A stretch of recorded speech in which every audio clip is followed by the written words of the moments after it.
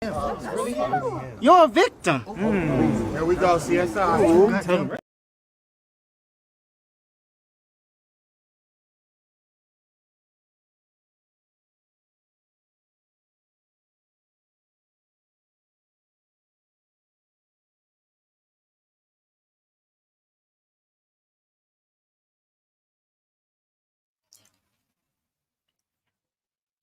Bomba clot.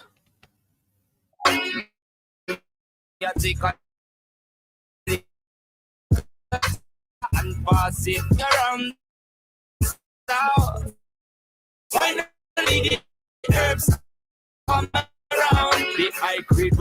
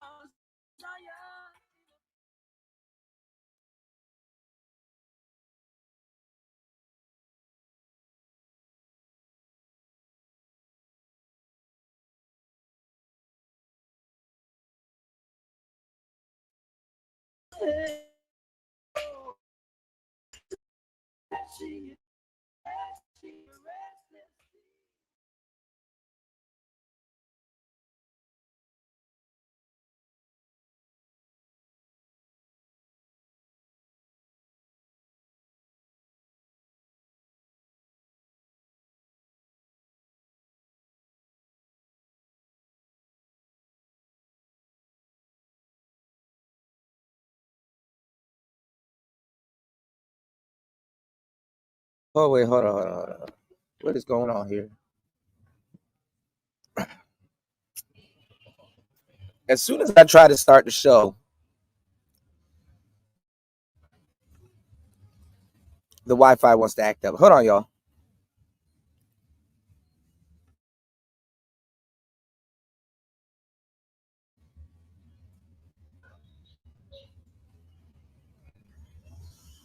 All right, we in the building. It's Player Talk Radio. Let's get it. Let's go.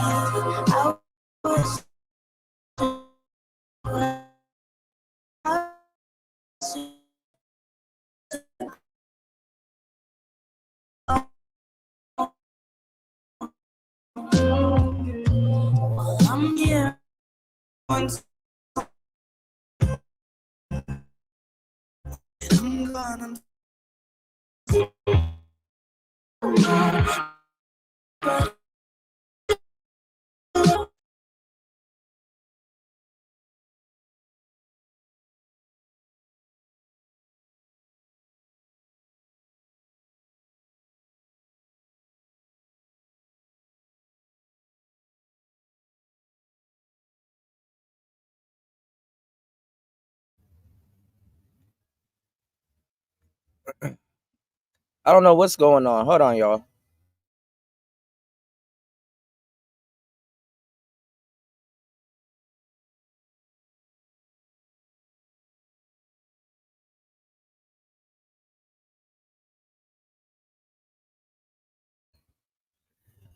We're having a hiccup, a stream hiccup, y'all. Uh-oh. All right, what's going on, y'all? Shout outs to everybody in the building. What's going on, Nightish? Shout outs to you. What's going on, Chris G? Miss V, what's going on? What's going on, Tony? Outside, what's going on? Max, what's going on? Mike, what's going on? Jay, what's going on? Aaron B, what's going on? Shout outs to everybody here in the building. My bad, y'all. My Wi-Fi is trash today. Like, I don't know exactly what's going on. So, okay, it should be getting better now. And I'm glad. All right, more people coming into the building. All right, man. Y'all hit the like button on the way in. What's going on, Star P? Shout outs. Shout outs to you. Star P always come in when I'm playing Cali Uchis, man. You got to get that album, man. Red Moon and Venus. That's one of the best albums of last year. I'm surprised it didn't win no type of Grammy or anything like that. But hey, it's whatever, man. So shout outs to everybody here, man. You dig? We got a couple of stuff to go over on today's show. I was gonna do a series this whole week, basically talking about Gen Z. I've been talking about Gen Z for a minute. There's like a lot of little cool things going on with Gen Z, but also too, um, there's some millennial stuff. I would like to talk about also. You said I just being some of her joints. Yeah, man, Callie is the truth, man. She's like really underrated, for real. But honestly, I mean, she's on like a lot of she's on a lot of like high end tracks and stuff like that. A lot of people heard of her from Tyler the Creator. I think if I'm not mistaken, I probably heard of her through Tyler, or I think I've heard some of her earlier stuff. If I'm not mistaken, I didn't know it was her. And then she's like on like random songs that like a lot of people don't even remember. Like I think she's on that Daniel Caesar song that they kept playing all summer. It was just she just got a really good voice, man. Her voice is made how they record her voice is made to be like intoxicating, like hypnotic. I'm not sure what plugin they use, but I know she layers her vocals. Like she layers her vocals like probably 2 or 3 times, and then it's like a nostalgic feel, man. You know, honestly, it wasn't um it wasn't nostalgia that got me into making music, but it was like nostalgia that got me into making beats for some reason. You know what I'm saying? Because um, and if you guys don't know what nostalgia is like a feeling that brings you back to uh like a childhood or just like a retro but new kind of like feeling. It's a euphoric feeling. Via listening to music and stuff. So what got me was it's a music genre called vaporwave, and vaporwave actually came from memes. So what a lot of people don't know, and I talked about this on previous shows, that memes are a form of news. Just how fast they spread. Memes are kind of like a newspaper if you think about it. Even though they're just very small, short, and straight to the point. But back in the day, they were using memes for like aesthetic.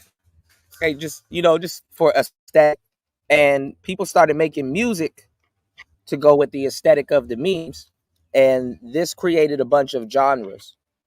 And genres that it created was a genre called vaporwave, which is like new old music. So if y'all ever looked at any of my music shows, and y'all would see me with like a bunch of hardware synthesizers and stuff like that, that was basically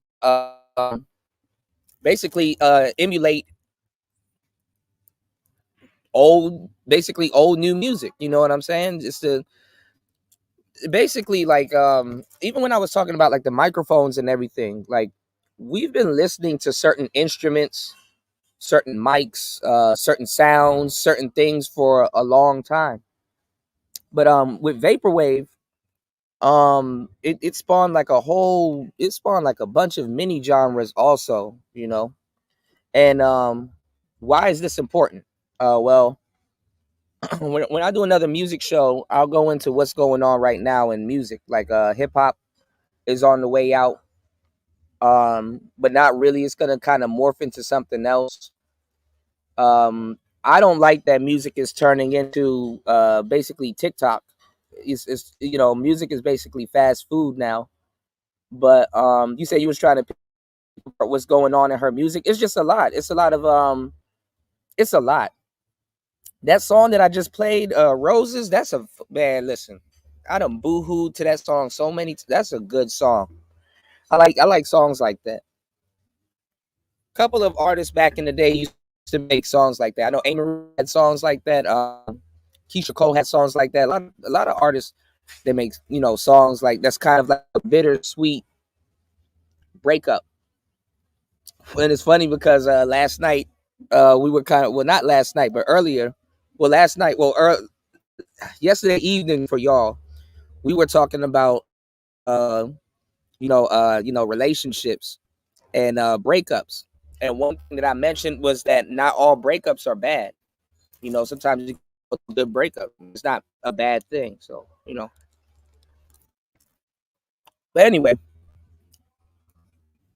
I like music that gives like a euphoric feel, like a childhood feel. And one of the things about music and songs like that is that you necessarily have to be alive during that time, or you didn't necessarily have to be alive, or necessarily go through certain things, but you can still feel the I don't know how to explain it. You can still feel like you can still get a sense or feel of how certain things was then. Like you still get that same feeling, whether you are alive or not, or it's just a euphoric. And that's really what it is. You know what I'm saying? What's going on, Tony? You know what I'm talking about. Tony up here making a whole bunch of lo-fi beats. Actually, lo-fi is also one of the same. Is similar also, but it's just more so with hip hop. Yeah, you can feel resonance. You just feel like I don't know. It transmutes you to like a place where like you're young and it's just carefree. You know what I'm saying? So I like music that does that because it just hits you on a different level. You know what I'm saying? On a level that you don't necessarily have to understand every single thing that's going on, but you can relate and feel. So you know. But anyway, man, it's Player Talk Radio. We are in the building, man. Shout outs to everybody here. Let's get some Mackin music jumping off real quick. Hold on, man. Give me 1 second. Right quick, right quick, right quick.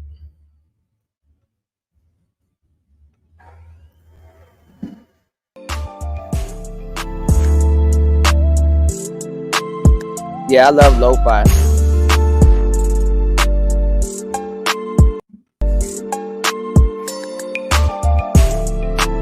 Daydream. I fell asleep beneath the flowers for a couple of hours on a beautiful day.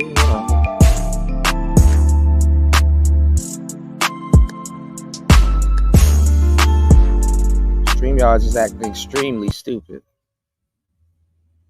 today.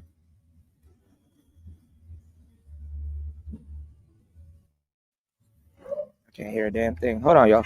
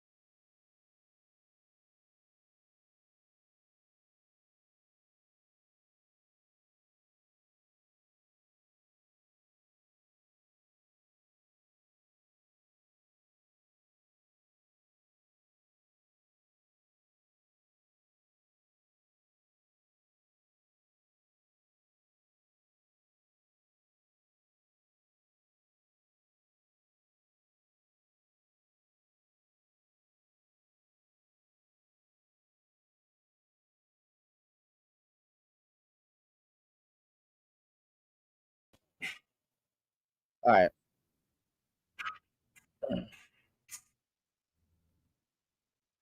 Let me take this off the screen real quick.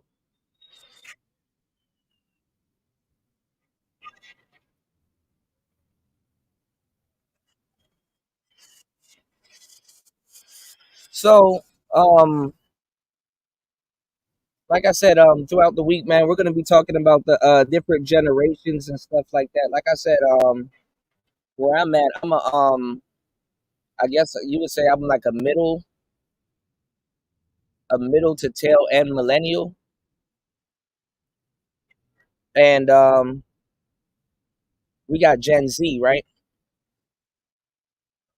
Which is like you said, this is the album that I made that represents moving on from a relationship, kind of like therapy. Okay, let's throw that up there, man. Definitely, man. Y'all go check out Tony's album. Actually, got an album also, but I'm really thinking about pulling out my MPC and redoing a lot of the music that I made. Aaron B said Gen Z gang. I didn't know you was Gen Z, Aaron B. So basically, in the West, you guys are basically free. Now that might be a good thing and that might be a bad thing, depending on how you look at it. Some people don't want to be free, which is completely up to them. You know what I'm saying? But you guys are the generation that that America they can't put the tube back into the toothpaste. You know what I'm saying? You guys, aside from the millennials, you guys have seen everything. Well, not everything, but you've seen enough. You know what I'm saying? And it's going to be hard for them to really try to resell you the American dream. So a lot of people, they gotta hold on. I wonder what is this? Hold on, y'all. Oh, that's what this is for. My bad, y'all. Hold on. Oh, I can't turn it. All right. Anyway, like I said, you said you're an early Gen Z, born in the late '90s. Okay, that's what's up.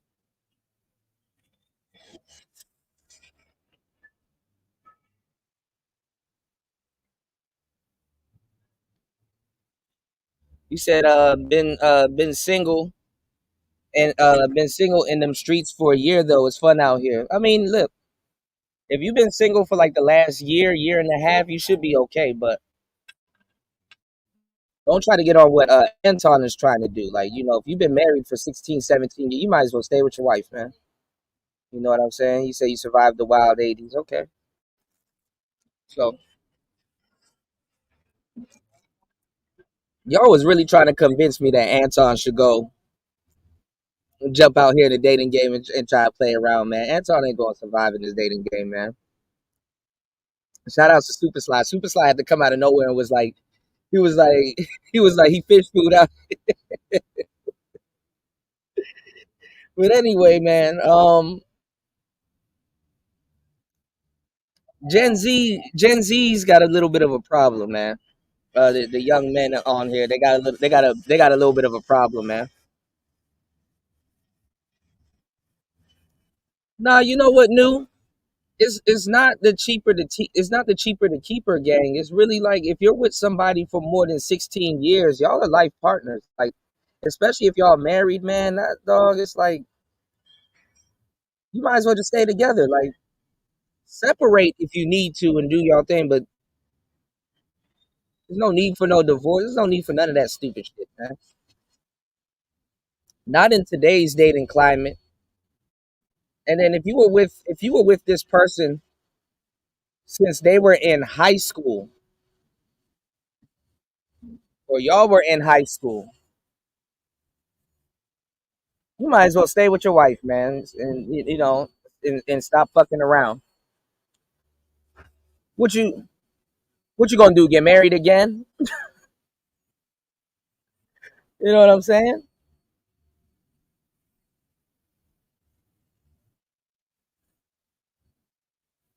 So that shit don't make no sense, man.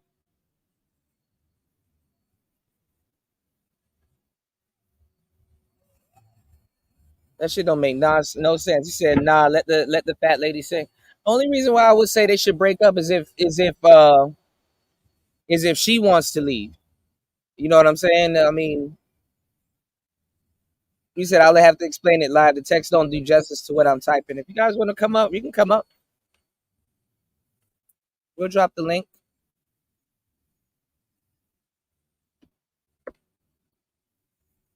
Like I was saying, it's like there's you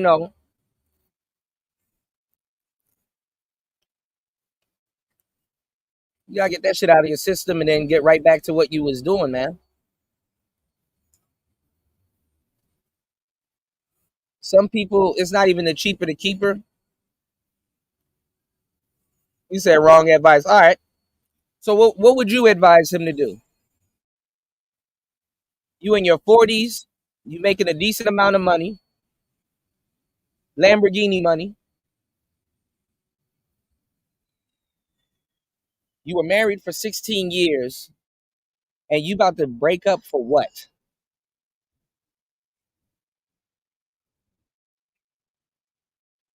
To be dating in today's climate? Oh hell no. In America? Oh fuck no. Tripping. T ripping. He said that's wrong advice. So what advice would you give? And don't give me no black pill shit too, because you know he's not about to take no black pill advice. So all right, Star P, jump in, man. What advice would you? Oh shit, he dropped off. Is Streamyards doing that same shit again with the cell phone? You said I'm done thinking. I'm done with all that overthinking relationship shit. It's about comfortable retirement and land of comfortable retirement and land development, intellectual property. Women are entertainment at this point of today's climate. News said nobody said married.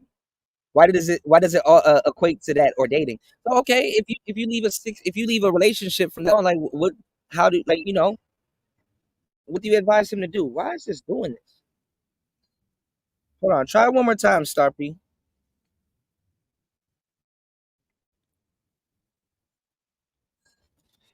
Because he's basically leaving something serious to go play around and shit.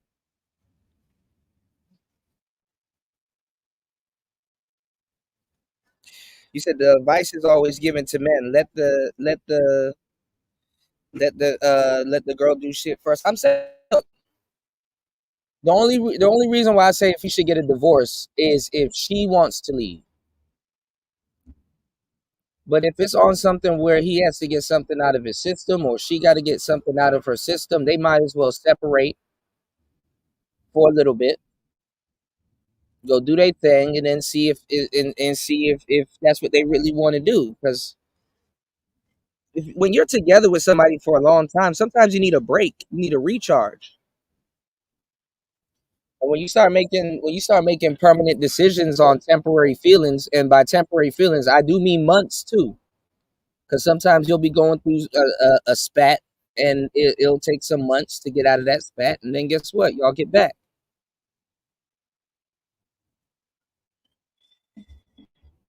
And you know what's funny? They do have things where couples break up and then actually get right back together. Like they divorce and then get right back together, which is like the most waste of time thing ever. You said breaks are white people. Oh my god, here we go. New hasn't taken a break from last night, bro. Why y'all gotta be so hard?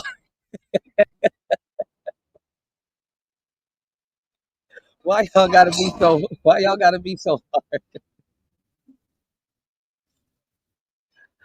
Oh my god.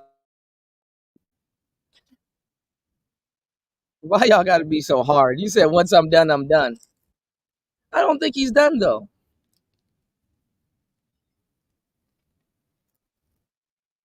Maybe we gotta talk about good breakups. What's going on, Star P? Are you there? I don't know why he keeps kicking you out, man. Are you there? Oh, let me see if I can unmute your mic. Okay. You gotta unmute. What's I'm going here, bro. I'm here, Okay, bro. Like what's going on? these damn apps is fucking with me and they piss me off. I'm about to have to go and do my little thing on the backside and see what's going on a technical side with the audio and stuff that you keep dropping a nigga. What's going on with this stuff, man? I don't know, man. Tech What be the- some people be trying to reinvent the wheel they already invented, and then it be messing up. Tech be messing up, it, you know. Shout it's out all to right Brian though, Will. Brian Will said they have a daughter. That's destructive to her to separate at this point. That's what I'm saying. So, what's your thoughts, Star P? You think after 14 years of marriage, he should just jump right back out here in this volatile dating game? I don't think you should jump out there, but I don't think you should be reserved to be like, oh, I'm not gonna do it. Like I think look, everybody want to be around somebody, you know what I'm saying? Like have some social type of interaction type of thing. So I wouldn't just say just completely just remove yourself. But off of that, you got to take some time when you want to get intimate with somebody else if you decide to do that. You know what I'm saying? If you've been in a type of relationship like that. 14 years is a long time, man.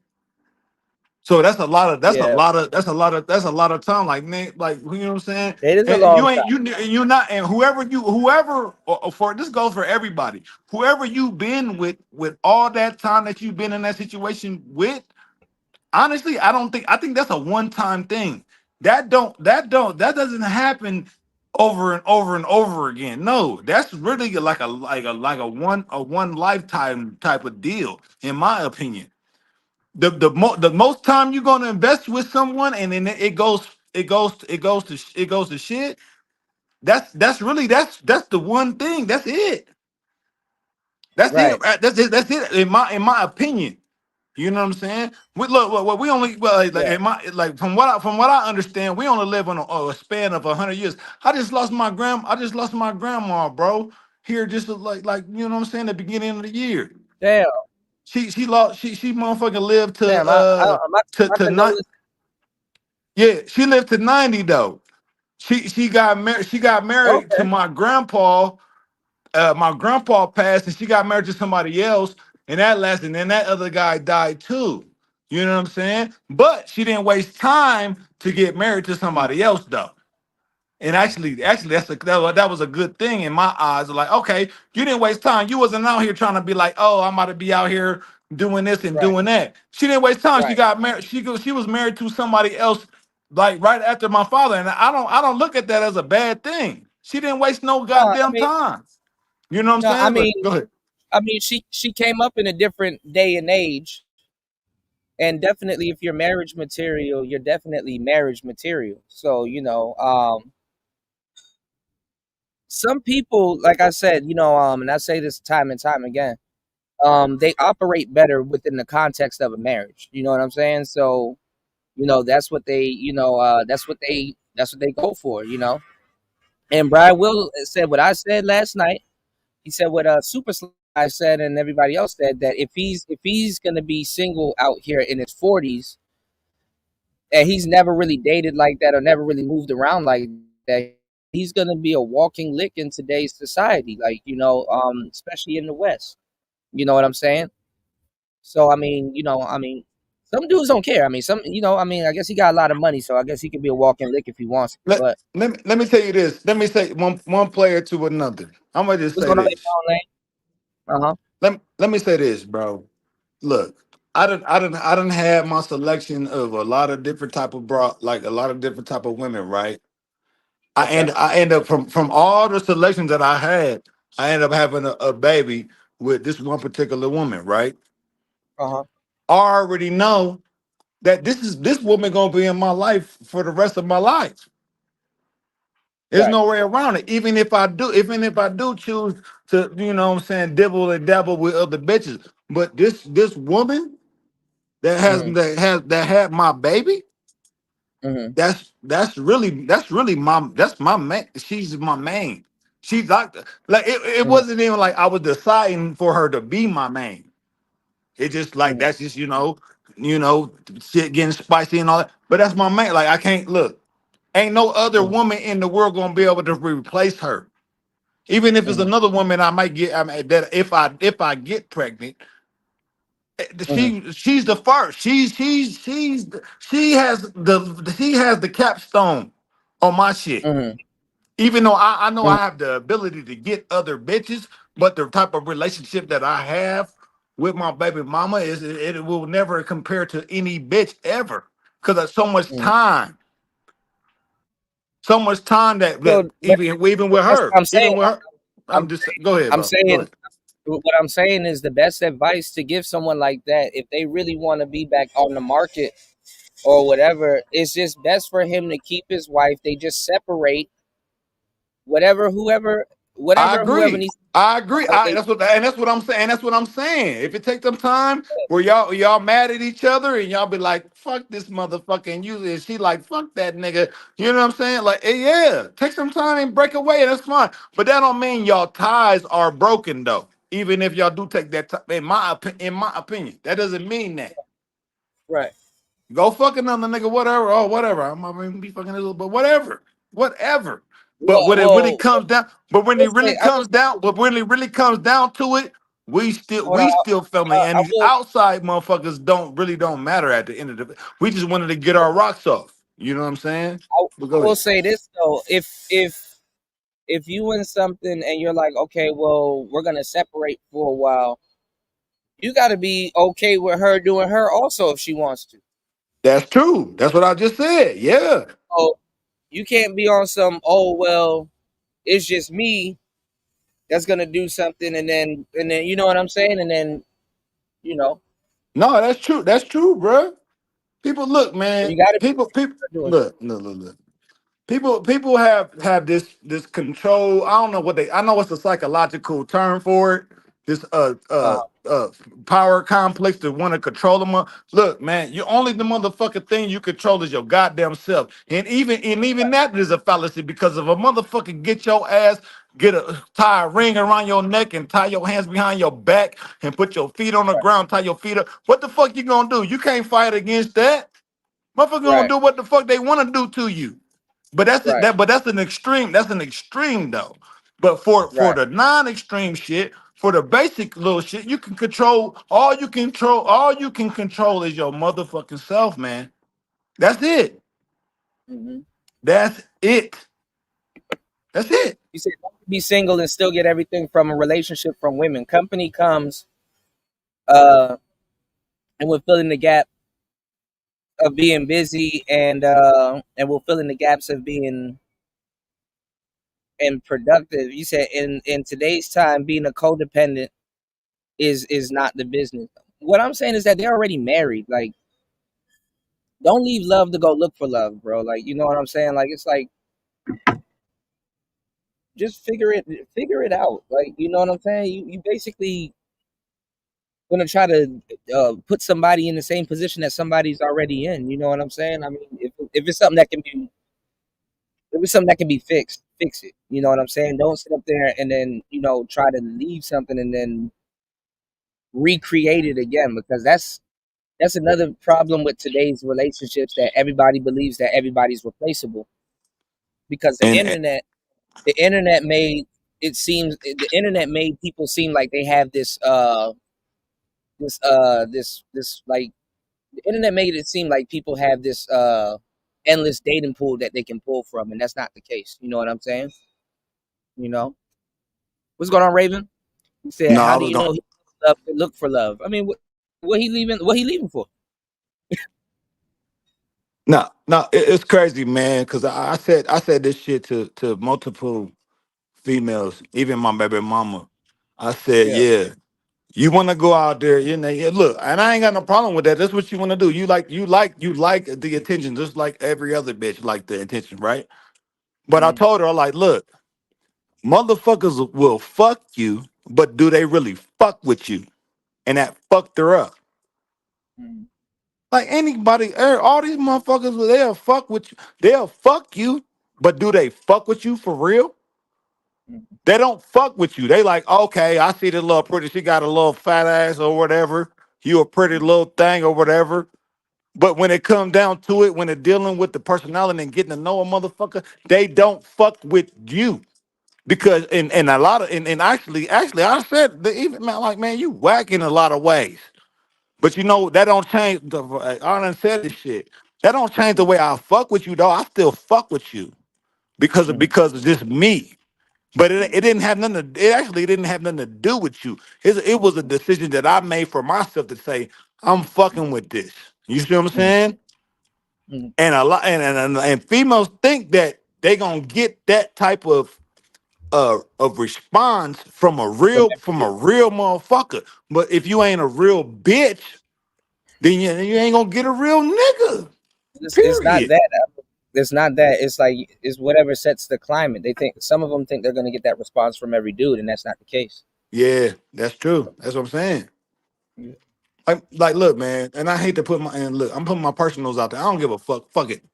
Look, Mm, I done been in situations, man. I'm back home. I took my baby mama with me, right? mm, We all dressed up and stylish and shit, right? Went to a little mm, spot in the cut. I mm, pull up. It's other bitches that I fucked with back in the day, right? mm, And I see them and they see me pull up with my baby mama and shit, right? They don't know that's my baby mama. They just think this is a bitch I brought from out of town, right? mm, And I pull up and the bitches that I know instantly trying to throw salt on a nigga game instantly. Like what? Like hold up. And I'm just sitting back and this nigga, it's some gorilla niggas on the side, like looking at because I guess this bitch, you know what I'm saying, no other niggas, but whatever. That's beside the point. mm. But the thing is, when I pull up, she seen the bitch that start talking to Yep Yap. She seen it. I pulled up with, you know what I'm saying? She didn't know. I pulled up with a little baddie. And she like, well, you could have did better, type. You could have did better. Like, bitch, like, and I'm trying to whisper in my baby mama. I'm like, bitch, do not talk to this because I already know this. I already know the bitch that's talking this shit. She Yeah. already like a nigga. She been liking a nigga, but I ain't never kissed her ass like that. But that's what she was thinking like the niggas that she got, she thinking I was gonna be I like mean, I them already, I niggas. already, I already know what But position you're in. man, When come you on, pulled bro. when you pulled up, she thought that you were trying to, use those girls or use your girl that you had with you to make her jealous or whatever. No, it wasn't even nothing about that. We were just trying to come on and just have a good time. It wasn't even about that bitch that was doing the yapping and shit. But man, it's crazy, man. And I look, and I'm not trying to knock nobody that's not been in these type of situations. Cause I like it's just it's weird, man, because it creates another atmosphere when it happens. Then it have the brother that I'm with thinking like, oh, so it was only this because of me type shit, and then I gotta talk her down. And it's bro, this shit it get loopy, man. I'm like, fuck, man. But I'm not. It ain't no Mm, flexing shit. I'm just like, look, man, other stuff that we talked about, like I was able to get her. You know what I'm mm, saying? And nigga and motherfuckers be mad. I pull up with her, and motherfuckers like, oh, you with like, and they don't even know that, but this bitch from a different state. mm. So, man, I know I'm being confusing. I'm not trying to be confused. I'm trying to frame that shit in a certain way to where No, I got you. it, I it, got you. I got yeah, man. But my bad, man. I ain't trying to interrupt you. I know you was going you. somewhere No, too, no, you man. Gucci. My You bad, Gucci, man. I bro. got you. I got you. My bad, No, my you nigga Gucci, man. Cooter, man. You You Gucci. know, hey, look, You Gucci, man. man. Look. I Man, mean, I it's fuck, just I fuck with you. I don't I know mean, about the rest of the niggas, we're just whatever world you come from, but I fuck with you though, man. I just want to let you know that no, no, I fuck no, with I you though, appreciate you. nigga. And nah, That's some real shit. but you're right. Nah, for real. Nah, you're right though, because but the thing is though, because this is what we're talking about is an anomaly situation. You know what I'm saying? And what me and you were talking about is guys that came from experience. You know what I'm saying? If you're not really experienced at 40 and you've been married the whole time, you haven't really gone out on dates or really check the temperature of today's dating society, it's gonna be confusing. It's just not something I would advise somebody to go do. Like learning how to Oh, date oh, for the oh, first time. oh! You just reminded me about the older folks. I think the older folks should be trying to soak up from the younger folks on how to refresh a relationship that they have that may not maybe be dwizzling away. Like what you know what I'm saying? Look at the younger folks and then do something what the Mm. younger folks do and then bring that to y'all later life and then do it and live it like that and then that would bring a spark up. That'll make your older woman pussy fire. It'll make her wet. She'll be like, "Oh my goodness, I ain't never experienced this." So you know what I'm saying? Just bring a little spice. Like don't take advantage of the younger folks. Take from the youth and then bring the youth into your older self. Because that's I know if I get 80, that's what I'm gonna be trying to do. I'm gonna be like, oh, what these young folks doing? Well, like, man, I'm about to introduce her. See, man, I'm gonna see my old lady. She don't know nothing. She ain't never heard nothing about this. I'm about to show her tonight, though. You know what I'm saying? So I'm just saying, different things. Yeah, I'm about to show No, the her thing the tonight, thing is though. And this is my old lady, but I'm just saying. But go ahead, bro. the thing I was talking about though was like basically if you don't if you're more used if you're more accustomed to your marriage and stuff like that and you don't really have that much experience, now is not the time to really try to go looking for it. You know what I'm saying? Not in today's dating climate. So, you know, like it could be dangerous in today's dating climate, but then again, No, I agree. I agree with what you're saying, and it's just like even me, man. I've had certain opportunities that I missed, and I'm like, damn. But what did it take marriage for us to have that certain type of experience, though? You know what I'm saying? Because the type of things I've well, experienced with certain I people, mean, like, it's go not ahead. about it's not about what we think. It's about what we know. He has been married for a long goddamn time, so it's better he stay with his wife than being out here playing around. Like No, I if you agree. I out agree with that. I agree with around, that. man, I agree with that. You've been in there. You might as well finish it off. Like, yeah, I agree with that. this shit is janky. This shit is janky and dusty. You know what I'm saying? For what To, he to, compared to what he knows. Well, what you talking about to me is like you gotta accept if you never if you've been running along with this whole time and accepting this certain treatment for this time, you might as well just go along with it because it's been so many years. And nigga, look, we only live. Look, all I was saying is we only live a certain amount of time. You know what I'm saying? Let somebody figure out to where we could live forever. But I know what forever is. Forever is eternal, and that's our soul. So, but I'm not getting into that. I'm talking about right in our experience right now. You know what I'm Yeah, saying? but There is a physical. Go. he's a he's a anomaly. Like this is not like a regular case. This is like more so of a okay, what's actually really happening? Okay, stay with your wife, bro. You know what I'm saying? It's more Yeah, so stay like with that. her, man. And then this was something that I was wanting to mention the other night. And you was right about the transactional, man. Man, most broads are looking for some dude to come in and just take care of everything. So they just lay back and just rub their hair type shit, right? Yeah. But the catch to that though, if a dude you go out here and you be like and you mac up on something, it's gonna be a different thing. It's gonna be a different experience because she's not gonna be expecting those type of things that she expected for the majority of people because she's used to all this certain type of passes towards her. But Mhm. that personal experience, depending, like, look, I'm not saying this is a guarantee. I'm just saying there may be a connection between y'all on some initial meeting where she might be interested, you might be interested, and then y'all set it off. Like, you know what I'm saying? Like, so all this thing to me it's just a cloak. It's like a blanket, like throwing it out there. Like which one of these dudes is gonna take the bait type stuff. That's what's going on right now, Mhm. man. And for the most part, a lot of these broads already got a dude that's knocking it down, right? They already got a dude that's knocking it down.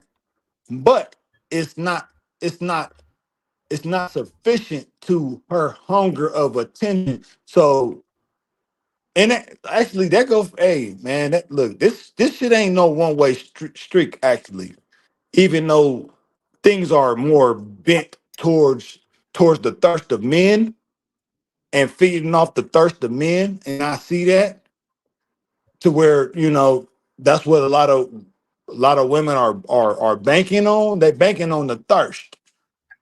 But Yeah. when it comes to that one, that certain motherfucker, like where they don't give a, I don't care about that.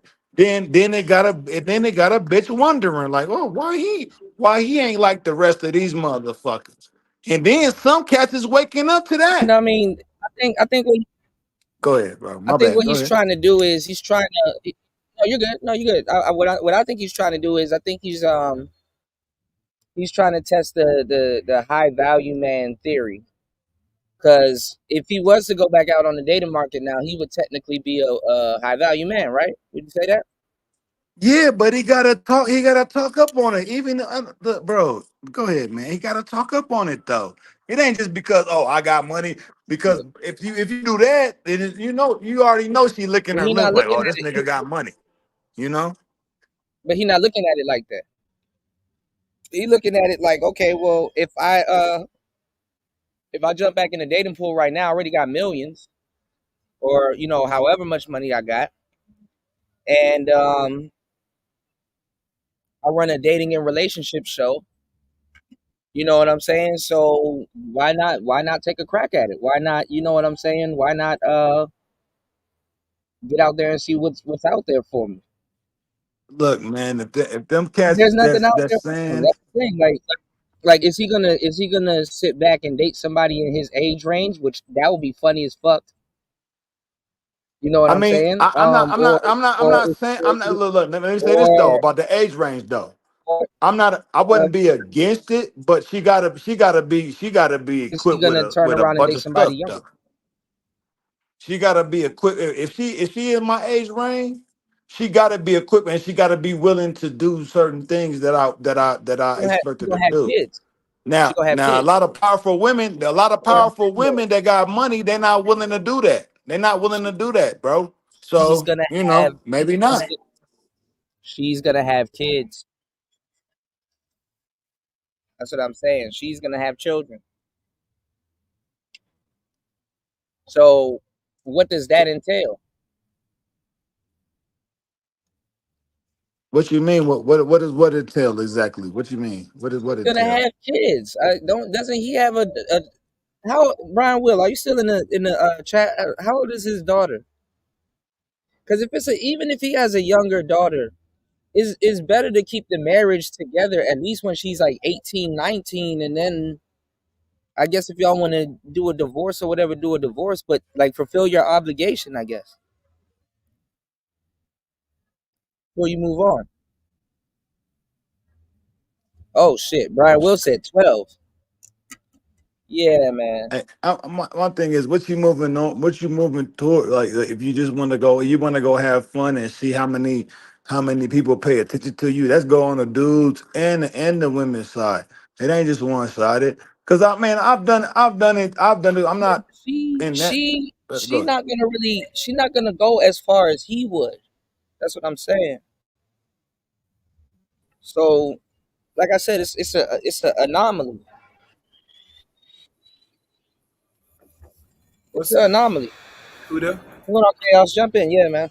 Yeah, man. I saw you in the chat room in the other stream. Appreciate that. That was Yeah, yeah, no problem, man. What ended up happening? What was Obsidian talking about? well, he came up here to talk about the thing with the lady and some other things, and urge black men to go on Rumble. Mostly, Mm-hmm. it depending on what content, but generally, it's more a better place for them. And you know me, I'm more of a proponent personally that you should not be comfortable if you're doing any content on any platform that's not yours. That you always want Mm-hmm. to spray yourself out as best possible. You jump on. You could be on this platform, be on this platform. You should not be on one spot. all eggs in one basket. Yeah, I've been saying that for years, but yeah. I mean, I knew this, so that's why I say for most black men that's very comfortable. Yeah, Rumble probably the place for you to be until otherwise. You get me? Right. But I would not be the sit to say that's the end all be all. I never will feel comfortable at all at any spot. Well, I mean, If I did not build it, or if a black man has not built it and constructed, I will not say this is the spot to be permanent. You get me? yeah. Well, I mean, people are still celebrating, which I don't know why, but to each his own. If they want to celebrate him losing his channel, Yeah. cool. I mean, I get it. Not everybody likes him. He burnt a lot of bridges with a lot of people, but that's not good. That's not good luck for the space. Yeah. But let me tell you something. Most niggas are not loyal. So anytime when a black man falls and you see them celebrate, you know where their heart's really at. You get me? Right. Very Right. So very did she, underrated. did she, 'cause I saw Dr. Thunder did he did a live stream. Did I she saw flag? it. I saw it. Hold Why you were on, live streaming? hold on. I have a question. Did she flag his page too? No. I can go back and check right now, but I doubt it. Okay. Trust me. Let me check. No, I mean, no, his page probably still up. I'm just saying, I didn't know if she was threatening to flag his page also. No. Because, I should screenshot it. She was asking him why would he, of a man of intellect, have this man yeah, on. I saw that. And Yeah. she was like, she's not gonna get on his platform because he had Obsidian on his platform. I know. Of course. That's fine. So she like, I'm not about to share the same platform. She's not gonna come on the show. She's not gonna share the same platform that he had Obsidian on. So, But my I see base, saying. my question would ask, say, she don't really share no man's platform. I mean, unless she was on any black man's platform that she was favored. I mean, I don't understand why niggas want to talk to her. That's what I'm saying. Like, what the hell are they gonna talk about? What the fuck is there to talk about? Yeah, I agree. Other than a 5-minute conversation, that's really the fuck. Yeah. So, You're right. this shit is fugazi, man. You said niggas sound thirsty as hell. You just focus on yourself. Well, I don't think he's leaving her to go focus on himself, man. He probably got one of them little broads he been talking to in his ear. And she probably, she I mean, I hope you dudes know as soon as you leave your wife, you know what I'm saying? Like Mhm. the girl that you leaving your wife for is not gonna stay with you. Like, Of course. y'all even see that with She-Ra Simp, it's like the girl that you leave, like basically some of you guys lose their charm. So what usually happens, if you guys haven't noticed, when you're single for a long time, depending on how you move around, I'm not even gonna say it, but for the most part, don't nobody want you. When you're single for a long time, the moment you get a girlfriend, and it happens to women too, the moment they get a boyfriend or whatever, everybody come out the woodwork. Oh, I've always liked you. Oh, this, that, and the third. Whether they know about it or not, does everybody come out the woodworks? Oh, you're the one for me. Blah blah blah. The niggas start confessing they undying love and shit, Mm-hmm. and it's like, where the fuck were you? You know what I'm saying? When Mm-hmm. you single the whole time. Mm-hmm. And then also too, people got my bad, Raven. People got pheromones. So a lot of times, if you don't have like women around you and stuff like that, you're not gonna have the pheromones on you, and subconsciously, viscerally, a lot of people smell it. You can literally smell the you can literally smell the you know what I'm saying, you can smell the pheromones on people. So, I don't know, but anyway, there's gonna be a big gap in YouTube now. but I don't think it's going to be as bad as people make it out to be because you got the diet manosphere. So we'll see how that works. So your thoughts on that, Chaos? Okay. One thing I find with content creating, Kuda, and you've been giving advice to a lot of men that's either Yeah. doing this or going to feature do this, that this Yeah. is a serious thing. You can't be just taking this as like I'm just gonna start live stream and talk. No, it's much deeper than that. I Uh-huh. knew because I did podcasting now before YouTube was like 4 years ago. And then Uh-huh. I did another 5 years on YouTube. So really, I've been doing this thing since 2015. If I want to be honest. Yeah, for a long time. Time flies. And one thing I've learned because another older man opened up and had me come on his platform and do it is I had to understand how the process works. Now I'm still learning like everybody else. I'm being cool, Okay. but Okay. I know that when you do these streams and live streams or any type of episodes, you have to plan things out. That means you got to think out what you're about to do. You got to write down the subject matter, hopefully stay on subject, and carry out the podcast. That's not easy, and I did it consistently every week on that platform for years.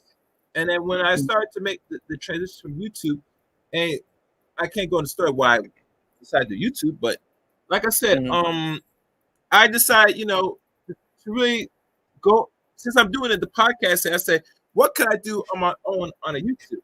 And lo and behold, I did the YouTube channel with the Chaos Brand Show. And as you know, the transition from podcast to the YouTube was not easy.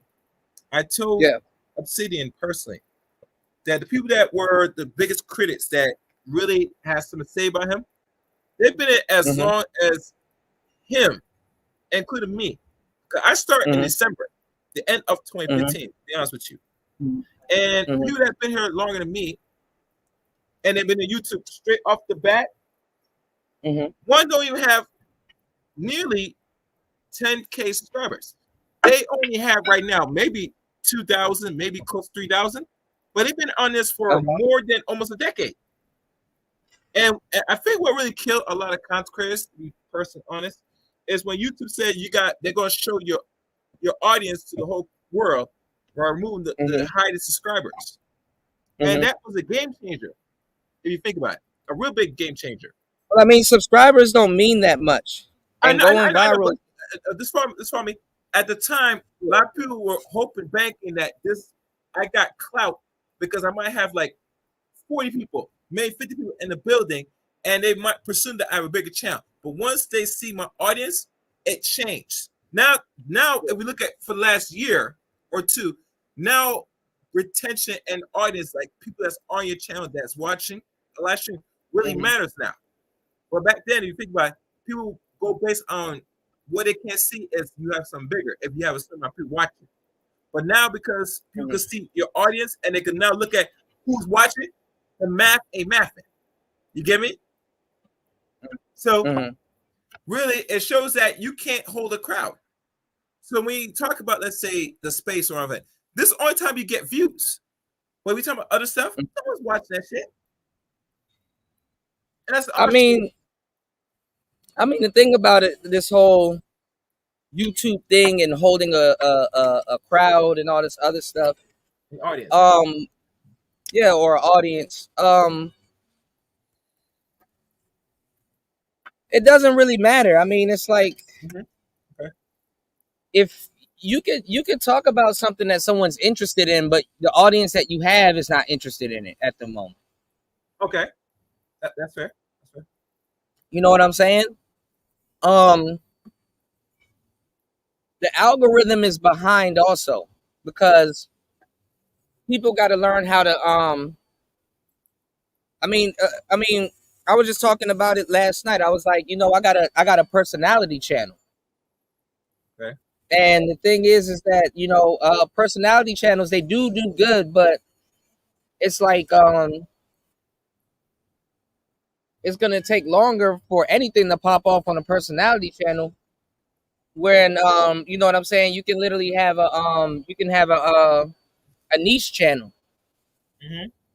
So if my name is DJ Kuda, Yeah. I sit around and talk about music all day or make music, Yeah. you know, it's a little, it's different, you know, compared to having a personality channel where people can actually listen to what I'm doing and get to know me, or get to know the audience, or other people that participate. You know what I'm saying? So, you know, there's a lot of little moving pieces to it, and then at the same time, you know, you shouldn't be tripping over subscribers, because subscribers don't automatically equal success. You know what I'm saying?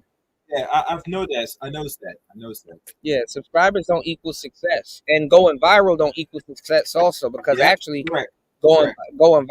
going viral could fuck up your channel way more than it can help it. Mm. That's somebody to know. One question, Kuda.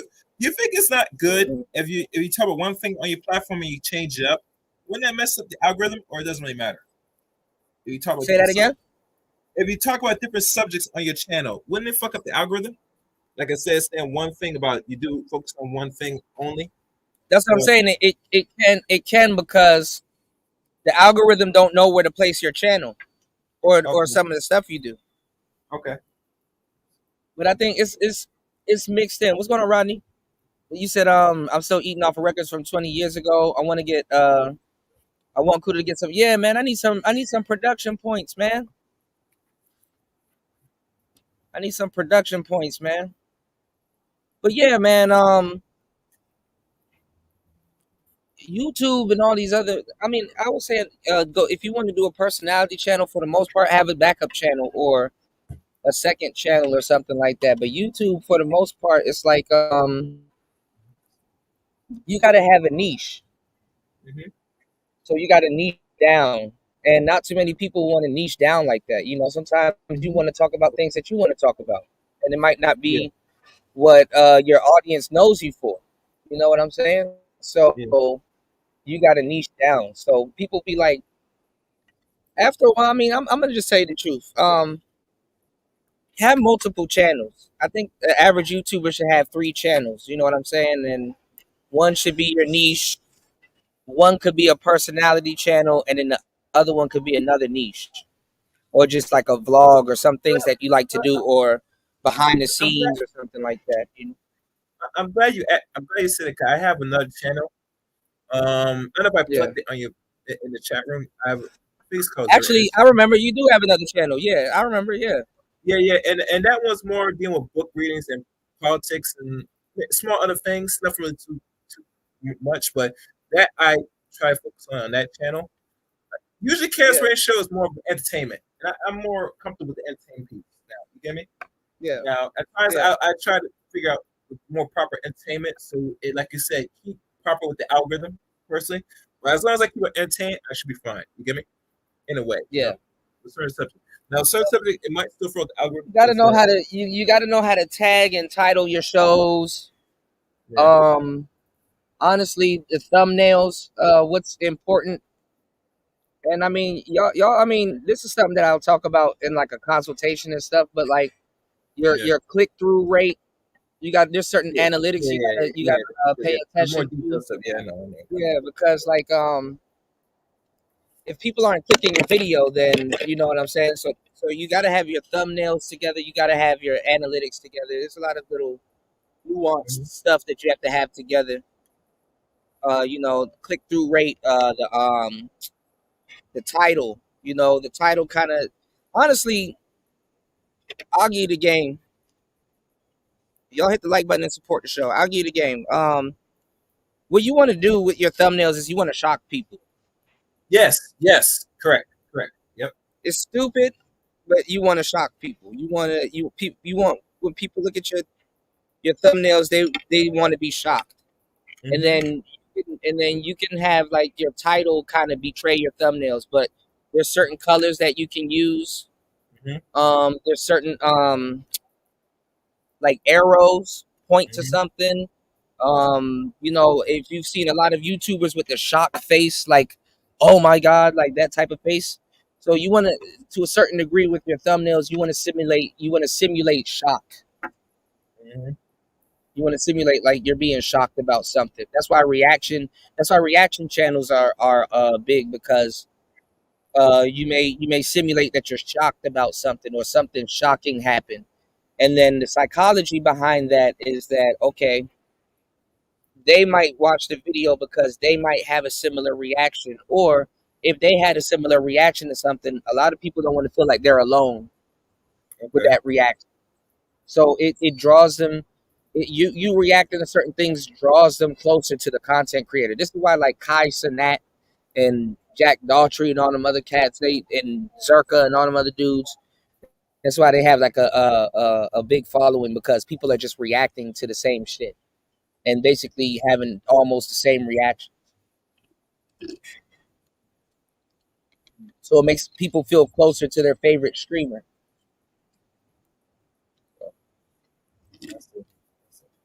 Well, damn, I was gonna do a reaction stream, but I gotta figure out something to I mean, if you're not gonna put your face on the stream, have another face on there. I know. Have somebody else. So I gotta find a shocking reaction expression. All right, so I'm at the, Yeah, when I wake up, I figure out. or the AI technology thing. Everybody's Yeah, using like AI. you know, like the Leonard, I know, create like AI. Or use the emoji. Emojis still work these days, sadly. Okay, I know emojis still work. Yeah, you know the shocking emoji. Just Hey, use the emoji and have an arrow pointing to the emoji. You know that emoji with the hands on his face and the shock. Yeah. All right, I'll post it in the chat. Okay. You can do this one. You can do. Hold on, I'm gonna put all of these in the chat because all of these actually work. Mm. All of these emojis right here work. Okay. Okay.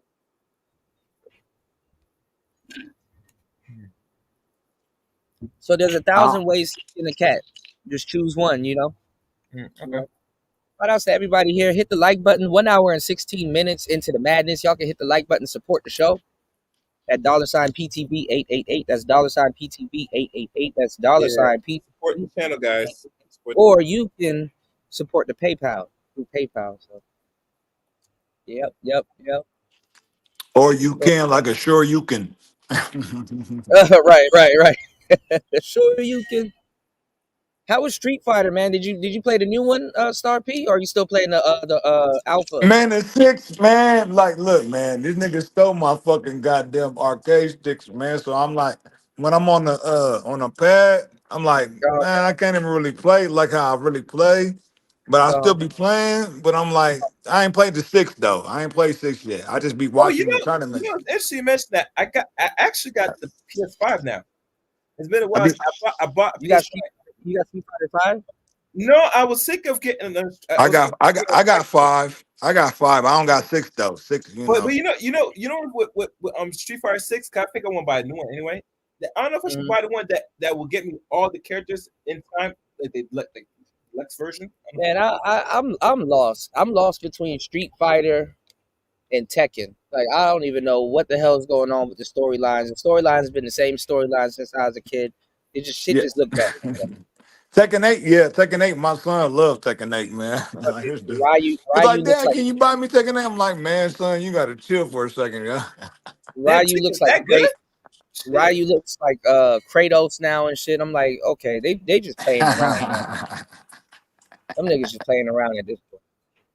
Oh man. Kratos went from black to like a Norseman. I'm like, okay, see y'all now y'all just making anything up at this point. But You but know? what Okay. about Kuda? What about Mortal Kombat? Mortal Kombat hasn't changed neither. It's the same shit. It hasn't, man, but there's been certain things that player two can't do, the things that player one do. I don't know if they fixed it. Be introducing all of I these don't know if they new fixed it. they be introducing all of these villains and none of them really be doing shit. Like they just be having filler villains for real. Hmm. You won't be lost, Rodney. It's the same shit. Tekken has not changed since You talk, Tekken you 3. talk, you talking about the story. You ain't talking about the gameplay though. The gameplay is Oh something yeah, super. the gameplay changes. Like, okay, yeah. If you're all right, I'll do this. There you go. What's going on, War Master? There you go. I'll do this. If you're a button masher, cool. You'll have a lot of funs with those games. Well, because eventually you grow out of button mashing. Eventually, you go to the menu and you start seeing what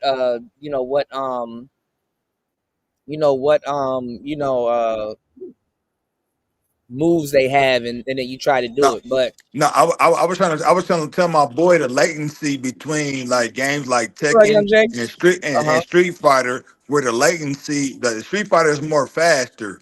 The Mortal Kombat games like Mortal Kombat and Tekken and stuff like that. There's a slight delay in the button input. You know what I'm saying? And I was So you said Street Fighter, the pacing like on like Street like Fighter. third like no like third like I'm talking about old school like third strike. It's more of an instant like the button Uh when huh. you push the button. It's more of an instant. Now I ain't gonna say completely instant, but it's faster than the button input on a Mortal Kombat or a Tekken. You know what I'm saying? There's a delay Yeah, on I those mean games like that, it's but the Street Fighter thing, the 2D looking like 3D models, like the third it's strike, the like if you it's can the input that shit and it almost come out instantly, bro. So it's the so it's just a it's little the different. It's a little it's different. the it's the pacing because what you call it, Mortal Kombat works off of commands, whereas Street Fighter and Tekken, they're like kind of almost instant. No, Tekken is like Mortal Kombat. Street Hey, Fighter, and like, Tekken, have you ever played Guilty Gear? Tekken, Tekken. Yeah, I Have played have you Guilty ever Gear. have Tekken, have you ever Tekken. played Guilty Gear or SNK King of Fighters? Have you ever Yeah, played? Have you ever played that? I've played. Yeah, I played all of those. What I'm saying is that So no, no, no. Tekken Them- and Mortal Kombat works off commands. Like when you start to like master like all of the characters moves, it all works off of commands. Because no, all I was the telling games people, work. Cool. All the games work off of commands, bro. The thing yeah, is, I it's know, the but en- it's the engine on how the input of the Street engine when Fighter, you inputting, bro. Just like Street chill. Fighters, Street Like, cool, Fighters, cool, Street chill, like, Fighters, quick, and quick, quick, quick. I know hold what on, I'm because you talking. got to Like, do. chill. All right, bro, I go ahead. know what you're talking about. You have a delay. What I'm telling you is that Street Fighter, its pacing is a lot different. Street Fighter is a lot quicker. It's an animated game for the most part. You know what I'm saying? If it's not the 3D one, it's an That's animated what I game. just said. The game like That's Street what I'm Fighter, telling you. Killer Tekken and Instinct, Killer Instinct, and other games like similar, King of Fighters. Them are more instantaneous, like input versus like a delay input is like Tekken. that's Um, why what I you just know said. what I'm I said saying? It's a different. There's a difference. Kombat, Mortal Mortal Kombat, Kombat. Tekken, those It's a slight delay, bro. Kombat That's what I'm and saying.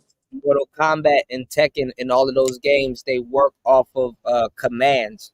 That's why when you do finisher, that's why it's a delay. It's because you have to punch in a command and it does it. When you play those games and you go into the practice mode, it's a command prompt.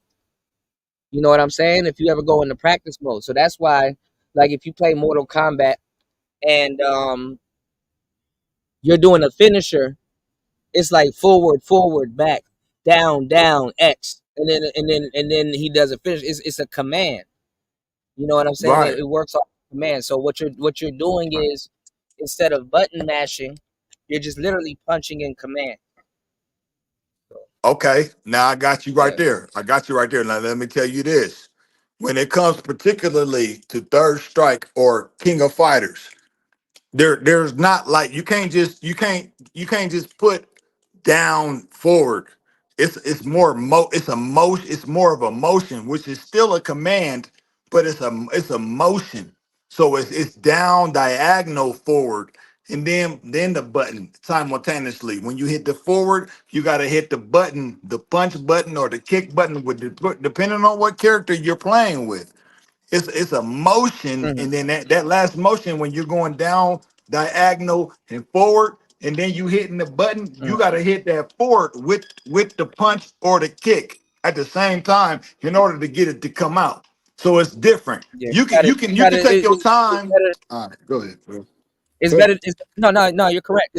But it's better to use the D-pad than the analog, because the analog kind of you'll try to do diagonal and it'll go sideways, or you know what I'm saying. So,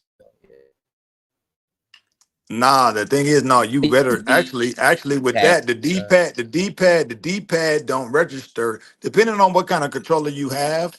That's what I was talking about, like arcade stick. Arcade stick is 360. D-pad is what 270, 360, 90, 180. So a lot of times the D-pad don't register the diagonal No, angles. I'm talking But about when like I'm punching. go ahead. Well, excuse me. I Go ahead. when I use the D-pad, it does. I just do side and down. Side and down registers the angles on the D-pad. You said I side. will, You mean like left and down? like right and down. Like I literally use the D-pad for like almost any command. Like if you go to like even at the tournaments, they use the D-pad. They don't use the analog stick No, when they those D pads that they have though be 360.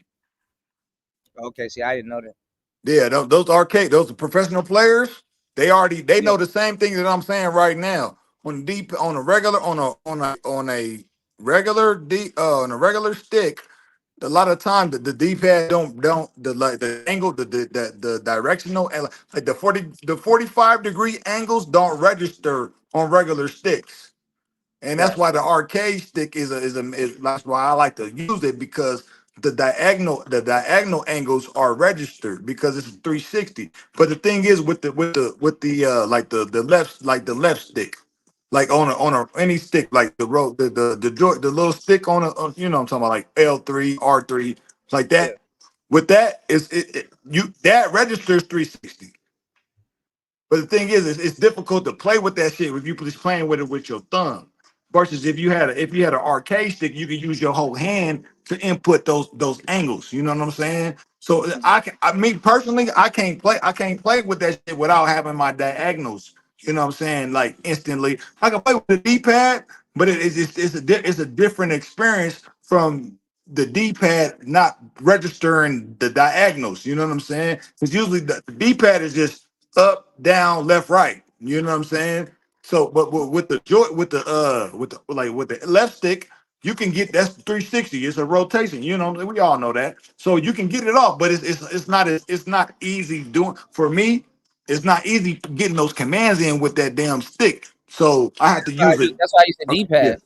yeah. As I said, I use the I mean, D-pad. you can still get the commands in. It's just different, bro. It's You not the gotta. it's, I don't yeah. know. I think For too. me, for Also, me.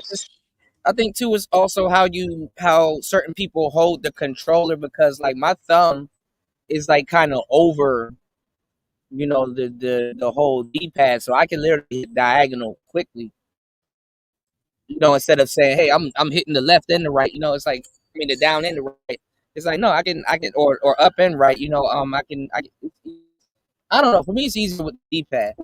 Robbie said that it's better to play with computer. A lot of people are going to computer. Steam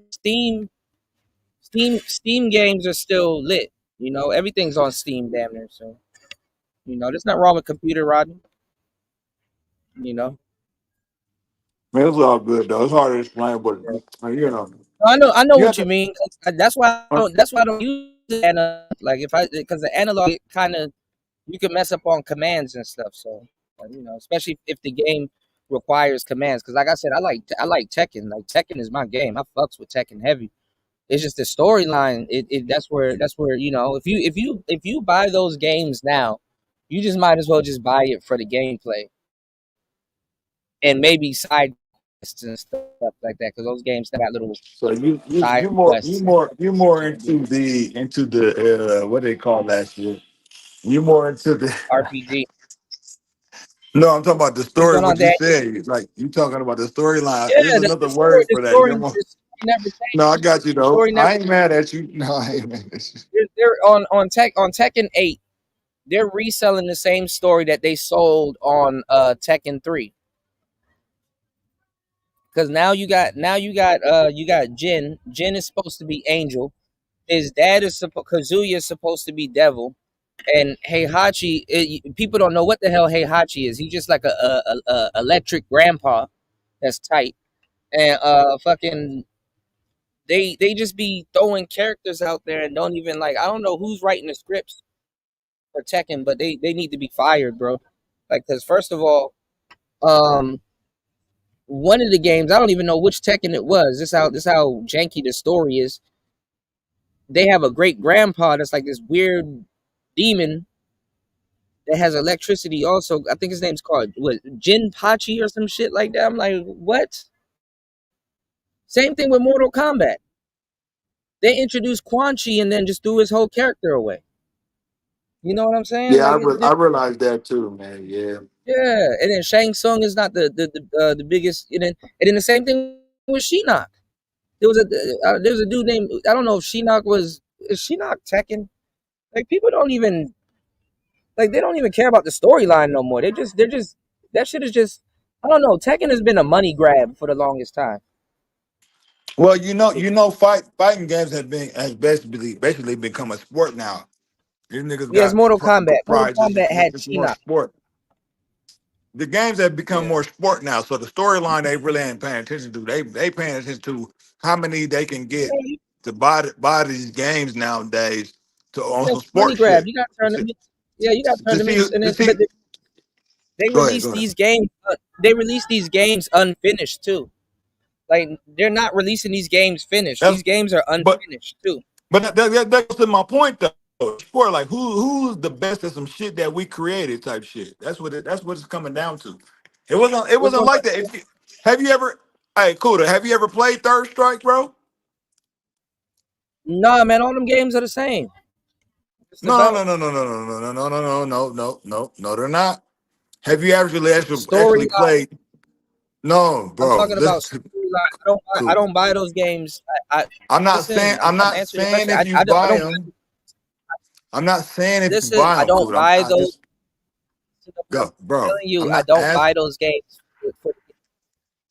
This is what I'm bro. telling That's you. I not. don't buy those games. Okay, All right, go okay, that's ahead, man. fine. All I was asking you is, have you ever played I'm Street telling Fighter you why Three I have Third not played Strike? it. I'm Okay, telling you why I have all right, not. I okay. haven't played it because Because I don't buy. certain game, man. Every game. Let me tell you this. Every game is not the same. Like every game is not like the experience of playing Don't it. buy Is those games for the oh, for the gameplay. I buy it for the you storyline. So buy it for that's the why I story. did not Okay, buy well it. that's fine. Damn. That's all That's what I've been trying to right. say for like the past 5 minutes. I'm just saying though, man. It's like all right. Look, Yeah, I don't. I'm more of the engine of the game, how More it the works and stuff. gameplay. Yeah, No, yeah. and that's what I'm saying. If you buy those games for the gameplay, then you got a good game probably. Because it's the same shit like Madden. Like Madden, they just be recycling the same anime, the same emotes the whole time. So, and just add in a feature or two and just resell the same game. You know what I'm saying? So I look at those games for like the storyline. Okay, what's gonna happen to Paul? What's gonna happen to Law? What's gonna happen? You know what I'm saying? So that's where I'm at with it. You know what I'm saying? The game, No, the I got you. storyline. I got you. Yeah, You know the story, man. I like stories too, man. But it is what it is. because eventually you're gonna want to see what's gonna happen to Jen. Eventually you're gonna want to see what's gonna happen to this person or that person. So it's like, you know what I'm saying? I'll just different. You know. The thing is, the story never ends, bro. Yeah, well, that's what it really is. That's what Jay was talking about. Jay said it's difficult. It's a difficult task writing a complete story for a game, but with these games, it's like different. It's like you're writing different stories for different people. Like Eddie's story is gonna be different, than other people's story, but their stories kind of intersect with each other. So it's like, okay, how is this gonna work, or how did that work, or I don't know. I buy those games, like I said, for the story, and then the gameplay is like next after the story.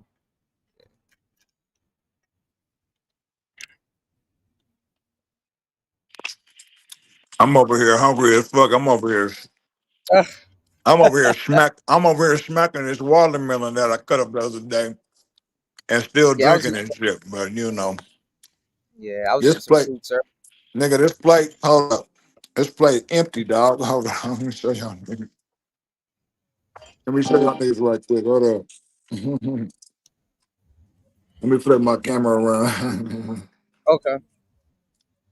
He said, "Yeah, I can't believe it's been 8 years since I played. Man, 8 years go by fast as shit. Are you what? counting 2024, Rodney?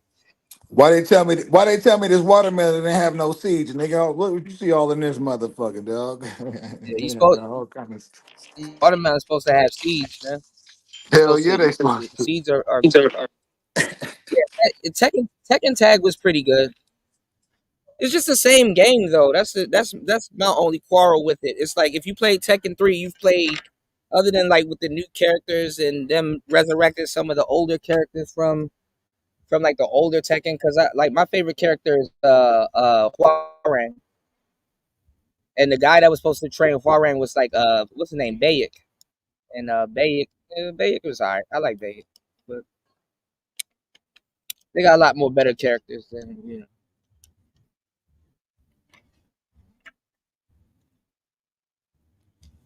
He said you've been busy as a father. I dig it, man. I dig it. You know, you gotta do what you gotta do. You know,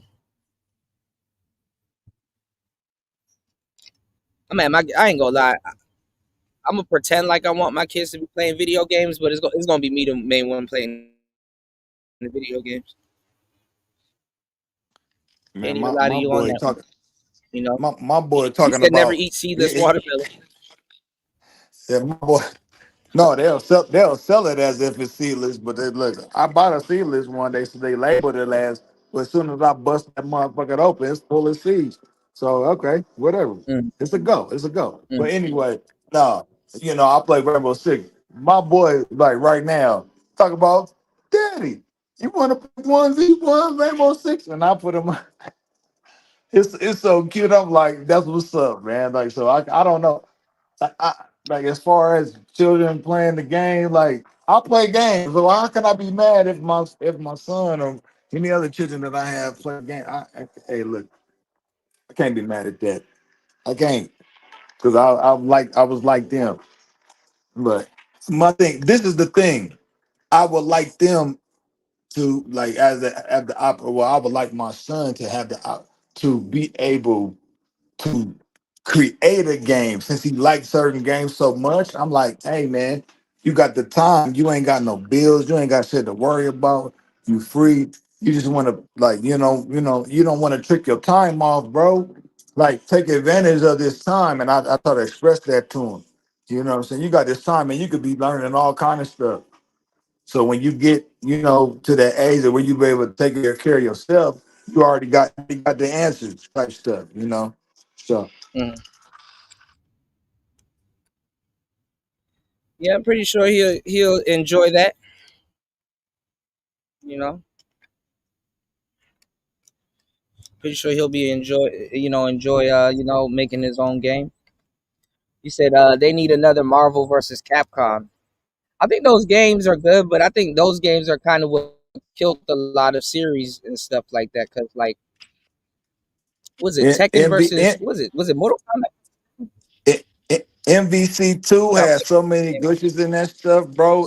Jason, you know Jason Wong? Do you know about Jason Wong?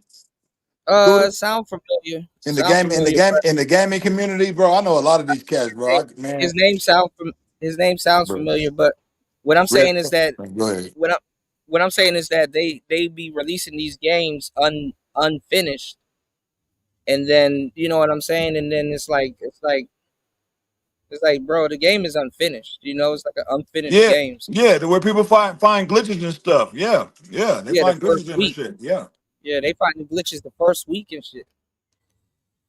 I know as soon as GTA 6 come out, oh my god, that first week about to be a motherfucker.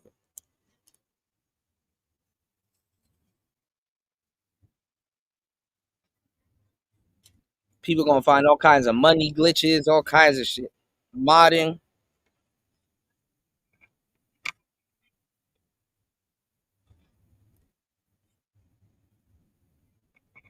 Okay, chaos drop. Hold on, y'all.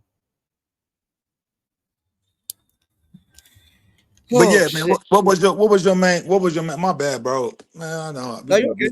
we getting what was your main topic though, bro? Cause I done forgot this shit. We've been It talking wasn't. It about all really kind wasn't of the shit. main topic. It was a lot of stuff going on. I was gonna ask Chaos, more so what was Obsidian talking about. So, as you guys know, Obsidian got deplatformed, and you got dudes in the manosphere celebrating it, which is kind of funny as hell because it's like, okay, bro, you're in the you're in the manosphere, so you know I don't know why you're celebrating it or you cover manosphere stuff like. So who's left in the manosphere? I'll be looking on that list and I'm like, bro, none, half this whole list, half this list ain't even active. You did? Half the list ain't even active. You did? Yeah, he was just on what you call it, Rodney. He was on Dr. Thunder. You know what I'm saying? So I wonder what's y'all thoughts on that? You know what I'm saying? What's y'all thoughts on what y'all have heard? I'll say. What's going on, Era? Jump in, man. Yo, what's Are you going? there? What's going on?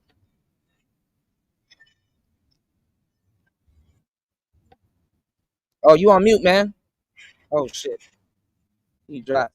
Yeah, that's what I'm saying. Yeah, he was Yeah, on Kev's yeah. show earlier. Yeah, yeah. I didn't get to No, I watch was the rest. just no, go ahead, my bad. Go ahead. No, no. I was saying, what you call it, dropped off. Era dropped off. He said some niggas on that list ain't even manosphere. That's true too. But it's they. I mean, that list been out for a minute, so they could have, if they wanted, they could have, they could have got their names taken off of if that was the case.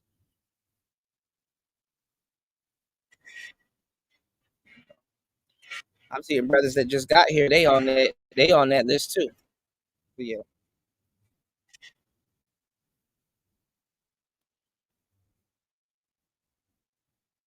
Jump in, start.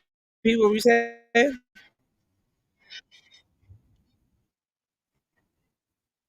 Are you there? Okay. New said I was celebrating. I know we know New. So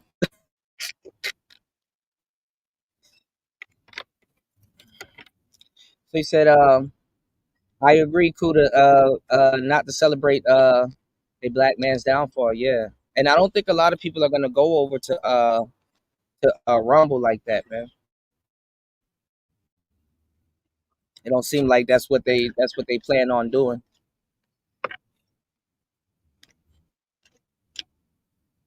He said that shit was a crazy ending too. That shit was a crazy ending to the third Star Wars movie. What happened on the third Star Wars movie? The one with was it what's his name? Boyga. His name Boyga. If I'm not mistaken. I haven't watched the last Star Wars movie. He said, "Nah, fuck that. We should not celebrate like hoes on the black man's downfall." Well, yeah, I agree. I mean, a lot of people are saying that he asked for it, and oh, the Last Jedi. Okay, okay, okay. Yeah, that's out of my wheelhouse. I do need to watch. I would say I do need to. I would like to watch more. Manosphere. Manosphere.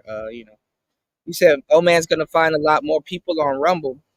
I hope so. I mean, I'm pretty sure people. I'm pretty sure his content should do okay over there. I mean, we can do a lot of the shock jock stuff over there, but it's just a different crowd. You know what I'm saying? I mean, I think it's more so of what type of crowd do you want? And if you on Rumble, you might attract like a medium to younger crowd. You know what I'm saying? You said this is why black men lose. They stay hanging on to other men that that hold them back. I mean, I wouldn't say that, but y'all know Obsidian, so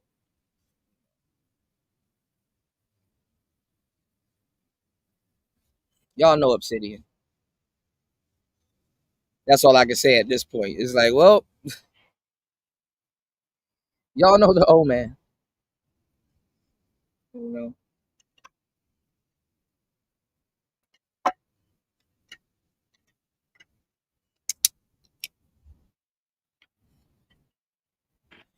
They're only Hey, Star Wars go. movies. Hmm. Okay, jump in, Eric. We can hear you. Oh, I'm on. Yeah, you here? Okay, what's going on, fellas? What's going on, man? Yeah, man. I just think, guys like Obsidian, they got their haters, stuff like that. I just more keen in success, And it seems like that success has come to an end, at least on Hmm. YouTube for right now. But I just be, proud of these and the things. You know what I'm saying? You didn't even know these brothers existed, then you did, and then you see things that they did, the rise and taking things to different heights and stuff like that. So I think, I'm just more on the positive end of that. You know what I'm saying? I ain't got no personal with nobody or no peace with nobody. It's just all about elevating. It's all about production. It's all about work.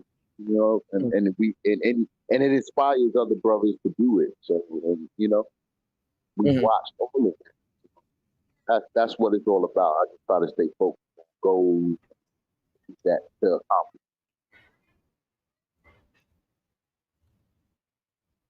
Uh-oh. A lot of hello, you still there? Yeah, yeah, he's still here. Okay, He's kind of a yeah, little muffled. okay, Hold on, but you still here. okay. Yeah, I know everybody got their feelings and they got their personal stances and stuff, and it's all good. You know what I mean? We Right, can talk about right. it. Well, what you call it? What you call it? Daniel. I think Daniel. Recite. He mentioned something that I said yesterday or a couple days ago. Yeah, a lot of folks did fall out with him over the whole Pearl debacle. You know what I'm saying? A lot of folks didn't like that. The old man supported Pearly things. You know what I'm saying? O'Shea did too. So O'Shea's trying to I, backtrack and damage control, but I don't know why brothers can't see that these guys are standing on business, man. Like these are guys that came into the YouTube world to do business. They even tell you it. Like I don't, like I don't know dudes' concepts and dudes' visions of what they seeing and experiencing with these content creators. Like, you know what I mean? These guys are about their money. They about their business. And y'all are the audience. Y'all are here for it every day. well, see, my thing was when he goes through some bullshit, it's like he gets abandoned, and it's like, well, people are like, well, he shouldn't do that content, but it's like, but that's what his audience wants. You know what I'm saying? And that's what Exactly. his And his audience, audience that's what should they support. do the audience, you know what I'm saying? The people who contribute to you, who give you money and who keep you going and keep you up and help you get new, technology and things to help with the production of making more of a show. I mean, that's it. Hmm. He talks about it all the time. The guys in my dojo, Hmm. you know what I'm saying? So, you know what I'm saying? He should, if he goes to Rumble or whatever he's going to do, his audience should go with him. If they really into him like that, you know what I mean? Right. I'm surprised Pearl's not on Rumble. Pearl is a grifter. She came in, she had money from her father. She seen what was going on and she wanted in. She even like took like classes or like paid for advice or whatever the case may be. She was about business. Hmm. Can't argue with that. It's right in your face. It's nothing to argue with. Like, you know what I'm saying? People get a little like Okay, she is on emotional. Rumble. Okay, okay. He said Pearl is on Rumble. Okay. Yeah, I would think she's on Rumble, but And I she think was very Rumble. outspoken as a woman on the red pill type stuff and how men see things. So that's attractive to men. Everybody needs the other counterpart to deliver the message. It comes better when a woman is has a man delivering a woman's message. It comes out better when a man has a woman delivering a man's message. Right. But one thing I was saying too was that Rumble and Kick would probably be the top sites, and like for whatever reason, Pearl got invited to almost every single podcast known to man in the space, and it's funny because it's like, why hasn't why hasn't Obsidian or why hasn't Angry Man or a BGS or somebody that's like a little bit less radical? Why haven't they been invited on to some of these bigger platforms? And you guys told me that, well, they might be thinking that someone's going to outshine them, which might be true. There might be some truth to that. So, but Yeah. I just find it funny that a lot of the people that originated a lot of the talking points and things in these spaces, they're not even recognized or invited anywhere. And then there's a whole list that the mainstream spaces don't even care. It's like, wow. But everyone is doing manosphere content. So I wonder if people was to shop the list around to those bigger channels, what would have been the outcome, or what would be the outcome?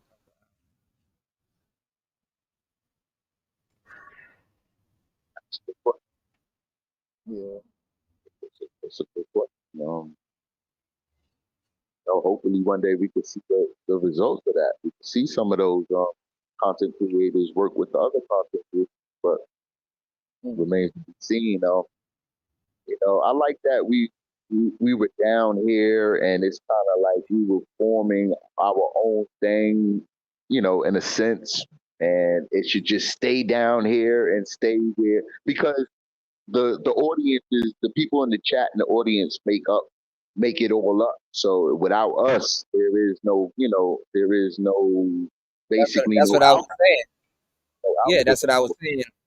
So it I was belongs. like, I was saying the audience,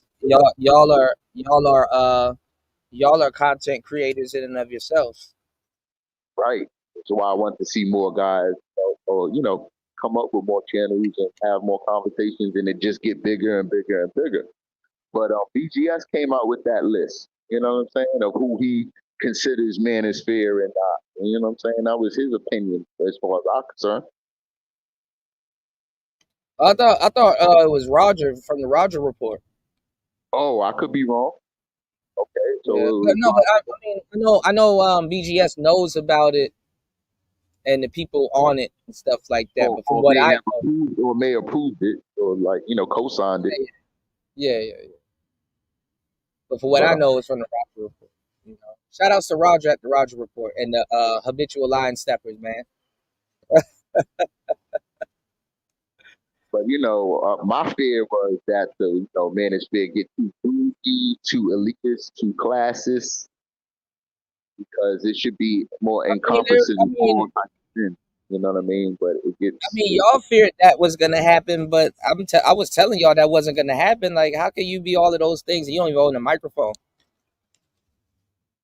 Yeah, you're right. But dudes, you got dudes like Obsidian. He's putting out books. You know what I'm saying? He's heavy into these conversations and topics, and but I mean, it's but so far or high you can go when it comes to you know what I'm saying, production or what you're gonna do. I mean, you can be an author, you can be this, that, and the third, but at some point you're still gonna have to step up your studio and stuff like that. Because when I interviewed Alan Roger Curry, I really commended him because not only was he an author way before he started doing like radio or talk radio or podcasting and stuff, but one thing that I commended him for was that he narrated his own audiobooks.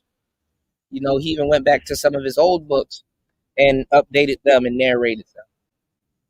and he used a snowball. He used a blue snowball, and it didn't sound bad. You know, even though I could fix his audio right now, I got the technology to fix his audio. So if you guys need your audio fixed on your audio books or any type of speech and stuff, y'all holler at me and stuff like that before y'all publish something. You know what I'm saying? I can fix y'all. I can clean up your audio. So if you are recording outside or doing something in a different area that you normally wouldn't do, and there's a little bit of noise, I can get rid of all of that and give you some really good audio. But it sounded good, and I commended him for it because I think it was cool to listen to him narrate his own audiobook in his words. So even though if you're reading the book, you have a certain context that you may take it in, but you can hear the author and see the context that he meant it. You know what I'm saying? What he meant it. I thought that was pretty cool. I think more of my point was, guys, no matter the technology, if you're a personality that attracts, people like you, like what you're talking about, I mean, that's going to stand out in itself. And then if you upgrade in your production and technology, it's just going to make it stand out. Got more of a better show. I appreciate that, Rodney. Yeah, definitely. Any tech thing that I can help you out with it or point you in the right direction if I don't know. So that's my thing. Definitely on the technology and it helped a lot of dudes improve a lot of different stuff. Shout out to you for that. I just didn't expect the space to be where it's at right now. I thought all of this stuff would have been behind us and we would have been everybody in the space could have been made men. That's the crazy part. Well, you still gotta have the personality. You gotta have the gift of gab. You gotta have something to talk about that attracts the people. It was, I hear you. Like, it could be more people, or it could be a lot of people. If you look at it like a mafia type of situation. But that's what the celebrity content is. Like, if you don't have the gift of gab, like basically, like I told y'all, news is an acronym for Never Ending World Stories, right? The celebrity stuff and some of the other things that's being talked about, it doesn't require you to have the gift of gab. It just requires you to know the talking points and then do what I usually do is I use like celebrity stories and things like that to draw a bigger point home. You know what I'm saying? Because obviously most people aren't living a celebrity life, but there's a parallel between celebrity life and real life. These are normal people too. It's just that whatever they're going through is being recorded. So I use that as a caveat that a lot of young men can actually or young women can actually learn from their experiences so that it doesn't happen in their life, or if they experience some type of success, they don't fall into that type of trap. You know what I'm saying? So you'll forever have content and don't even really have to have a mouthpiece. That's true too. Yeah. So that was where I was at with it and stuff like that. Jay said, how did you get demonetized, by the way? I shared a clip, a comedy sketch, and they were trying to demonetize me anyway. I shared a comedy sketch and they took 2 seconds out of it and demonetized my channel from a comedy sketch. But hopefully mid this month we'll have it back.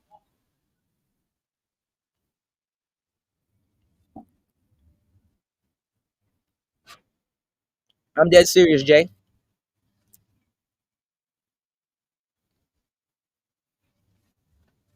Lost it over 2 seconds. They done that to me with a short too. I lost it over 2 seconds. The reason why they did it was because it was some dudes in Russia. It was some white dudes in Russia that was fighting and stuff like that. But it was a comedy sketch. I can post black people on here fighting all day and nothing happens. The moment I post another race fighting on here, and it wasn't even intentionally. It was just a comedy sketch. I played that clip on here millions of times,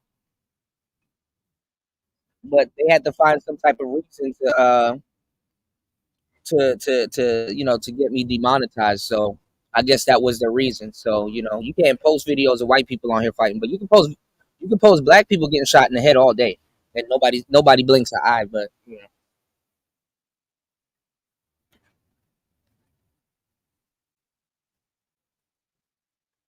that shit is crazy.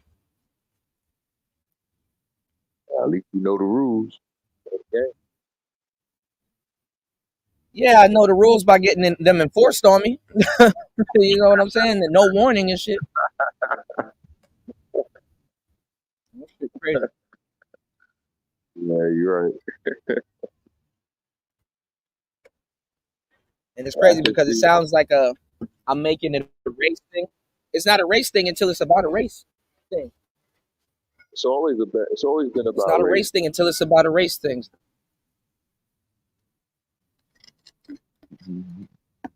You wasn't another Russian, What happened? you know.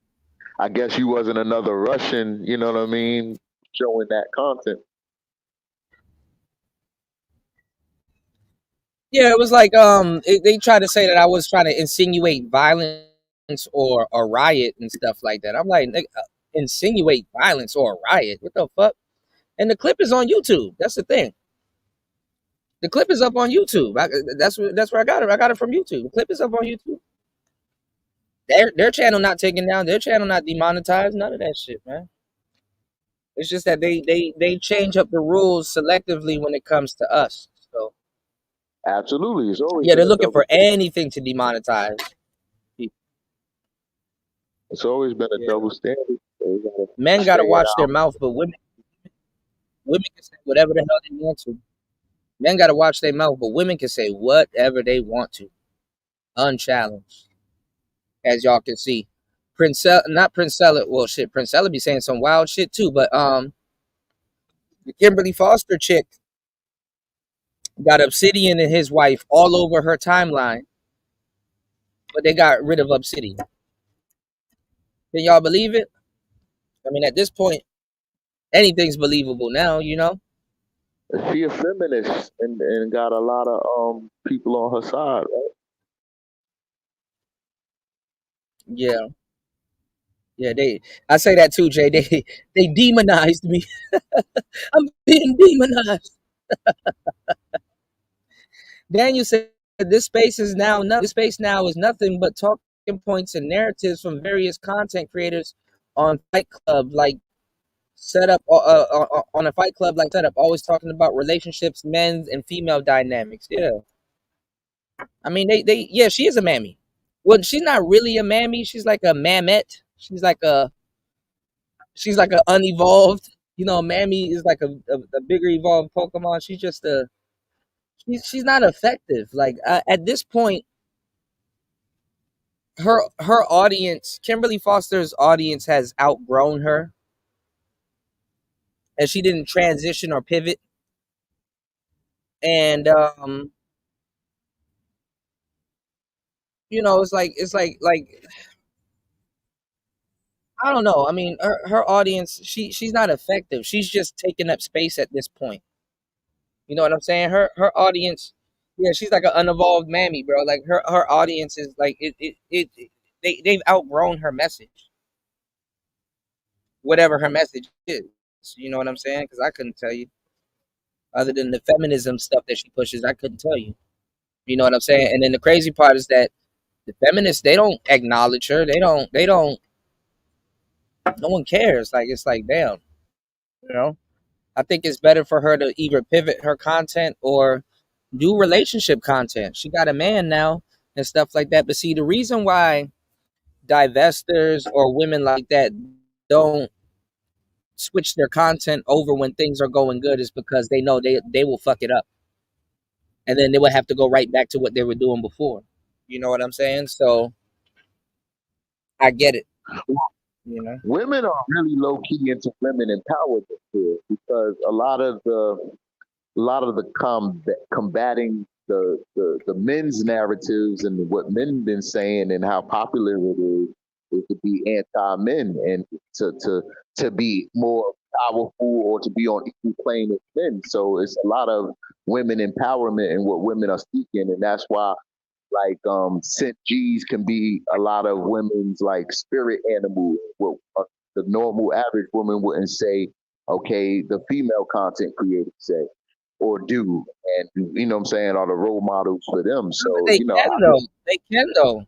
Every woman can damn near today start a podcast and sound like Cynthia G, and she'll be but they okay. afraid. They more women are more YouTube, afraid. YouTube doesn't ban or do anything to that content. As a matter of fact, YouTube pushes that content. YouTube doesn't have a misandry policy. So when Right. you get on here and tell your truth, it's misogynistic. When you're just on here and telling your truth, YouTube does not have a misandry policy. You can get sponsors, you can get all kinds of stuff. YouTube does not care about women promoting misandry, but misandry can go but so far. Misandry is literally, if you're gonna do misandric content, you can only do a year worth of content before you run out of gas. You know what I'm saying? So this is why they have to add in celebrity. The same thing with the manager stuff. This is why they have to add in celebrity gossip and all this other shit.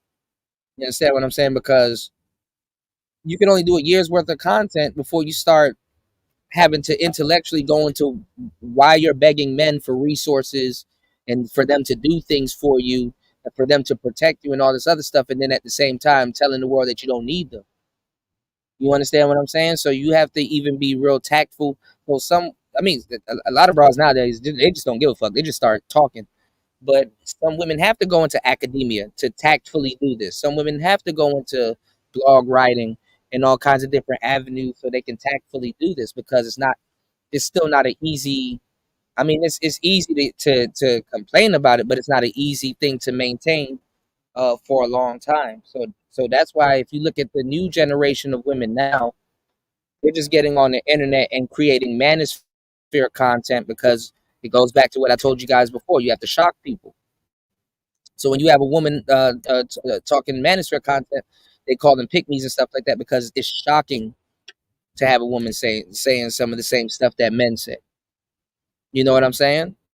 So that's what the younger girls are doing right now. They're not into really fostering and feminist content and stuff like that. And then if they are in college and they do flock to something, then in comes that gender fluid stuff. So we live in some interesting times, bro, when you think about it.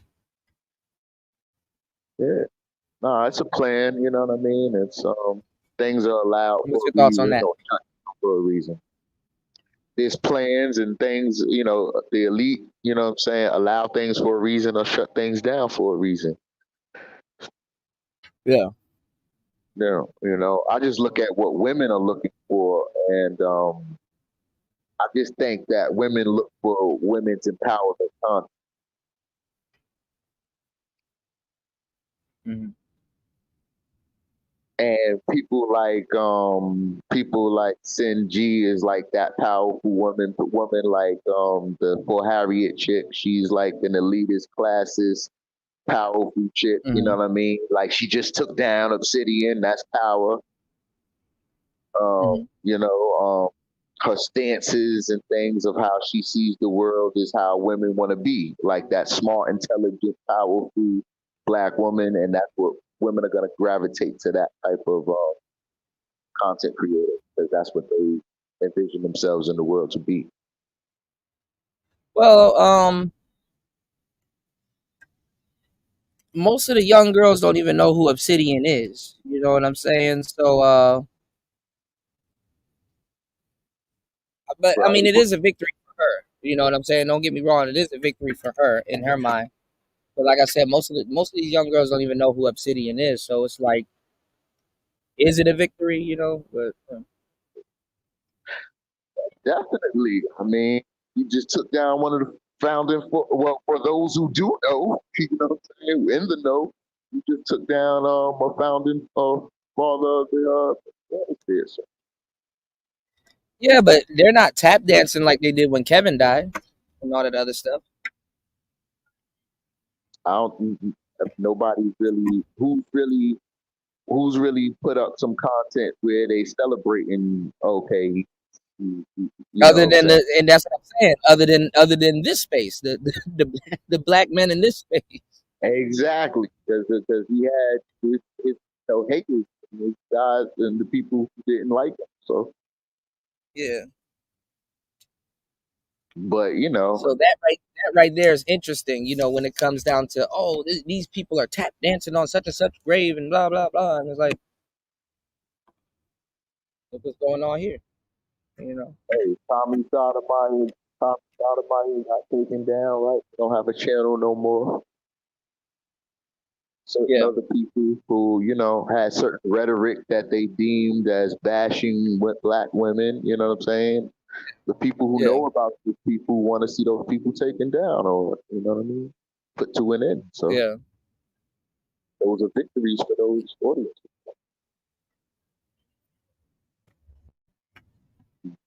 We shouldn't want to see free Well, speech like I taken said, any time anywhere.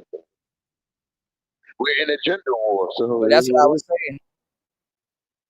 Yeah, that's what I was saying. I was like, I don't know why dudes are celebrating because it's like, you might be next. You know what I'm saying? I mean, I get it that a yeah, lot of guys didn't like Obsidian, or they felt that, you know what I'm saying, he turned his back on the space. Uh, you know, they probably felt he turned his back on the space when you know, um, when he was defending Pearl, or if he drifted into another subject or whatever. So I get it. right, It's like, yeah. damn, And then I would get it too. I'm not following it yeah, always. Like if you're not on YouTube, I'm only rocking with you. I came into it on YouTube. I'm not a follower of dudes like that who are going on different platforms and into their rhetoric like that. I'm like, what is the mission that we all on? You know what I'm saying? Or what is it that mhm, we can all do? You know what I mean? So I'm like, and I came into it on YouTube. I'm not banned from YouTube, so I'm not going anywhere. I'm not plugging in no new apps and sites to go anywhere. So if you ain't on YouTube, I don't know. mhm. You know what I mean? I don't know. Well, he said he did his homework. I mean, you know, um, if he captures a younger audience, I think that'll be pretty interesting. Yeah, that would be. But that would be on another platform, and that would be getting that But see, platform I think he would. in the I think popularity of he would that. have to.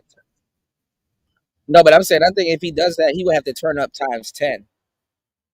You know what I'm saying? Because those young kids, they like that animated shit. They like shit to be animated, but Right, right, or it right. might backfire.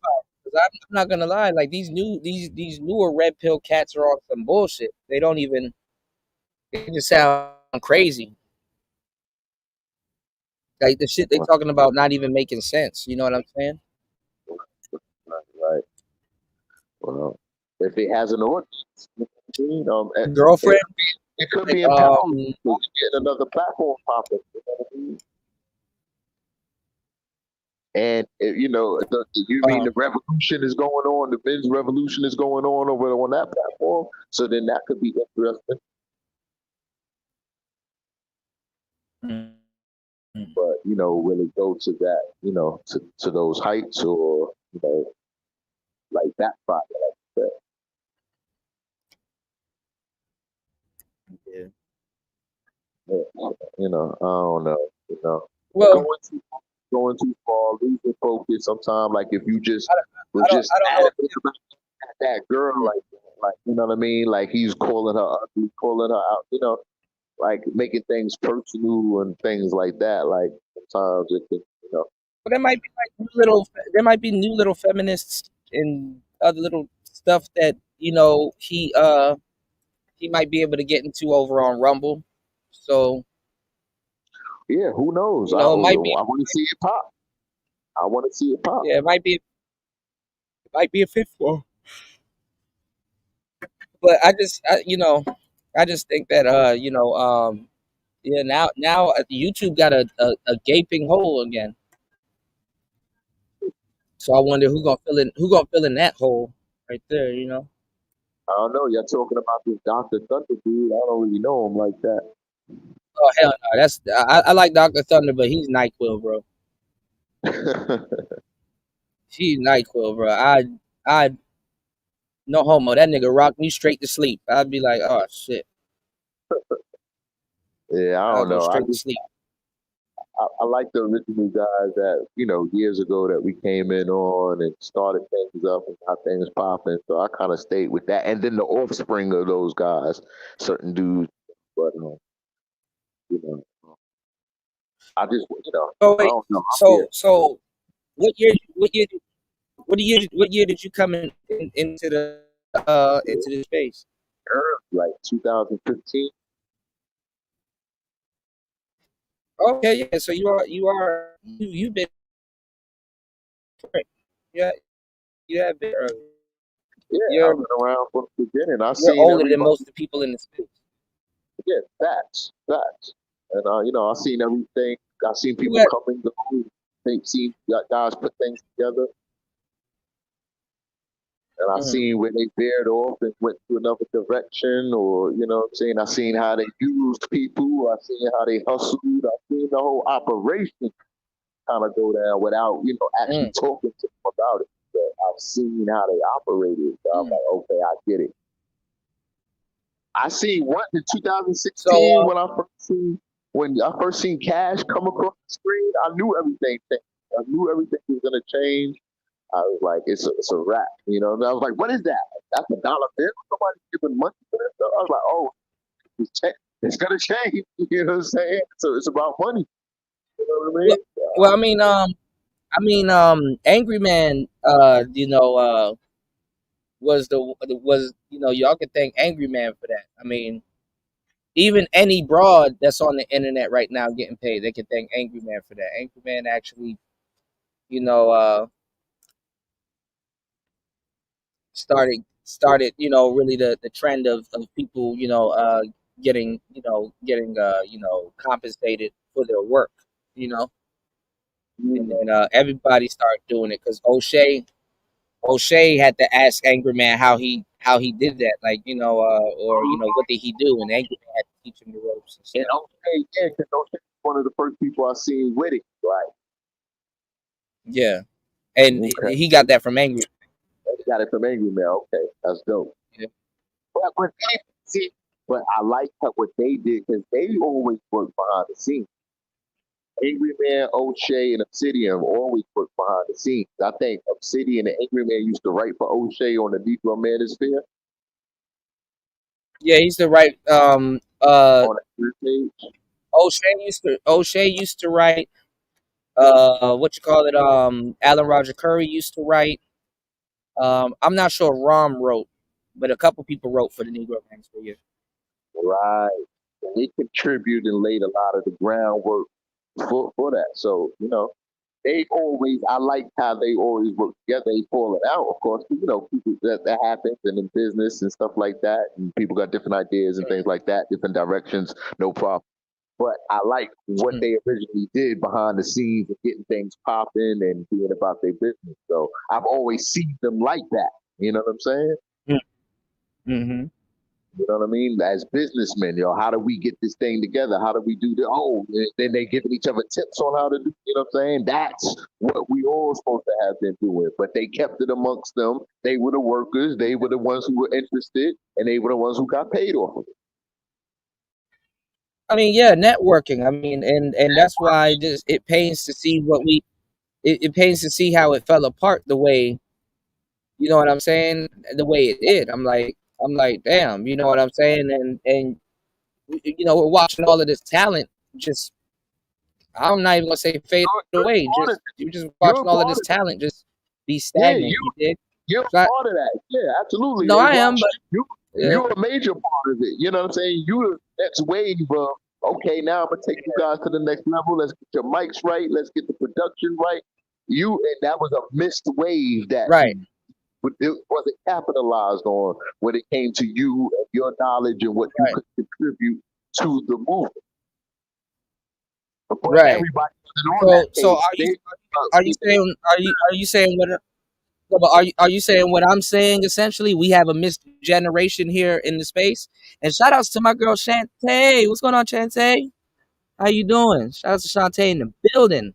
She said, Happy New Year, and all that. Yes, blessing, peace, and prosperity to you also. How are you? You know, shout out to Shantae in the building. Wait, hold on. My bad. So you would say we have a mixed generation here too, right? Yeah, absolutely. And it was with you. Well, yes and no, because Fantastic and them brought all that up. Like, we the new wave coming. We want to get paid. Want to get in on this too. And you know what I'm saying? Because I remember Right, them all talking about it, like 2019 or something like that. They were all talking about it. right, And right, you wasn't a part of that though. You should have been. And you know what I'm right. saying? Because you added a lot to that, so that's a missed wave. But the rest of them, like Fantastic, went on and improved and got their thing going and got their audience. And you know, certain other dudes came up.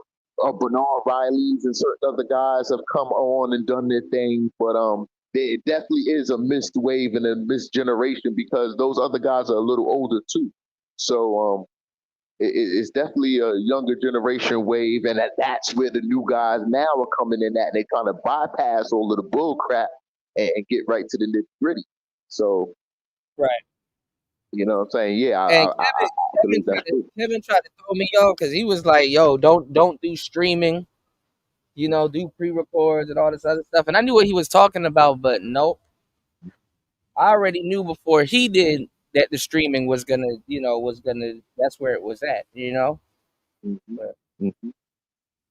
I don't know, Yeah. man.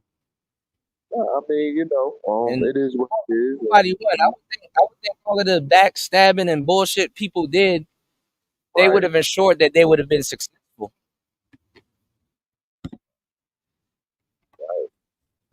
That I don't know. I don't. I would have thought all the backstabbing and stuff that people were doing in these spaces, that they would have ensured their success. Like, okay, since I'm gonna burn bridges here, let me make sure I become successful. At least if it's to rub in someone's face, you know. You talking about women and men or just the guys? Huh? You talking about the No, the guys? guys. Yeah, the guys. I'm like, at least if they were gonna do all this backstabbing and stuff like that, at least they should have been, they should have at least made sure that they secured success, like they were gonna become successful. I get you. And success Instead- here is the views, the money, the attention, the views, the popularity to get you the cash app, to get you the AdSense and the views, things like that, and the money for it. So if they got For to me, that point, for me, they it's are different. successful in a sense. But for me, it's different though. For me, it's to actually reach brothers and actually make a difference. And you know what I'm That's saying? It's the like, two you audiences. know, The two different audiences right there. The guys who are more heartfelt and more like huh? you said. Said that's the two different audiences right there. The guys who are more heartfelt and more want to see guys improve and want to bring more guys in. You got those guys, and then you got the guys that want to use guys for the audience, the attention, and get paid off of them. It's like two different audiences. It's like guys who have more of a heart and spirit for the space, and guys who see the opportunity Mm, to cash in on the space. mm, mm, mm. Uh, Evron said, Ramil, the Riptide game changer, influenced Bernard to exile Obsidian. O'Shea is good, but kind of a yep, yep, you know, yeah. I mean, a lot of politics with a lot of people too, because I don't even know if O'Shea can go back on Bernard. I mean, not Obsidian. You think Obsidian could come They back fell out. and you think Bernard open the doors for him? Bernard? Did they fall out? I mean, Bernard was Like that. started by Come Obsidian, on. but Bernard got a lot of his popularity because of Obsidian. All right, hold on, y'all. It's Jay. I don't know if you guys can hear me. Are you there? Yeah, I'm here. All right, hold on. Okay, I can hear you now. My bad. Mhm. Yeah. No, I was saying that Bernard got a lot of his popularity because of Obsidian. So I don't. Did they fall out or something? I don't know. Mm. You know, I look at it I like mean, that. Like, I mean, no, I know. Uh-oh. Yo, StreamYards is tripping, y'all. All right, hold on, y'all. Let me, yeah, business has money. That's absolutely true. Hold on, y'all. Let me fix it. Hold up.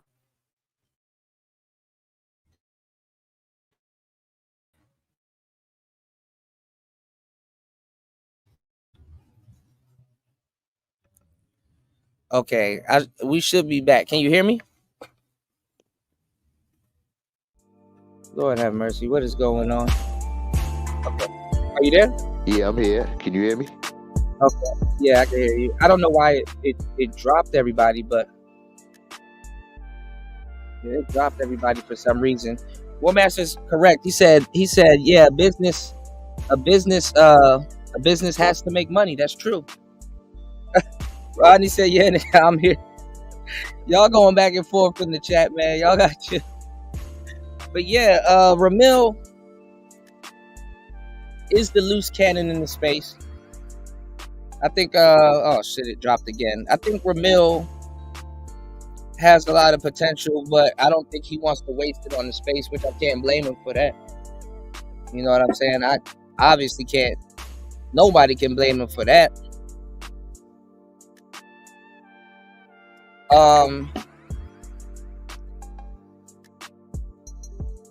We're not even gonna talk about Fantastic. He's just around here getting kicked off of panels left and right, and people are paying for it. I'm like, damn, that's cold-blooded. You know what I'm saying?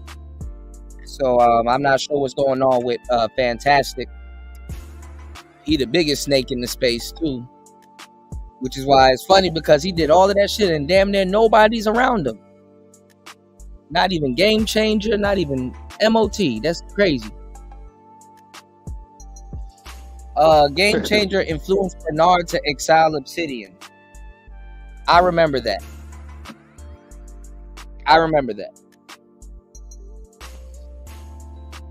And O'Shea, he just grifts. He grifts. You know, he just grifts, and I like O'Shea, but he just grifts. And he invited me to something recently, and I don't know what the hell he invited me to. I didn't get to check it, but he grifts, man. You know. So everybody's grifting to the whole Passport Bros thing, and it's like that shit ain't working. You know what I'm saying? So, not bad. Yeah, it's cool. Yeah, everybody's grifting to the whole Passport Bros thing, and it's like, you know, these people not jumping on planes, man. I've yet to see anybody that's grifting over there. Damn, it keeps dropping people, y'all. What is going on? I've yet to see these people on any type of drone flying device. I don't see it, man. And then a lot of people got the memo late. You know, a lot of people definitely got the memo late because you got to back up. We got to back up from that Passport Bros bullshit. Look how much people are fucking perishing. And speaking of Bernard, Game Changer and all of them, they was over on Bernard Riley's channel where I was trying to give brothers the game and save a lot of lives over there that have been lost right now. You know what I'm saying? I think that's one of the most fucked up feelings in the world. And I kind of fear it too while traveling and be doing some of the stunts and things that I'm doing in the name of running a YouTube channel and shit like that. You know, don't nobody want to go home in a box, man. You know? And I don't like the fact that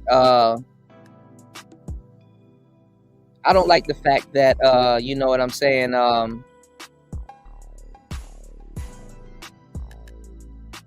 that every movement that the manosphere is getting its hands on is getting bastardized. MGTOW got bastardized. SYSBM got bastardized. Other than Mad Bus Driver and what Mad Bus Driver talking about. It got bastardized. Passport Bros, it's getting bastardized, you know. So a lot of people didn't like when I said I wish the white boys come and take it over, which they're doing right now. So we'll see how that works out. You dig? He said the space is wasting time itself. There's some truth to that. You said Obsidian and Bernard fell out. It's slow for that reunion unless old man reaches out to Bernard, because Bernard is the type to respectfully make an agreement. Yeah. Well, I mean, I guess it'll be good for old times, right? Just wait and find out, man. You know? But you got your girl Kimberly Foster posting a post on her timeline, y'all. And she wants to make it clear, I guess by her rules, that if you host somebody that got deplatformed on the channel, if you host someone that got deplatformed, it's it's illegal, or your channel can get terminated and all that other goofball shit. So, as you can see, she's acting like she's a victim. And that's one of the worst things you can do with a woman that's actually not a victim, is give them victim status. And women know this. One of the worst things you can do is give a woman that's not a victim status, because all of these laws and people simping and doing all of this goofball shit is enabling certain women to turn into tyrants.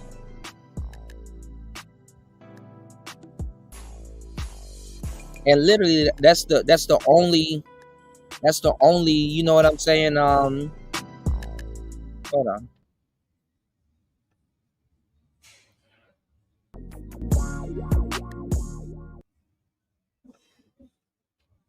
Hold on.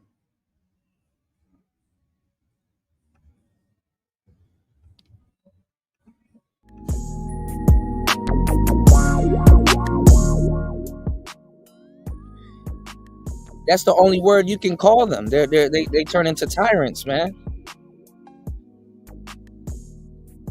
So I got to do a whole nother pre-record on that too for the brothers. You know what I'm saying? Some of these laws and things that they give the sisters, and just, you know, women of any race, women in general, you know what I'm saying? It enables a lot of them to turn into tyrants.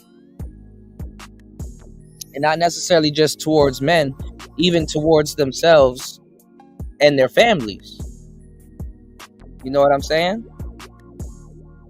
And you do got some women that get, you know, enabled to do certain things, and then when she looks up, you're a victim. There we go, CSI. You know? Even when she looks up, so.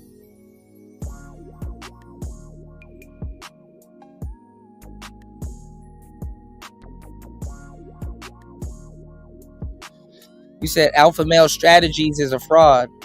Quantum Sharp is one of 100 missed alley-oops to aid the space.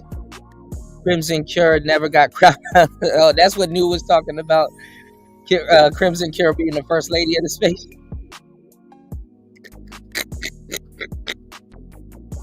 I like Crimson Cure, man. Me and Kendra, we had a great conversation. She's dope. The reason why I like Kendra was because we talked about a lot of real stuff. You know what I'm saying? Kendra talked about the ugly tax. You know what I'm saying?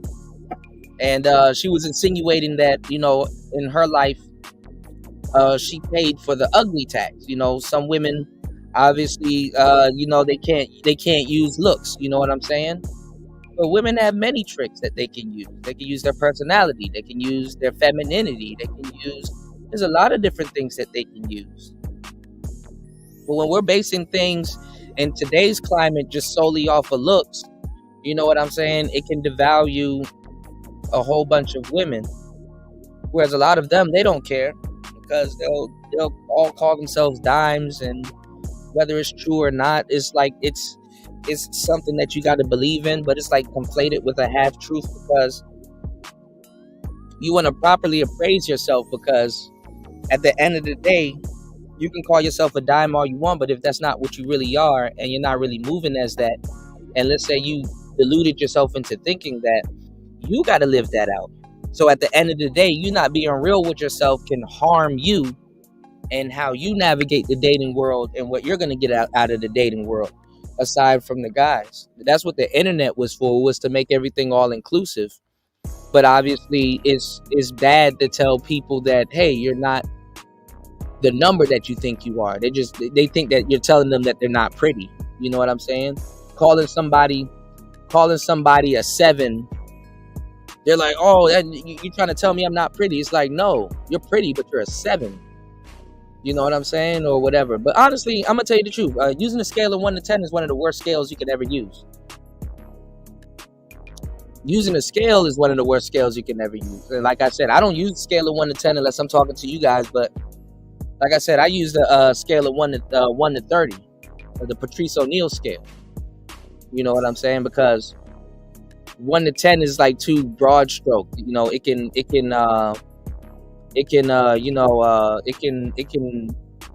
stifle anything that you have going on. You know what I'm saying? So you got to really know what you're doing when you're regurgitating these talking points, and you know what I'm saying?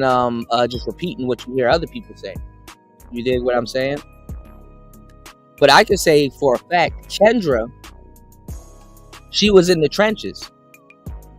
DJ Fish Grease. Kendra was in the trenches. You know what I'm saying? Kendra was in the trenches. So I respect her opinions on a lot of things. There's certain things that I know that I could talk to, that I know for a fact I can only talk to men about, but I can talk to her about it. And her perspective gonna be on point. You know what I'm saying? It's gonna be, you know, 100. You know.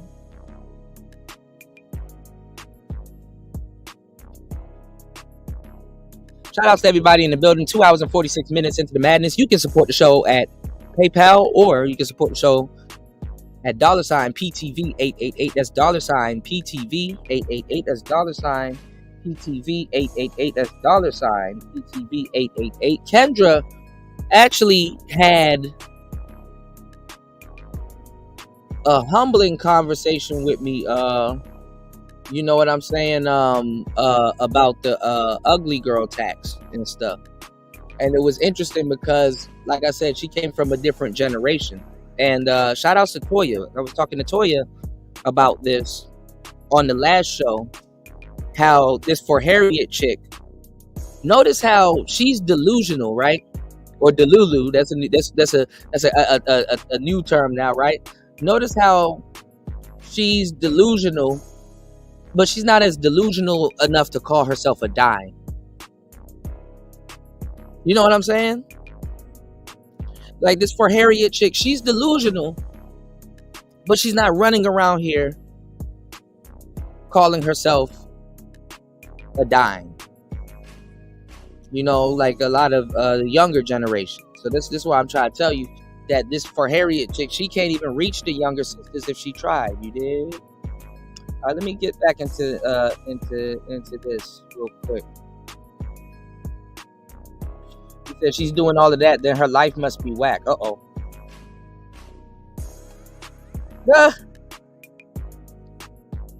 She did used to wear the Angry Man red pill fitted hat. I like Kendra, man. Y'all stop, man. Kendra actually cool. She be having, hey, look, a lot of women don't have integrity, but that woman be having conviction like shit when she be saying certain things, man. And I mean, you know, even with the hijab, you know, there's a little bit, she adheres to some type of instruction, you know. Now, Donovan Sharp, he's either hit or miss with a lot of people, man. You know what I'm saying? He's hit or miss with a lot of people. I like Alpha Male Strategies. I think he should have been a comedian because he's funny as hell. But Donovan Sharp, he's hit or miss with a lot of people. Yeah. But yeah, you got to know how to navigate. Yeah.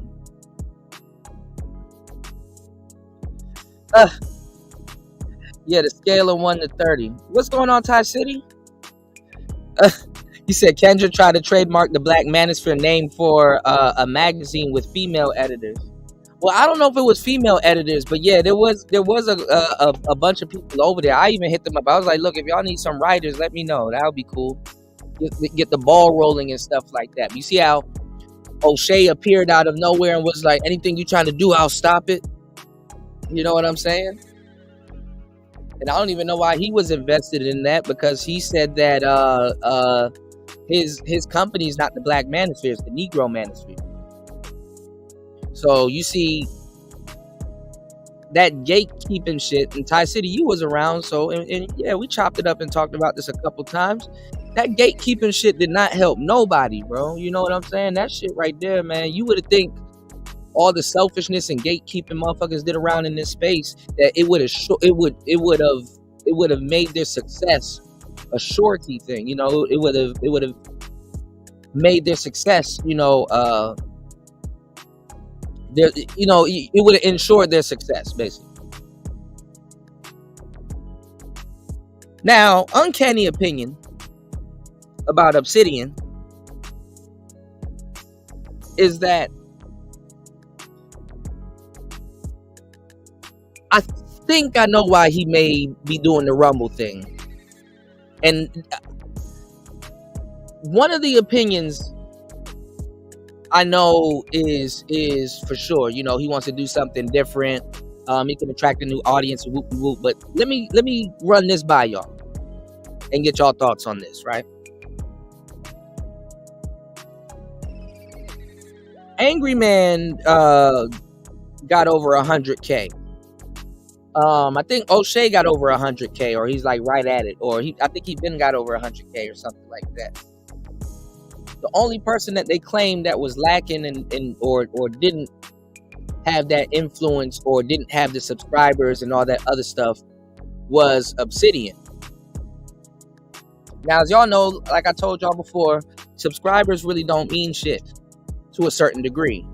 After you hit 1,000, I mean, that's kind of, it could be anything from there. So instead of blowing up on YouTube like that and still have to adhere to the rules and stuff on YouTube,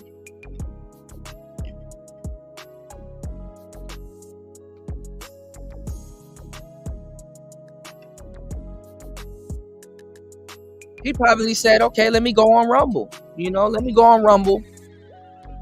Which I think he should have went to Kick, but he probably said, okay, let me go on Rumble and do something completely different. You know what I'm saying? Let me do something completely different. Let me see if I can make it big over there. I mean, obviously being here for a long time and doing what we've been doing for years,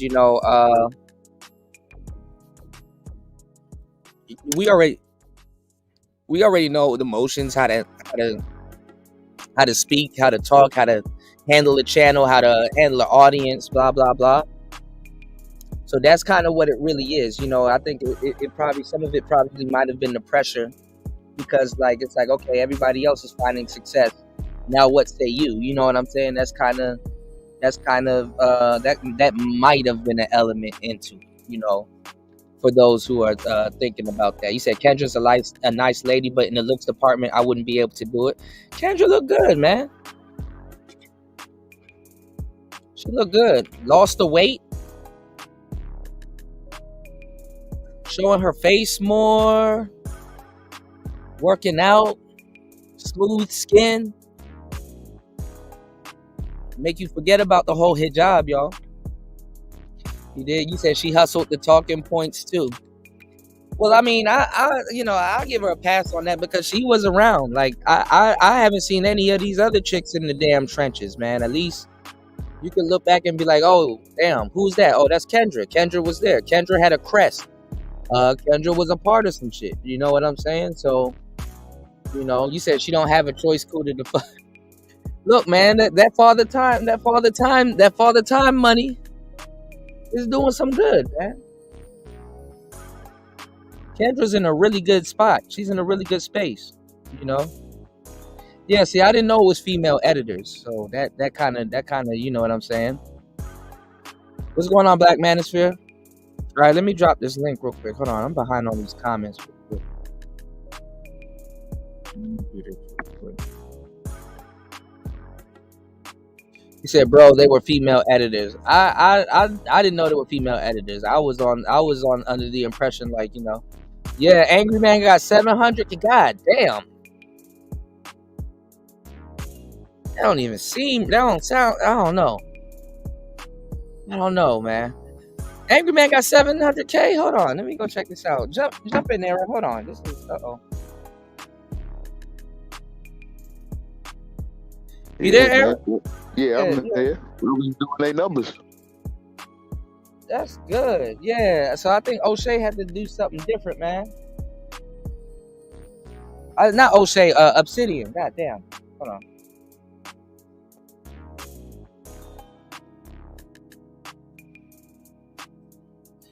But see, a lot of these channels are personality channels and stuff like that. You said I rejected subscriber supremacy immediately. Do you guys ever really wonder why niggas decide to say they're not manosphere no more? Some people are afraid of it too, man. Absolutely.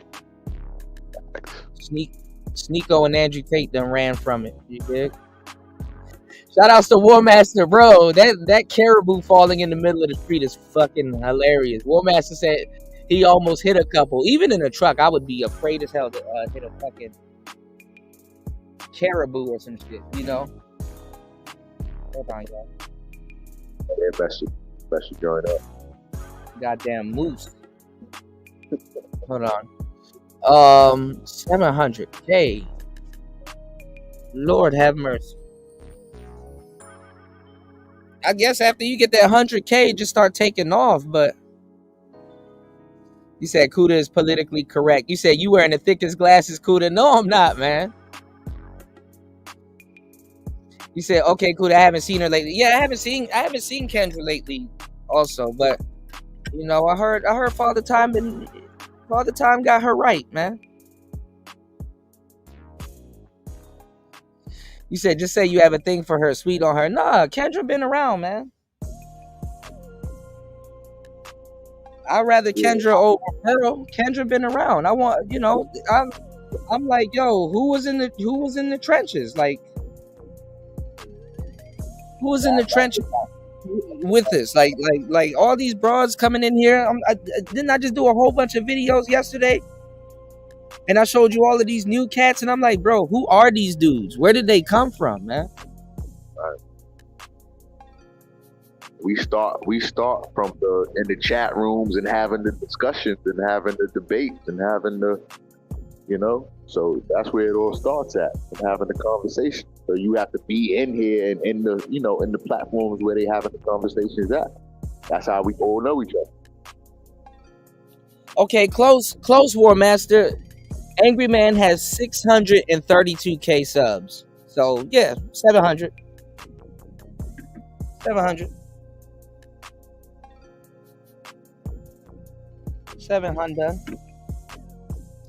But nah, man, I mean, I when the magazine and stuff came out, I reached out to DS1 and I was like, yo, you know, let me know what's going on with it. You know, if y'all need some writers, I would like to, you know, expand what I'm doing, and I'll definitely write. I'll do a tech segment or whatever, you know. I was like, hey, you know, I mean, I thought a weekly magazine was a good idea, but people don't realize you got to be consistent when you're doing stuff like that. So what does DS1 have to do with that magazine? Well, he was with them at the time. The Masculine Mercenaries were together.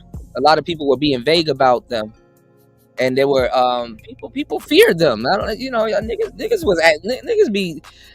talk a good one now, but then y'all know what was going on. Niggas wasn't trying to get no static from them. Huh? Father Time was the guy that trademarked the space when everybody was running around here with their head cut off because niggas was trying to teach y'all about business and doing all these business streams and shit like that. I kind of vaguely, it's starting to all come back to me. Hold on. I remember dudes were trying to teach y'all about business and all this other stuff and self-improvement and all this other shit. and the niggas didn't even trademark the space, so everybody was like running with their heads cut off because people was like, oh, we're not going to be able to use the manosphere you know, are we going to get flagged? We're not going to be able to use the manosphere you know, context no more and stuff like that. So they were like, oh, well, they have to take down old videos and some other stuff. I remember what was going on. It's slowly coming back to me, y'all. So Father Time was not masculine mercenary. He never. He wasn't.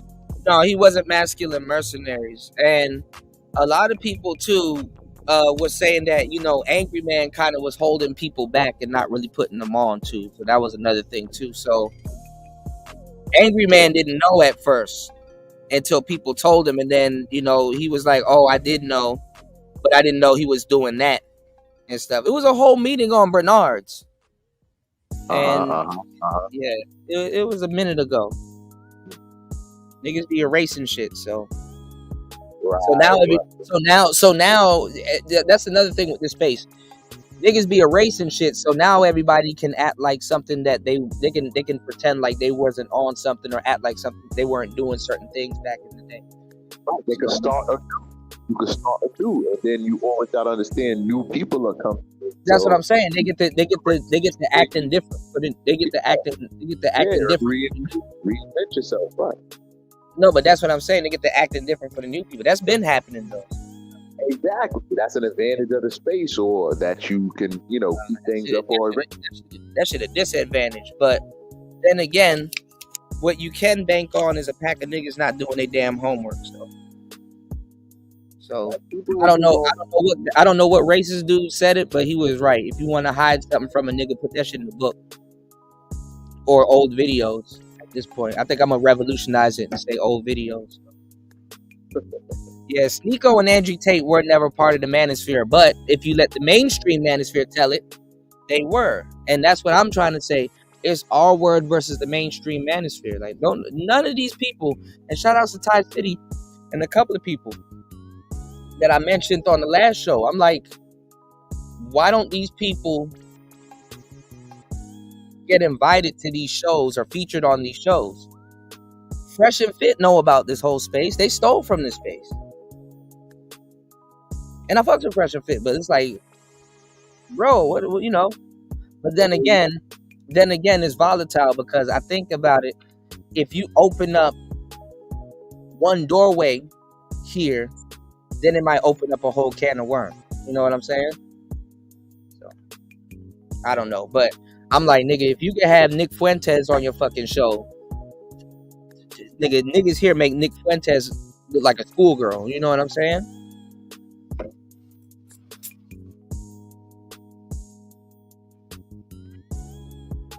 You said that biracial girl song been in your head? That's funny as shit.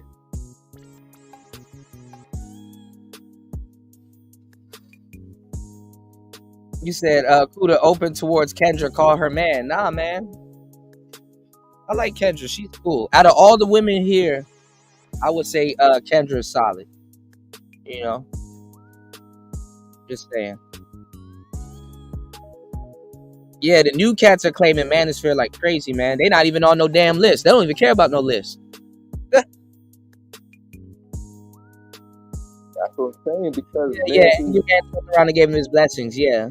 It's officially unofficial, and anybody who got the rhetoric, got the mouth, got the production, got the thing together can come in and take it over, or have a prominent spot. Yeah. Well, see, the thing is, O'Shea got mad because Angry Man gave him his blessings after he found out. But it's like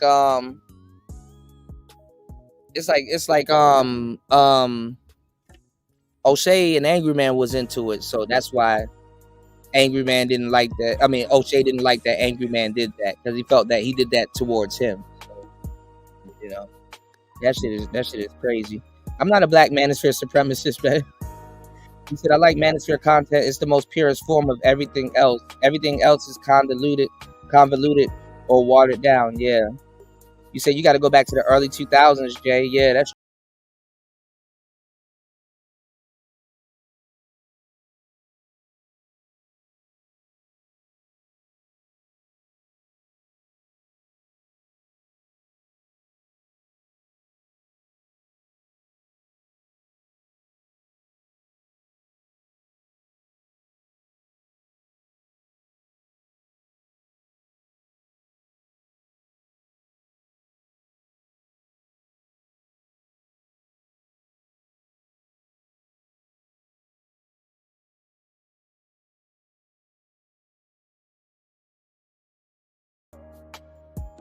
It didn't go nowhere.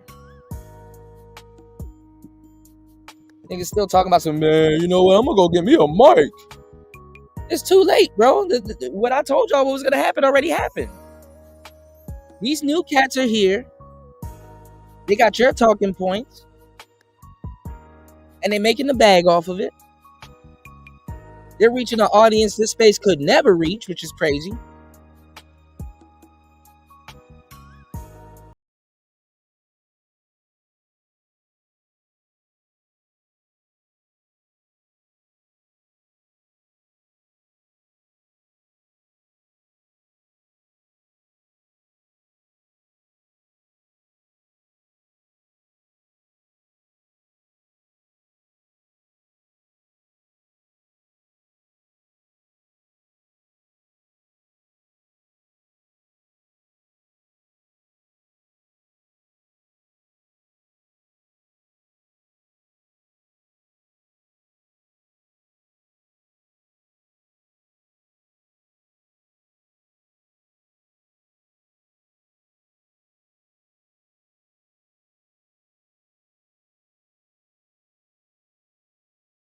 And the new cats are, huh?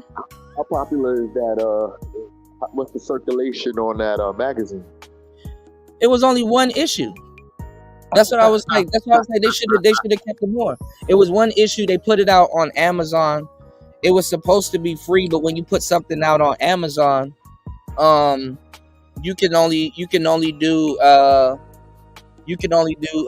sell it for $1 or something like that. So I guess it was selling for $1 or something. It's actually still on Amazon.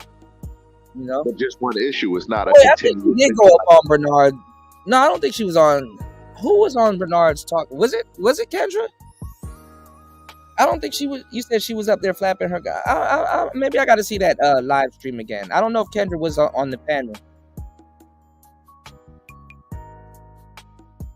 I'm not walking on no damn eggshells. Y'all be tripping, man. Let me see if I can go find the magazine. Let me go. So my thing is that the magazine didn't continue. The circulation didn't grow. Nah, it was supposed to, but it didn't. Nah, because where's the support? I mean, who runs that live all the time? I told them if they need a writer to reach out to me, but then guess what? Everybody over there in the Masculine Mercenaries fell out. But that's why you keep saying Masculine Mercenaries, and then the tied into the back to Father Time in the magazine. Wait, say that again? I said you keep saying Masculine Mercenaries like it's tied into Father Time and the Black Manosphere magazine. Oh, Father Time. Okay, so I thought you were here for all of this. Father Time basically tried to strike a deal with the Masculine Mercenaries. Do you remember going over to like DS1 or Kendra's page, and they were promoting I don't know why somebody called them dick pills. Dog, I can't stand y'all niggas, bro. Who called them shits dick pills? I forgot the name. I remember that A+ shit or the A. Was it called A+ or something like that? I remember. Was it that. B+? A+ or something like that. A+, yeah, or A game. It was called A game. A game. There you go. Yeah, and the commercials was cool. It seemed like it was a solid product. No pun intended. It seemed like it was a solid. You know what I'm saying? Thing.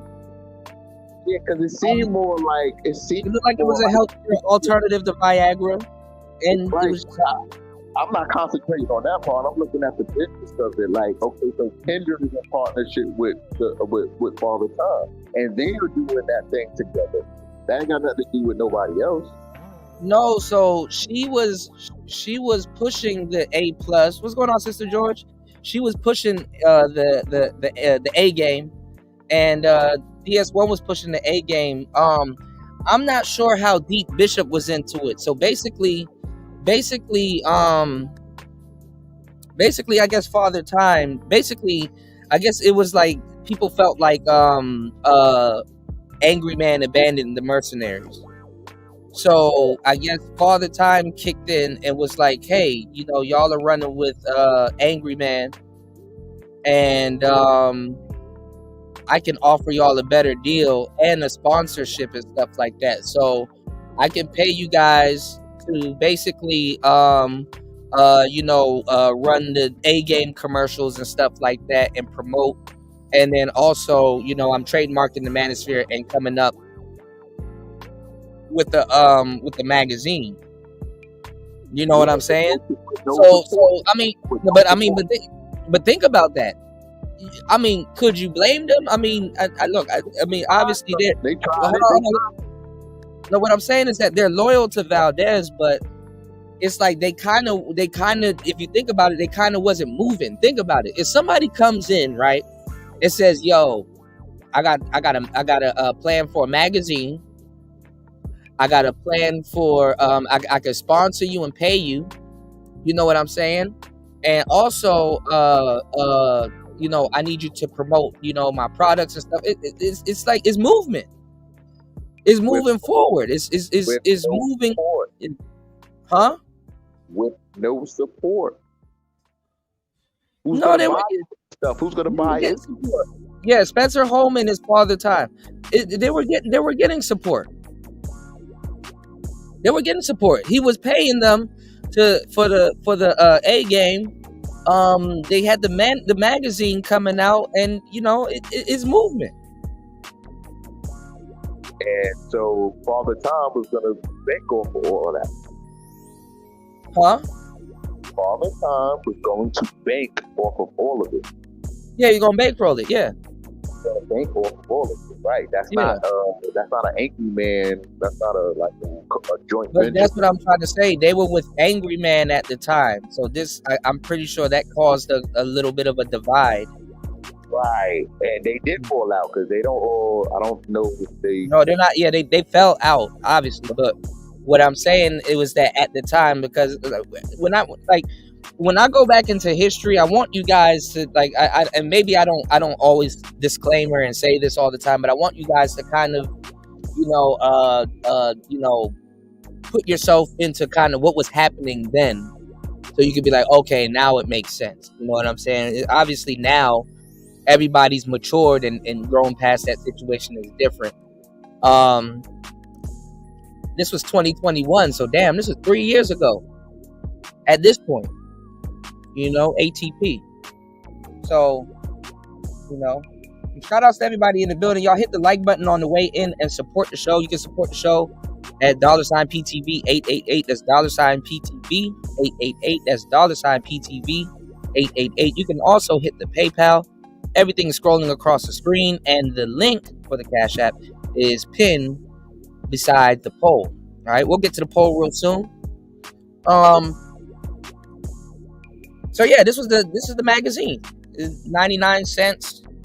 I was saying it could have featured people in it. There could have been a list, all kinds of stuff. I think there was a list. I think that's what happened too. There was a list, and Ramil and a couple of people was like, "Yo, take me off that list." And stuff like that, because I think they were using the original list also too. You know what I'm saying?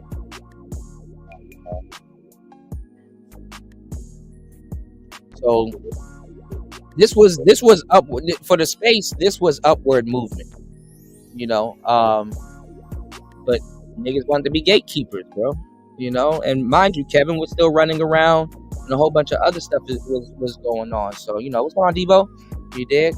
So it's just a lot of it's just a lot of real estate to go back over. You know what I'm saying? This is why I'm not gonna spend my time, you know what I'm saying, kind of explaining to people. Like, if somebody's interested in doing their research, then I might, pull some stuff up. But half this shit is like erased and scrubbed off the internet and shit like that, It didn't really matter too much. Like, I don't know. I just think the audience is highly disrespectful. Huh? I just think that the audience is highly disrespectful. The audience is disrespectful? Disrespected. Like, by the, I just don't think they're being fed what they need to be fed, or, No, the audience is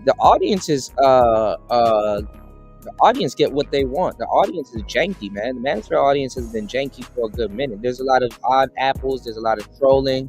There's a lot of people that come to you know what I'm saying, that come to disrupt. There's a lot of people that's just here for entertainment. It's a lot of janky stuff going on, and like I said, the Manosphere hasn't policed the audience. The audience is just as good as the content creators, you know.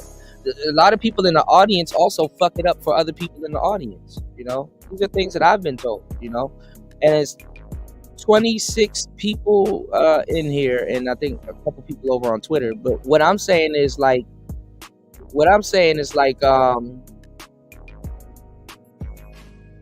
the content creators can only do but so much. There's 26 people in here, but I can't. It's not like I'm on stage and I can tell who's exactly in here, you know. So YouTube is still a dinosaur, you know what I'm saying? Like, you know, people can hide behind the you know what I'm saying, the numbers, because I can't tell who's in here. Somebody could be in here stealing content, as people usually do, and they hide behind the numbers, you know. So, you know, what are we supposed to do at this point? You know what I'm saying? And then at the same time, like I've been saying, like, you know, a lot of the audience is only as loyal as the next nigga to go live. You dig what I'm saying? Well, I just like when the next dude who goes live comes from our rank, not the new guys who are not gonna pay respect or don't. All these new guys, no. See, the Black Manosphere is suffering because everything I told y'all what was gonna happen actually happened. So people are trying to reconcile and all this other shit. I'm telling y'all, I told y'all, all of these new cats about to come in here. They're about to sound better than you. They're about to have equipment. They're gonna have bitches. They're gonna have all kinds of stuff, and they're gonna take over. And this space ain't gonna be able to do nothing about it but complain. And y'all are seeing that all up and down the space. And it's like, why? That's what y'all wanted. Y'all should have. When I went into grave detail, y'all should have understood. I knew what the fuck I was talking about. Now the Manosphere, don't nobody give a fuck. Now don't nobody give a fuck about the Black Manosphere. The Black Manosphere is trailing behind a mainstream audience and content creators that's literally using your lexicon, using your talking points, pretending like they're you, don't even invite you onto their shows. It's been almost 2 years now. Niggas been here. Niggas that they be down here stealing from, nigga, none of y'all niggas got on their show. Y'all niggas gotta go migrate to other people's show to try to get your shit popping.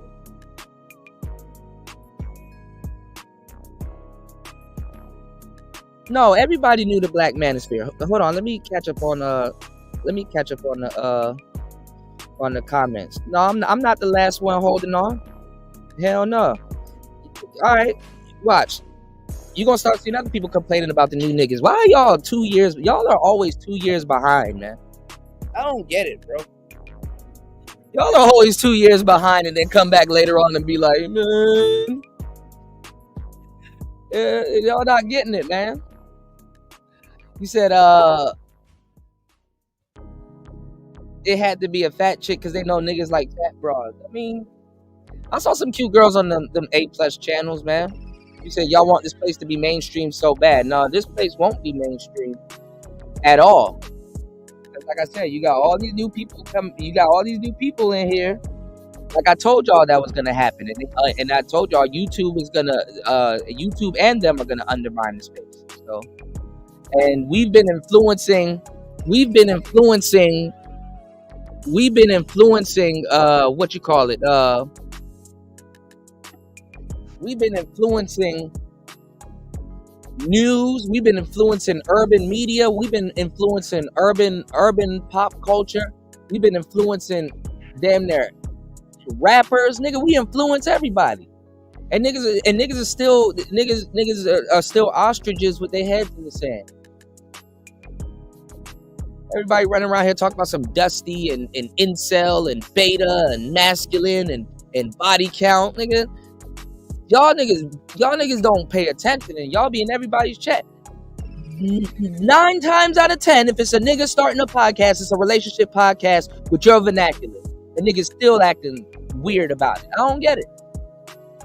So that shit wild, man. Niggas still acting dumb. This is why the space is where it is right now. That shit crazy, man. Nah, man, y'all still outdated. Y'all are outdated, bro. Everybody knows the black manosphere. Y'all are just being gaslit because they're taking y'all shit and y'all still don't get it. This is crazy, bro. It's funny. I mean, I don't even care now because y'all didn't listen to me then, and what I still said happened. So I don't mind if y'all don't listen to me now. It's too late now. Now y'all, I mean, the bed that the space made a guy laying in. Niggas up here grifting, talking about passport bros. Where that shit at?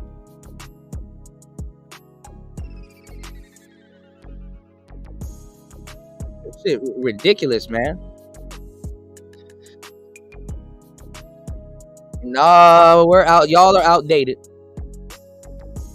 And you said we're outdated. We live in America. You don't. Yeah, y'all living in America. But what I'm saying is, niggas want to be passport bros. So what does that tell you? Living in America might not be the move for some of them. Let's see. Let me catch up. You said the new niggas. You said people just been blasting past people in the space since Jessica X. No, Ty. I can show you a gang of new niggas. Where you want me to start? Y'all niggas so behind. It's ridiculous. Let's do this. I'll show y'all what I'm talking about, and then I want y'all to show me what y'all are talking about. Let's start with this. I'll show you 3 niggas right now wearing Kevin Samuels suits. Hold on. Let's do this. I'll just start with the Kevin Samuels pack first, and then we're gonna move on to something else, okay? Now watch this.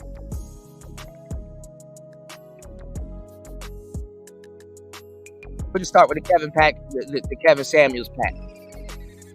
Y'all keep one of y'all now he's hold on. What's his name? Was it Jeremy Hill? Hold on.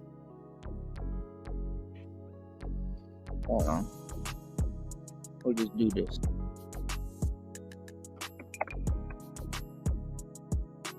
His name is Jeremy.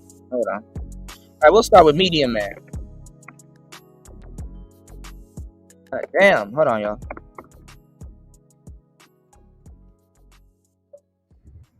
Alright. All of these pro black, all of these manosphere shows. Dude number 1. No, the talking points haven't been here since Adam and Eve. Nice try. Dude number 1.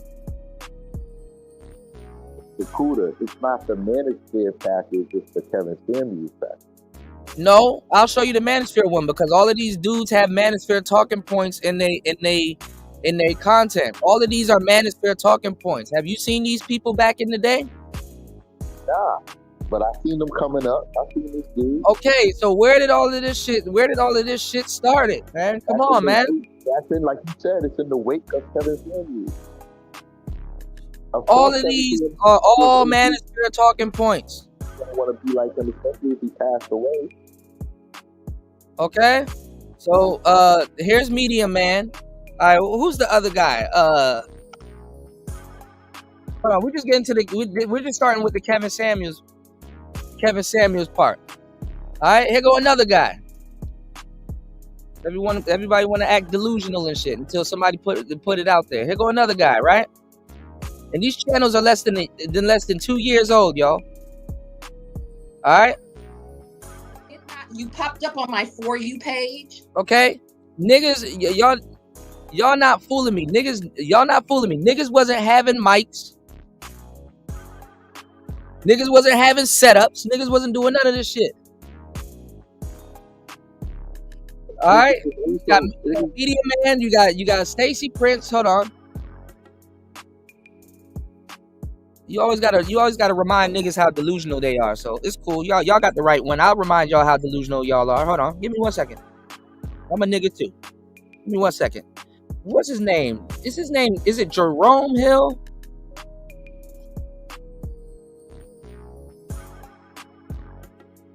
What's the dude name? And he be like yanking his head and shit like that. He's the Dean yank. Hold on, y'all. How this shit wants to act stupid.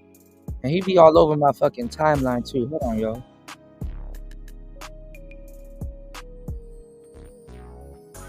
Hold on, y'all.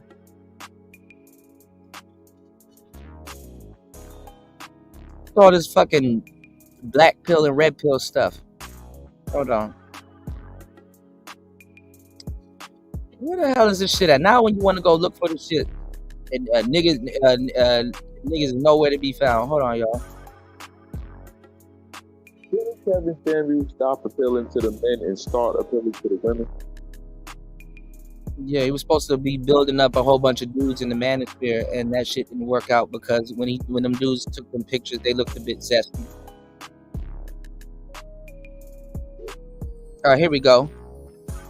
YouTube trying to play with me. I told you it's the Jeremy Hill show, and then niggas, look at this. Okay, look.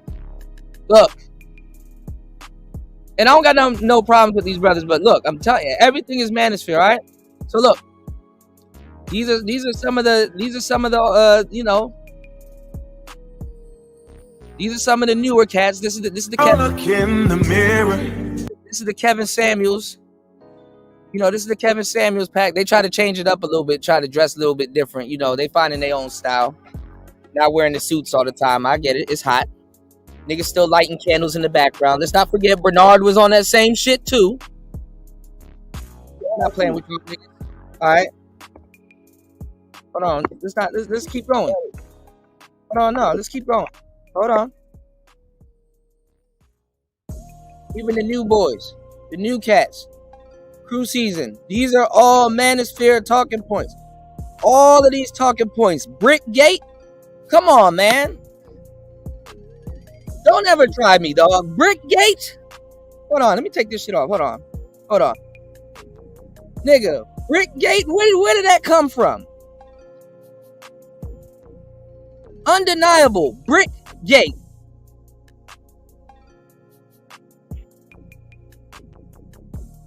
Brickgate.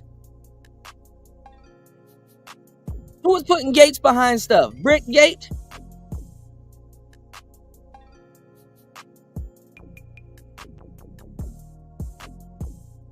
Now everybody microphoned up. Everything I told y'all that was gonna happen. Read them and weep. It's here. It's too late. Some of y'all niggas in the manosphere, homie, don't go to Guitar Center. It's too late.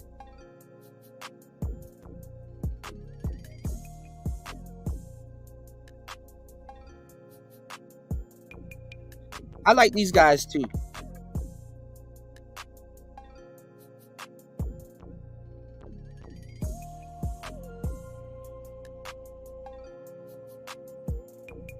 Daily Wrap-Up Crew. Manosphere. All this stuff. Manosphere. Manosphere. All these talking points. Manosphere. Right? Who was the dude that we looked up last night? Hold on. I forgot his fucking name. Here's his name. Look at this. Look. Just take a look.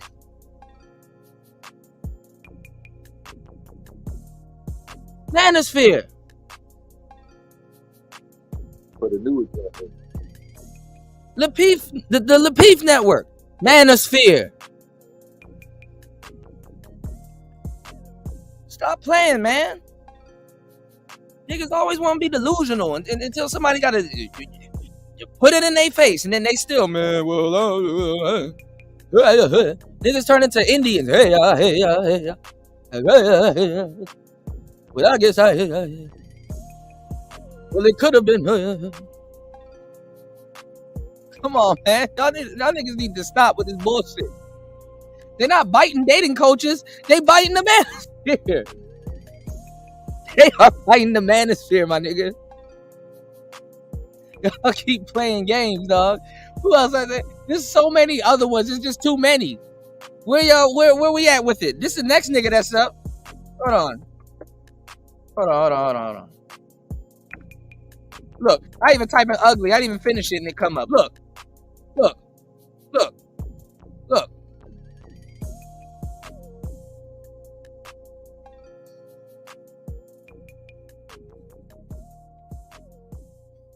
Hold on, y'all. Oh, he took some of his shows down from last time. Oh, Nietzsche done took down some of his shows. He done, where's the one where High Value Man versus? Hold on, Nietzsche. You can't go anywhere without hearing the term high value.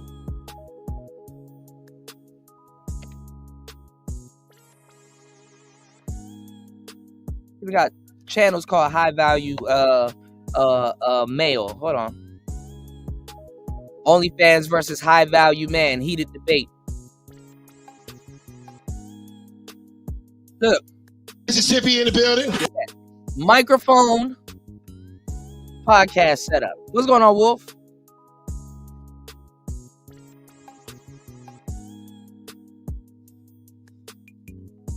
All of this shit is manosphere content. The talking points. What they're talking about.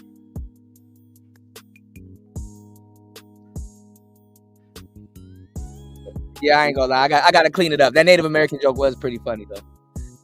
Ty City said, "You think all the SBE content came from when we've been clipping all these people for years now?" Look, I'm saying all of our talking points, dog. All of our talking points. Come on now. I'm not promoting these people. What I told y'all what was gonna happen happened. Why is this? This is the problem with this space. Niggas are still in a state of delusion.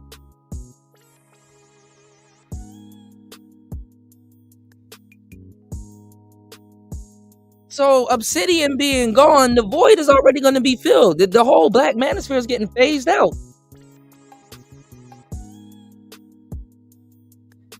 I got you, Wolf. Shout outs to Wolf dropping a huge $10 on the Cash App. I've been telling y'all this. I've been telling y'all this for years. But they doing what everybody's supposed to do. They microphone. They watch this space. They watch this space religiously. And so, yes, they copy what's going on. Obviously, we got a working strategy here at the bottom. But listen to what I'm telling you. Listen to what I'm telling you. Why haven't these niggas gotten invited on any of their shows? To be more popular than the niggas they inviting. Now, one manosphere nigga got invited on their shows. No, they're repeating you too, Ty City. I've seen a bunch of white boys running around here talking about shame, blame, and explain. I just got to go find the show where I pointed it out. Who did Kevin Samuels invite on his show? They've been taking SBE. As a matter of fact, I just saw a podcast talking about pump and dump. Hold on, y'all niggas be late as fuck. Hold on, let's do this. Hold on, let me see if I can find it. If I type in pump and dump. I literally just saw. I was gonna click on. I don't know if I clicked on it. Hold on, because they're using that as a stock term too. But I literally just saw a new podcast recently coming out, and they were talking about pump and dump. It was a dating podcast. Hold on. Let's see. Upload date. So you're gonna only use a. Okay, well, it probably was Rollo Tomasi. Rollo Tomasi.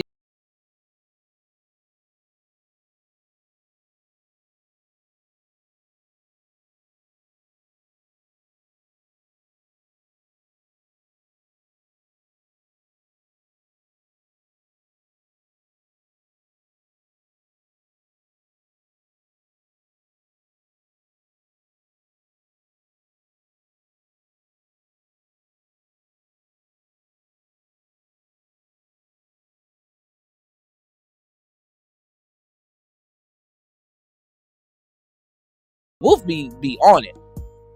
Wolf be on it. Cause that other guy, that Cooley guy that I showed, he talks like a red pill guru. I'm a red pill guru. I've never seen that nigga a day in my life in none of these spaces. You know what I'm saying? And what I'm telling y'all is that like they you know.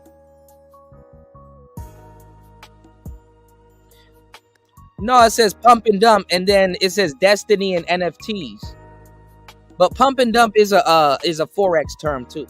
So, but what I'm saying is that, bro, they've been stealing and copying the space, talking points and just content for the longest. For the longest.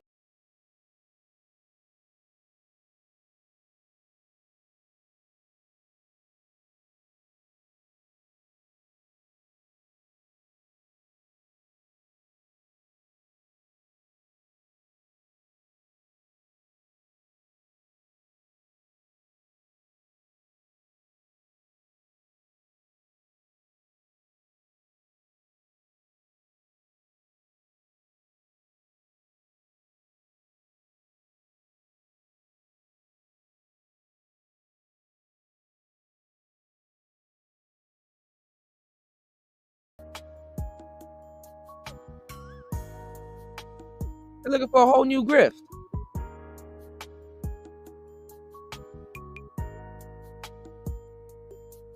So this space is undermined. Old man being gone, ain't nobody about to.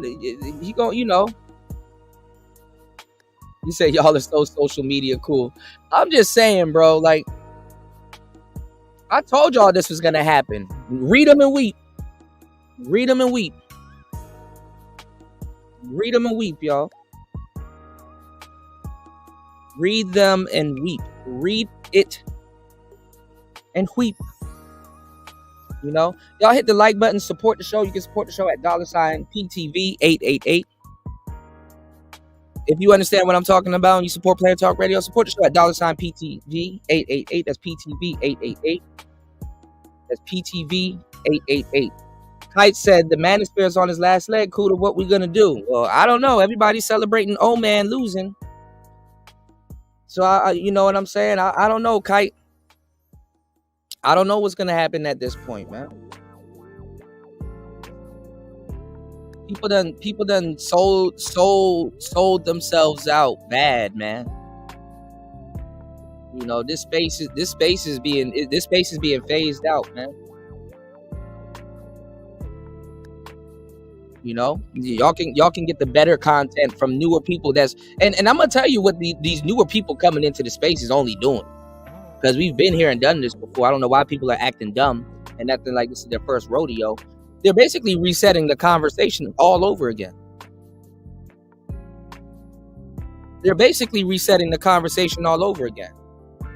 They don't even pioneer who? Pioneer what? What pioneer? They talking to y'all, the audience. Y'all don't even see it. Y'all getting undermined. They talking to y'all as if y'all never heard this before. And y'all niggas eat this shit up like it's top ramen noodles as if you never heard it before. Yo, let me get y'all the game. See, there's this thing called SBE. And this is what you guys are doing. Y'all are shame, blaming, and explaining. Watch. You gonna hear it on the podcast and you gonna get mad as shit. You gonna be like, whoa, hold up. And guess what? They ain't about to invite Thai City to anything they got going on. And if you ask that nigga, nah, man, I came up with this myself. Y'all, nah, man. I came up with this. Y'all, man. Thai, who? I came up with this myself. And only till then, y'all are going to realize, damn, this nigga Kuda was right. All these niggas that done fucking burnt bridges and acted stupid and was goalpost moving and fucking gatekeeping and running around here fighting and shit like that. Now they gotta assimilate to other smaller platforms to get their shit off. That's fucking ridiculous, man. That's fucking ridiculous. Fantastic still trying to go around and beef with people to get on, and it's still getting kicked off of panels and not finding. Man, listen. I know Thai City, but nigga, you know what's up next, my nigga. You gonna, somebody gonna come out of nowhere and be like, man, they know. Why are we talking to these hoes when they know? And everybody gonna be like, oh man, this nigga saying something so profound. This nigga saying something so profound. We never heard this before. Give us more. Niggas running around here with manosphere talking points in vernacular, talking about some red pill people are fucking incels. Y'all want some more? Y'all want some more channels? Y'all want some more channels? I can point out some more channels. And these aren't people that I necessarily don't like. Hold on, let's point out some more channels, y'all. Let's get it. Let's get it. Where we at with it, player? Let's get it. Come on, homeboy. Look at this. Here's another channel. LTTV. This guy's from Canada. Look at this. O'Shea, everybody. Look at this. Manosphere. Manosphere. Hold on. What's another one? Hold on. What's another one? Oh, you can't forget him.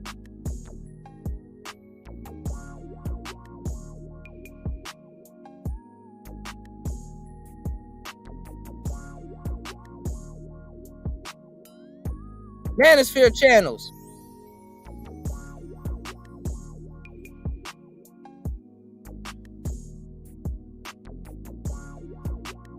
We even got white manosphere channels that's doing the same thing.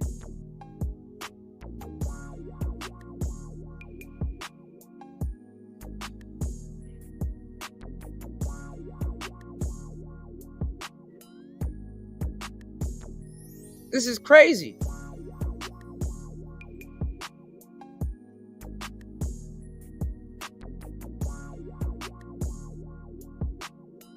Okay?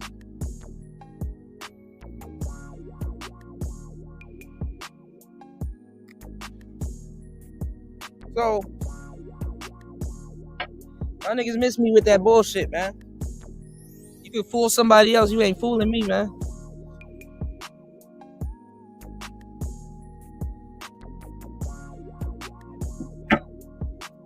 All these people, man. All these people popping up.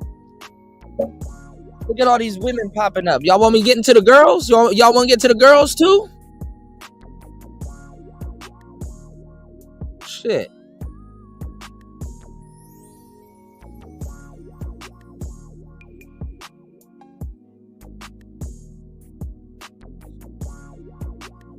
And Tony, you out of line for that. That nigga he don't got no damn support. He got to run over to It's Risky.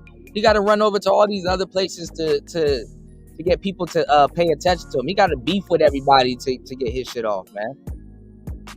That nigga was a big ass snake. Y'all niggas don't even support him no more. Ain't that a bitch?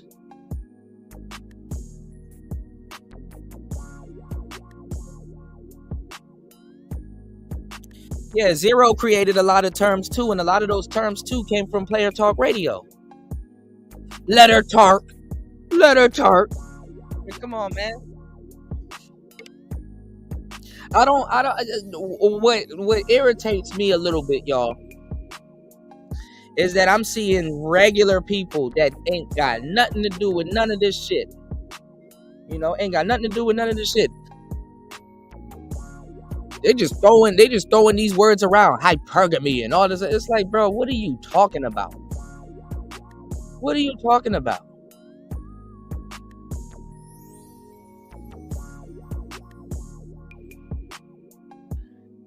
And you got endless Samuelites running around here, like man, Kevin Samuels started the manosphere. Kevin Samuels did this, man. We need to respect our brother Kevin Samuels. Why is Angry Man going in on Kevin Samuels? Don't even know them two got a whole show. Niggas don't even do their homework with whatever's left in the damn space.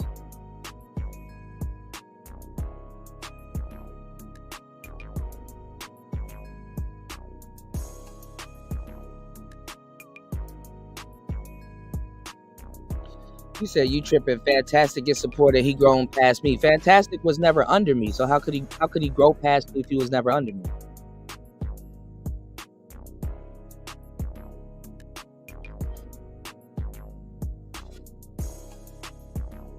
And shit, go over to Fantastic's channel and try to promote anything you're doing. Get your ass kicked right smooth, right out of the fucking channel. Niggas don't even be promoting brothers and shit like that. Alright?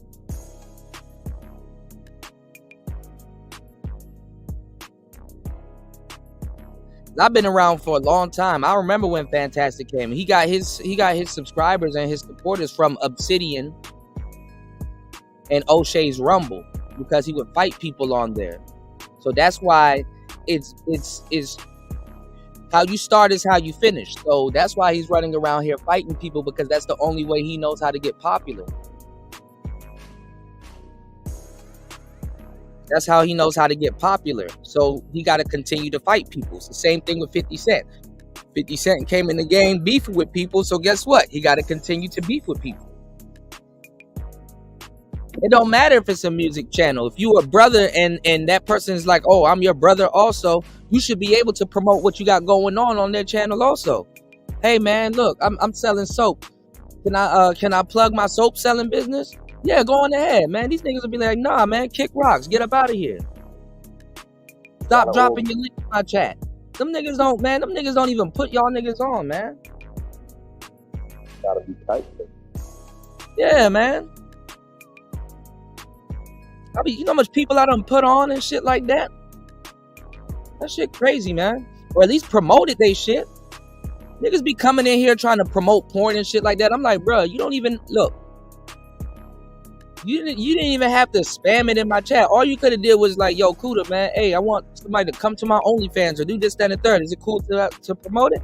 And I'd be like, yeah, go ahead. Just don't put no naked shit in my chat. And if that's what somebody into, then they gonna go there.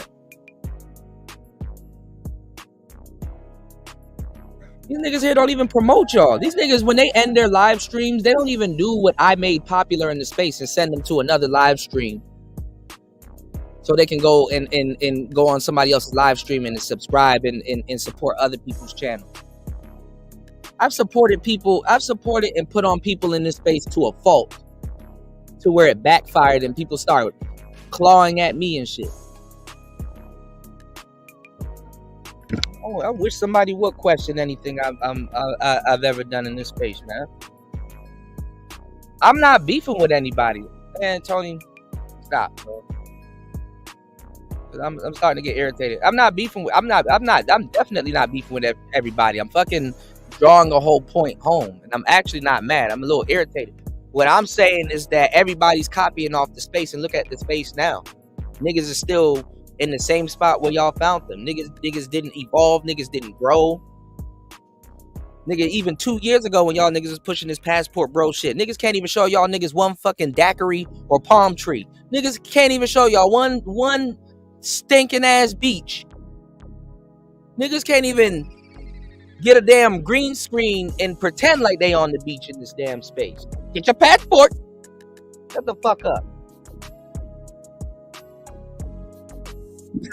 Shut the fuck up. Next time we get my passport, get the fuck out of my face. Get slapped with a passport. Man, get the fuck up. You said, I remember the Google Hangout days. Yeah, man, that man got his, I saw where he got his audience, man. I wasn't over there clamoring for no audience.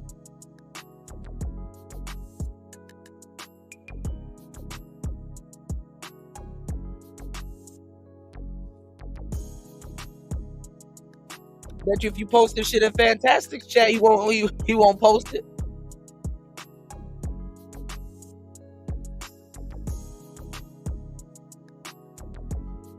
Y'all niggas was D-riding Austin Holloman like a motherfucker. What happened? Now he not your boy no more? Try to act like they didn't. Turn around and calling him Helmet. All y'all niggas disappeared after that bullshit.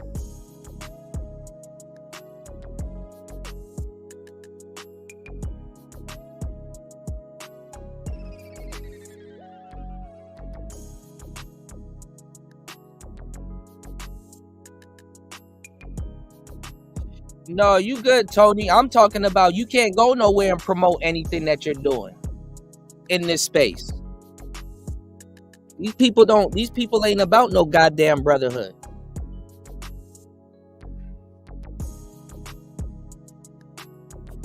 You said the new people, and hold on, y'all go support Tony's album. It's called Nostalgia. It brings back memories. We were talking about it earlier. All right. You said, I know for a fact that I'm not the same man when I found the manosphere, and that's good. I really appreciate that. I'm gonna holler at you as soon as I get off air too, Wolf. You dig? You said the new niggas are spreading the message. I remember when the messenger didn't matter, but here we are. Yeah, I remember that too. I don't SBE no damn passport, bros. I mean, obviously, if you were telling niggas that they needed game, and niggas was going in on you and stuff like that, and then a whole bunch of people in Colombia turn up dead, and now niggas talking about some damn, we need help, we need some game, or we need something. You would talk about it. It's a fucked up position to be in, knowing damn well if niggas would have just sat and shut the fuck up and listened, other people's lives would have got saved. Niggas don't have no common sense. You are dealing with women. You need game. Stupid. Is this camera on me? Yes, it's on. That's stupid. Use your common sense.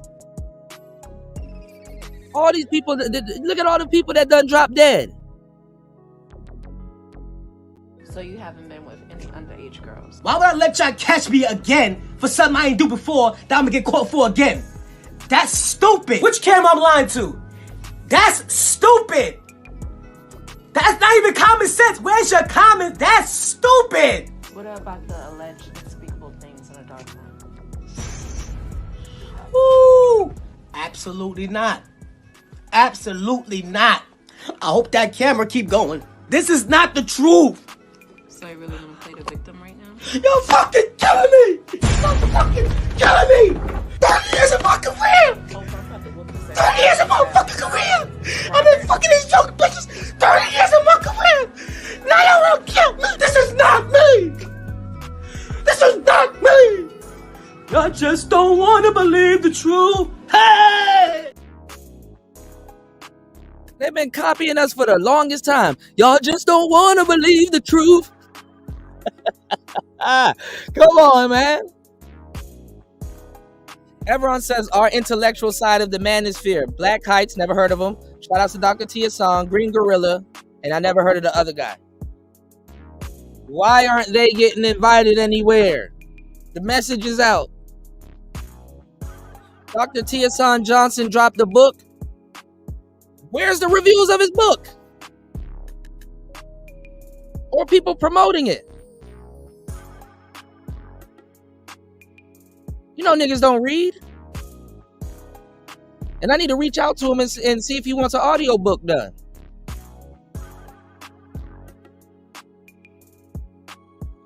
Shout outs to Tony dropping a huge $5 on the Cash App. A lot of the manosphere audience is the educated lames, and they read. Yeah, but these people been around for a long time. Why aren't they getting invited on some of these newer manosphere shows? It was cool for people to come over. It was cool for people to come over and steal some of their intellect and their game and sneak soak some of their intellectual property. But it's not cool for them to invite them on their shows. Nah, it would be cool, but they're not gonna make it all about the manosphere or that particular content creator. They're taking the game and running with it. Yeah. Okay, just like Angry Man, Obsidian, and O'Shea got their fans and stuff like that. So they got audiences. So people from that audience gonna do their own thing. And look, the political manosphere. Where the hell is Little Big Nate? No one knows.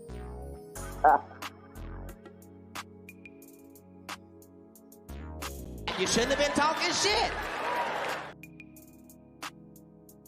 Obsidian, his channel's gone now. You're a victim.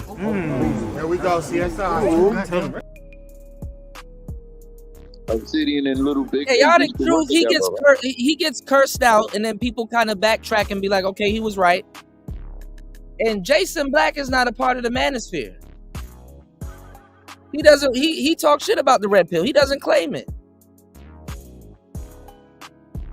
This is what I'm telling you. All of these sectors have been undermined. Look at this part. Shout outs to Evron, Ratchet Manosphere, Coach Greg Adams. He takes from the space, but he's a part of the space, so cool. He can go. Shout outs to my bro Red Supreme. I don't know who Baby Mama Terrorist is. Pink Book, she just does celebrity gossip and stuff. And this might be risky. Fantastic about to fuck up his platform, and they SBE like shit over there. They SBE like shit over there. I went over there for 2 seconds. I couldn't take it. They got some raggedy women talking crazy to them over there. So, I don't know, y'all. Help me. Help me out.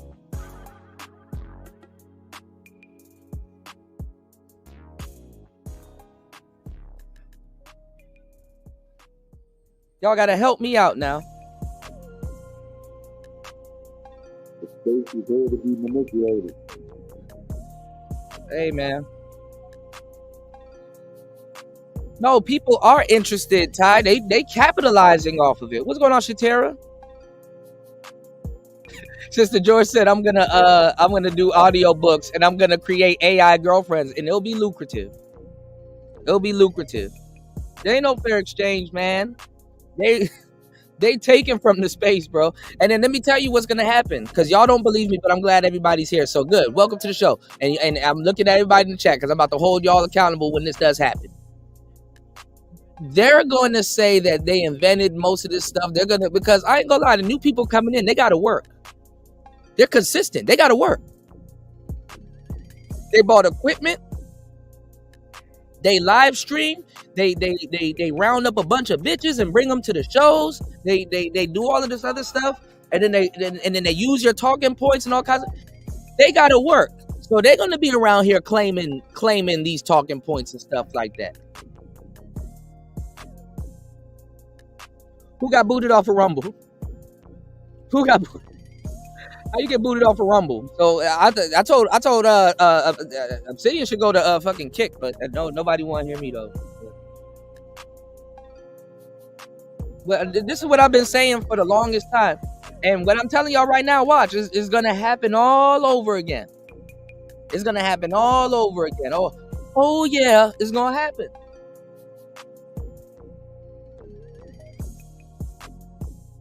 Yeah, once the big three went their own way, the purpose of the manosphere collapsed.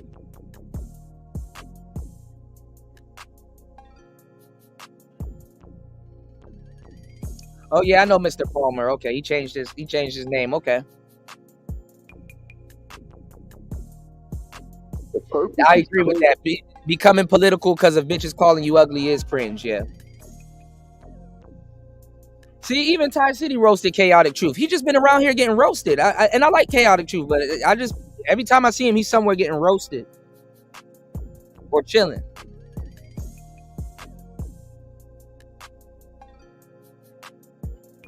And Anton Daniels, he tripping. That nigga better stay with his wife, bro.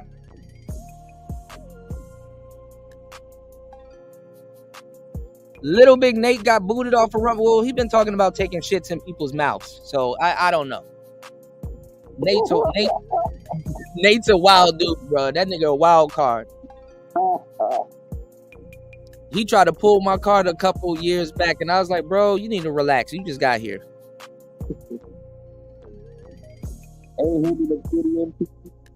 Huh? Isn't he down with Obsidian?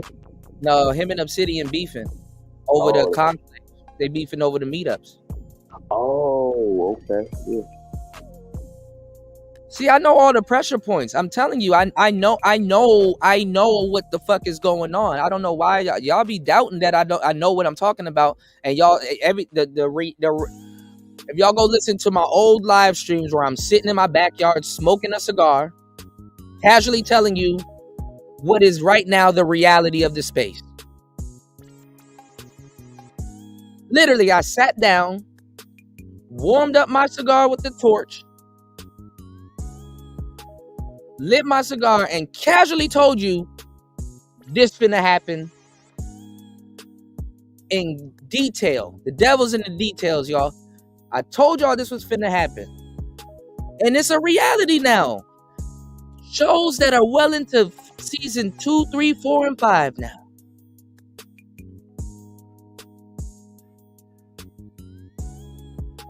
Yeah, they beefing over Theo because Theo bankrolls the situation. Theo shouldn't have to have come in here and bankroll the situation. No, the reality of the space is not hard to deal with. The reality of the space is kicking in right now because the space is stupid as fuck. Niggas didn't get their production up. Niggas just sitting around beefing with the same 30 people all year. Niggas sat up here and held themselves back. Niggas sat up here and held themselves back. And the new people coming in that are delusional had to bankroll everything. Niggas sat up here and held themselves the fuck back the whole time.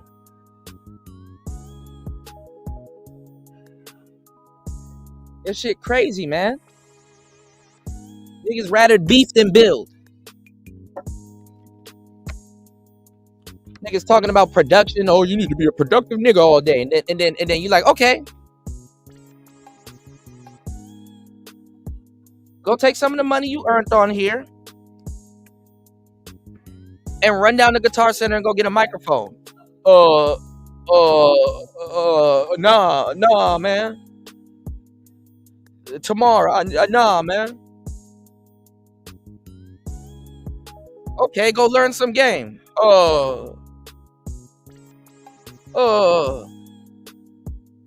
Nah, man.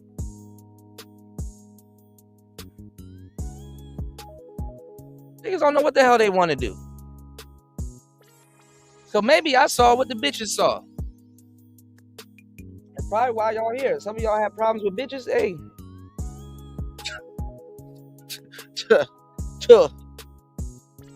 I'm gonna even write it in the chat. T-U-H.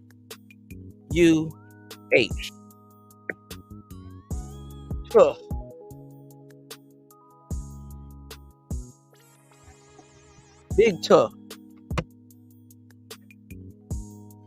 Niggas right now telling y'all to get on the plane. Nah, man. So help us help y'all, man.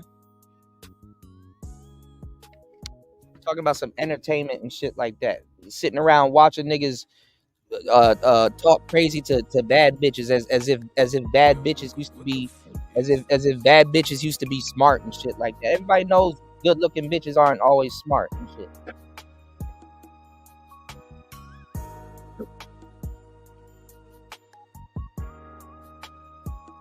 Generation Z can't even come through here and get no real answers unless they find like actual real people to fuck around and talk to, man.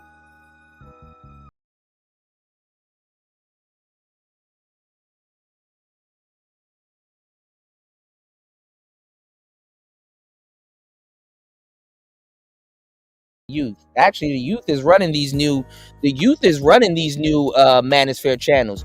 Y'all wanna act like I don't know what I'm talking about? You even got cartoon publications making fun of the youth running around with our talking points on TikTok. Don't believe me? Let's play this real quick. This cartoon is not for children. Hey, this your girlfriend, bro? Yeah? Yo, fuck this bro. This bro. Excuse me? He buy you dinner and Yes? Oh, what she bring to the table, bro? Hey, guess what? He bought me this dress too. She ever buy you a dress, bro? No. Fuck. Buy you a dress? Yo, this your girlfriend? wife.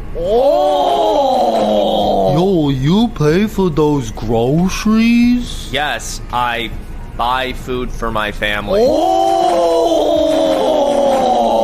What's she bring to the table, bro? Bro, what? Bro, what's she doing, bro? She's giving birth! Go away! Oh, bro. Oh, a baby gonna come out of her, bro? That's how it works. That's what babies come from. That's what babies come from. Oh, always. Yes! Oh.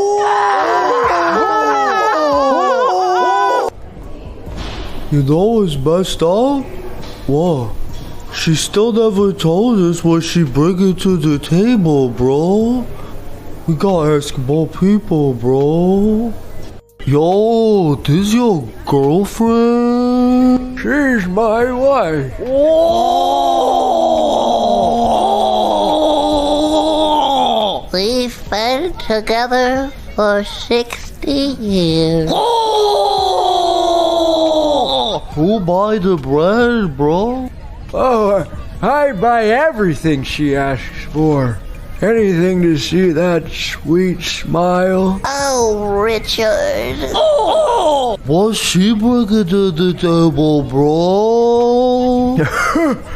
The infinite generosity needed to make a marriage work. Huh?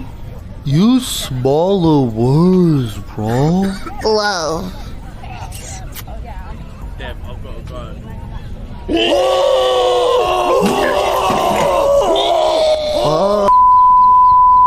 These dudes, bro. Like, come on, man.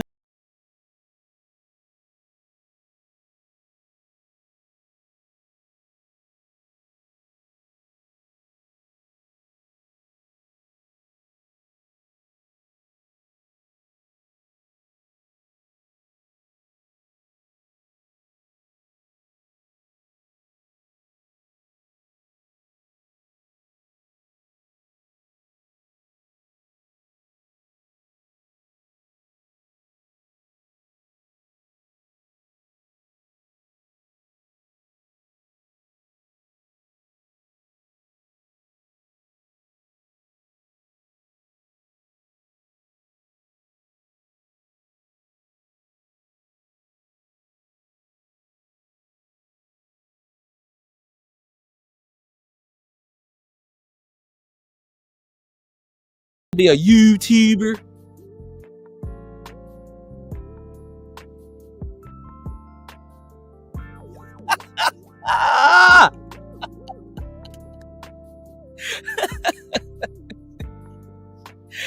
Shout outs to War Master. Shout outs to War Master for sponsoring the show. War Master dropping the huge 20 on the Cash App. He said for SBE, bro. Are you gonna SBE, bro?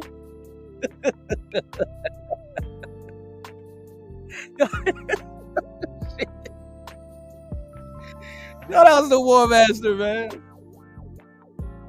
Oh my God. Definitely a lot of wasted talent, man. It's too late in the day for us to act like we don't know what the hell is going on, man. Like, shit. We need a revolution. Whoop, whoop. Head ass. Why are we acting like we don't know what's going on? Era, did I prove my point, or do y'all need more? Oh, of course, you proved the point. Showed and proved. We're not offended by a Oh, Jesus Christ. Not offended by a cartoon, Tony. Not offended by a cartoon, man.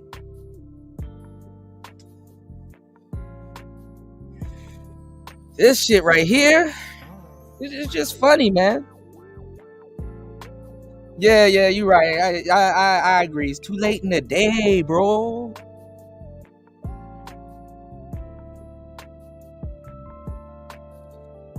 Shout out to Sower Seed. He said, "Where the f you?" He said, "Where the f you been, bro?" Man, y'all gotta excuse. Y'all gotta excuse it, man. You know, y'all gotta excuse my French on these shows, man. Pardon me if I get a little bit irritated with someone insulting someone that they're trying to be. You know, I see clones. Yeah, you gonna be saying bro all day. Yeah. What is that, bro? That shit gonna be stuck in my head, man. Shout outs to Thai City, man. Great question. What is next for the Black Manosphere? So, and you were here for that too. You know, because I remember when I first got to Laos, we did an interview, and everybody that was over on your channel around that time has grifted into something else. You know, number 16, he's over at Kimberly Foster's channel, paying her, telling her thank you that you kick old man off, keep your foot on his neck. It was endless manosphere of niggas over on Kimberly Foster's channel going in on Obsidian. So that's another sign that the space is over. Got endless snakes running around here. Jessica was on the Austin Holloman train too. And everybody was riding Passport Bros. Remember MOT at the time, he was the president of the Passport Bros. Now he's the president of Manosphere again. They bastardized shit like I told you and fuck shit up and then move on to the next thing. So now the Manosphere is about to absorb another movement, but they're just waiting for the next movement. And we don't know where that is. Now they're looking for a new Kevin Samuels. And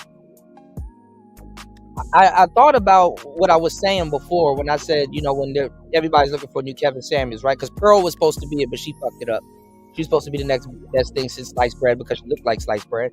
That joke fell flat. The mainstream Manosphere, all of these other guys are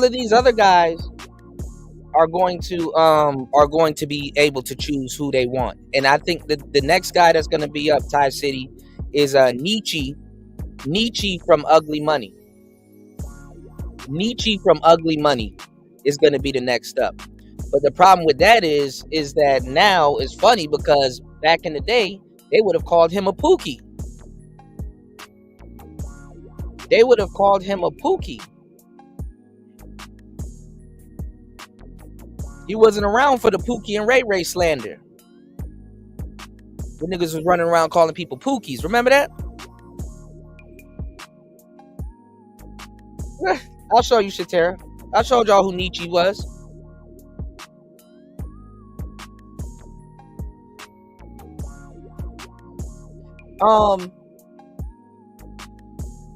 So they're looking for a newer movement because people are not traveling.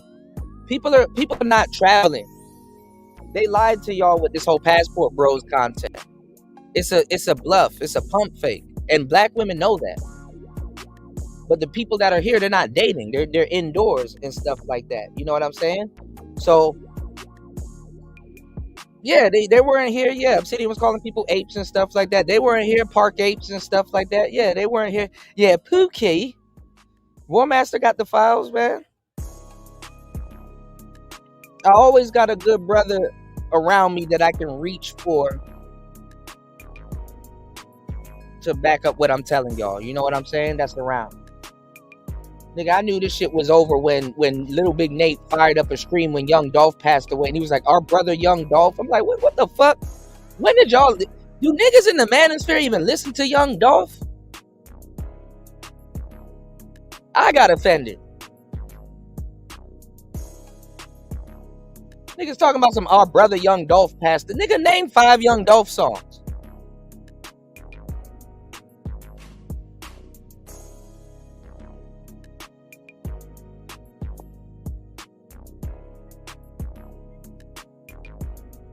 So they might latch on to SBE next, and they know next, but they can't do that because they don't. It's like drill music. If you take drill music away from Chicago rappers, what we gonna rap about? I don't know. What we gonna do? You take SBE away from the manosphere, especially the mainstream manosphere. So we got to figure out what else we gotta figure out what else they finna latch on next, because whatever they're gonna latch on to next, they're gonna kill it. I like BGS, but him talking about passport bros and get your passport and all this other stuff, ain't nobody over there got a passport. Them niggas still in America. Why are y'all still talking about politics? You supposed to be on an island somewhere. Y'all sending people to prostitute pits. Remember when they made a big kerfuffle on your channel, Ty City? What could have said that we're sending people to prostitute pits? Look at all these people that died now in a prostitute pit. Look at God.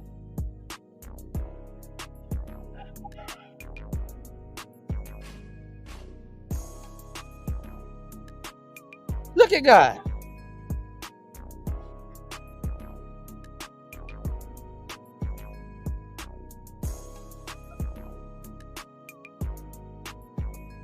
Shit crazy, man.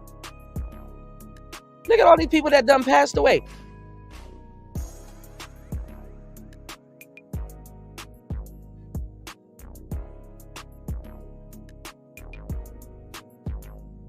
Lying to y'all.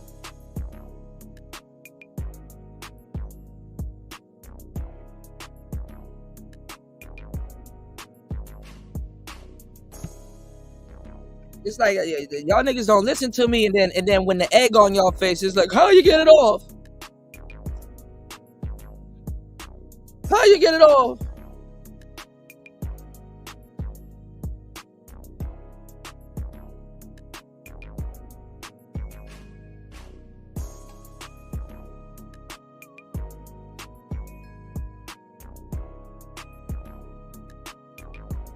So what's next for the Black Manosphere is they got to find a new grift.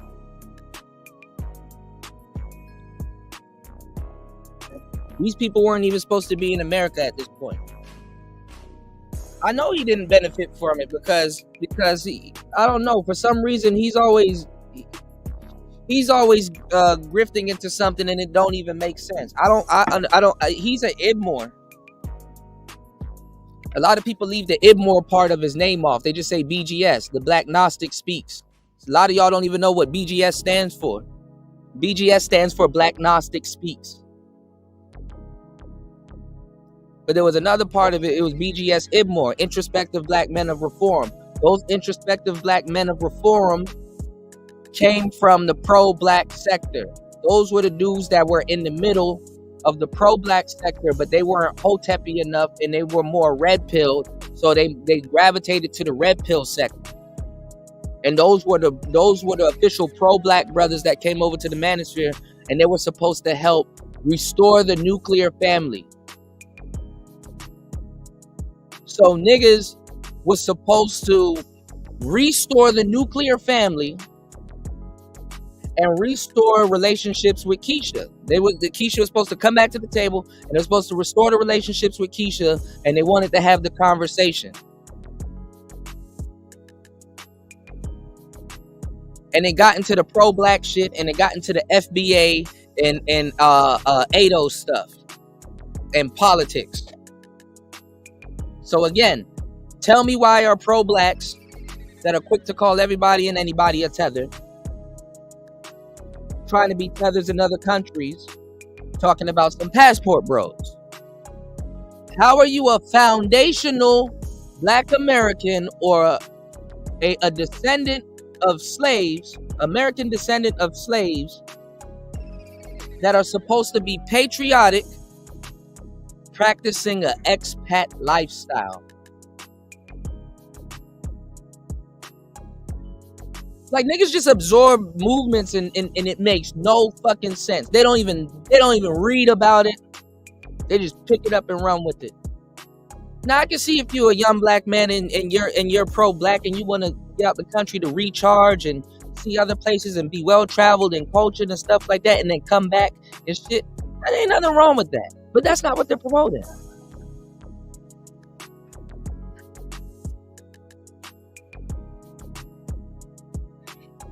Your children will be tethers.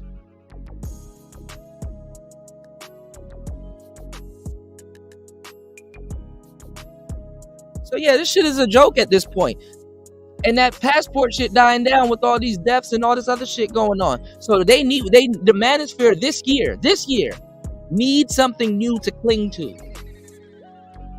Because every single movement that wasn't manospheric or manosphere claimed it. SYSBM wasn't manosphere. Mad Bus Driver wasn't manosphere. Even the UK SYSBM wasn't manosphere. Babatunde Yamana or whatever, they would talk. Some of the brothers in the manosphere would be, some SYSBM brothers would be in the manosphere, but SYSBM was not manosphere. Passport Bros wasn't manosphere. And Travel Bros were different from Passport Bros. If O'Shea is manosphere, O'Shea is not manosphere no more. He's claiming Passport Bros. Right, because he was always a passport bro. He been over in Poland since this damn near Negro manosphere shit kicked off, and that nigga never said a damn thing about Passport Bros. He wasn't promoting dating over there. He wasn't doing none of that until he saw it start to kick off. He wasn't, that Kangana channel wasn't there. That's a business move, right? Because wherever the popularity is, wherever the money is, it's there and those guys are going to gravitate to. And if all those guys are manosphere, they're showing you what it is to be manosphere. Gravitate to the these dudes ain't traveling though. The Kangana channel is only taking off over there. Hold on, which I think is cool because he could start so over there like Nigeria and in Africa and stuff, they got something called Nollywood, which is like Nigeria's Hollywood. So he could do a lot. He can do a lot over there. Yeah, but a lot of his audience is Black Americans or Americans from over here. Well, he got a different audience now because the celebrity junk, those people aren't red pill. He still got the red pill audience, but the celebrity junk, those people are not red pill. Those are women and other people. Right. And he's doing stuff with the Uganda and all that, the channels and stuff. So he's doing anything and everything to get money. But I'm saying from the get-go, he's always been traveling. Whether it be Poland, Africa, or whatever, he's always been traveling, and he was tight with that other dude that was traveling, Prince, or whatever his name was. I forgot his name, but the other African dude from America, and he was traveling. So he had connections and was always traveling and making those connections. So, it would be a natural progression to go into. But these niggas are grifters though. Especially the black men in the manosphere, they're grifters though, because when me, Marco, Zero, Jessica, and even Tide City at one point was telling dudes, hey, then go travel and shit like that, they were calling any and everybody dirty foots. Oh, y'all don't want to remember that. Nigga, look, I've been here the whole time. Y'all used to call these girls that y'all are glorifying now with this passport bro shit dirty foots. Who cares? Niggas right now claiming passport bro was on the dirty foot campaign. Ty City will tell you. Marco was here, he would tell you. I'm here.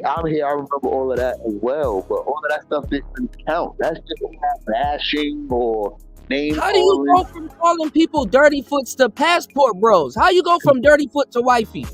Because it's under the guys, because many guys don't but then they try to double back and tell me you don't need no game. Get the fuck out of here, man. Niggas are lucky I still get on here and talk to them. They were calling these bitches dirty foots. You do a lot of talking. I ain't gonna lie, I laughed. That shit was funny. That shit was funny. I'm like, oh, y'all niggas y'all are warped. Y'all niggas are warped out, huh? Nah, they saying stuff for entertainment, for the troll value. No, them niggas was dead serious. Them niggas was dead serious. They weren't even trying to get on no goddamn airplane. They were hell bent on saving Keisha, and now all of a sudden they know everything about a plane. Well, so what? They graduated or they learned something new? No, they didn't graduate. They dumb as fuck. A lot of people are dumb, dog. They just grifted over to whatever is convenient. That's what I'm trying to tell y'all. And they're going to do that because black men don't know exactly what they can do on this earth. They don't know all the options and availabilities and what's available. They just get put on to a lot of stuff. Yeah. Wolf said that's fact. A lot of men are drifters. Yeah, man. Shout out to Link. What's going on, Link? Link been here. He said, I remember that. Ain't heard dirty foot since, right? Ain't heard dirty foot since. You're not supposed to fall into that rhetoric or that mind frame because those women are bringing pleasure to men. So you're not gonna come on, man. What's the bottom line at the end of the day? It's gonna be happiness. Man, I'm not with all this flip floppery from people that's trying to kick philosophy to me. I'm not with it. Don't have your own philosophy. Don't believe in nobody's philosophy. I do. My philosophy is not the flip flop, and these niggas are a pair of sandals. Yeah, I already got high blood pressure, man. Y'all hit the like button, support the show, so I can get some YouTube insurance. Shout outs to War Master. He said facts. I remember that dirty foot talk. And Marco's friend showed her feet. I remember that, War Master. Thank you for jogging my memory. That was true. And bro, Marco was the main person here. Like, what are you talking about? Dirty foot. This bitch is bad as fuck. And then showed a gang of bad bitches. Marco religiously shows a gang of bad bitches. So YouTube had to stop him. Marco was Fresh and Fit before Fresh and Fit. Marco used to hold Fresh and Fit sessions on Player Talk Radio easily. Marco held his first Fresh and Fit session over on Fantastic's channel for the Super Bowl. It was called Super Bowl. If he has it still up, we can go over there and check it out. What was Marco doing? Was he trying to get guys the girls, or was he trying to promote himself? No, he had those girls over. Like Marco's famous. He's a famous athlete and stuff like that. Women flock to Marco. Marco's a natural. So that's not I don't know, because no, what I'm saying was he was displaying foreign women, and he even had shows where these dudes in the manosphere could talk to them, and dudes are like, does your breath stink? Like, do you have STD? Like, they were asking stupid fucking questions. These are the people that need help in the damn space. But they do little bitch ass shit. They act like bitches and they do little hoe ass shit. And then when you think about it, it's like, oh, I remember how y'all niggas was acting. This whole time, I'm just looking back, and I'm just telling y'all the behavior of dudes in this space, like how they just code switch real quick. If any content creator switches up in this space, I can show you 50 people in the chat that has done the same. Even worse. And it's even worse because they can hide behind more shit. They can hide behind more shit.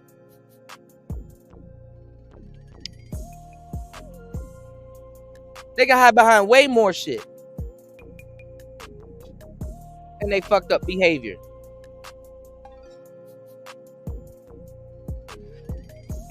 Ty City said Kevin Samuels wouldn't even let foreign women get their culture talk off on the show. Yeah, but you know what, Ty City? We already talked about it a million times. Kevin Samuels would have grifted over the Passport Bros. Yes, he would. Yes, he would have. He would have been out there with Beautiful Lies. He would have been out there with Richie Mack. He would have grifted over the. He would have grifted. And I'm just saying, man, he got caught with a Latina baddie. You know, rest in peace, Kevin, but shit.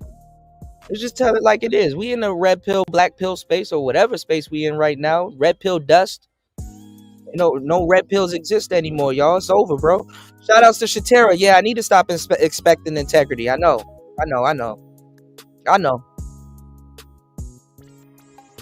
Yeah, I do need this spark. You know what? I'm gonna go get me a weed cookie and go sit down. And we'll come back. Marco still has baddies tickling each other. Yeah, he got like 3 channels of baddies tickling each other, spanking each other, doing all kinds of stuff, man. This is why, let me get y'all the game. This is why it's dangerous for a dating coach or a player or whatever. Y'all niggas be like, oh, show y'all girls. Oh, show this, show that. Nigga, some of y'all niggas be on some gay shit. Kuda, show the dick going in. Do this, do that. Pause. Kuda, won't y'all show you? Niggas want you to do all the work for them. Give me a girl, Kuda. Put my penis in the girl, Kuda. Pause. I know I'm getting real graphic, but that's the extent these niggas go to, bro. It's annoying. And let me tell you why it's fucked up. If a dude actually shows the women that he's dealing with, then comes the hate. Then comes niggas talking about what he don't got, because niggas are weird as fuck. They judge you by what you don't got. You can go down to the lot right now and go pull off with a Bentley, and then somebody will comment, but he don't got a Rolls Royce though. So what though, man? Every day I'm telling you the mentality of a lot of dudes in this space, man. And we should have purged the space. I ain't gonna lie, we should have purged the space a long time ago. Honestly, when it's just a number up there and shit like that, you can't tell who's in your room. But we should have purged the space a long time. The space should have been purged start a long time ago. Y'all didn't want bitches in here. Well, guess what? They here. Should have purged the space. Now you got one feminist one running around talking about some. I'm just trying to warn women, and I'm just trying to. Don't ever trust a bitch talking about some. I'm trying to help women. Do not ever trust a bitch talking about some. I'm trying to help women. Get the fuck out of here with that bullshit. Over there, clit sucking Kimberly Foster. Wet me with the water hose, Kim.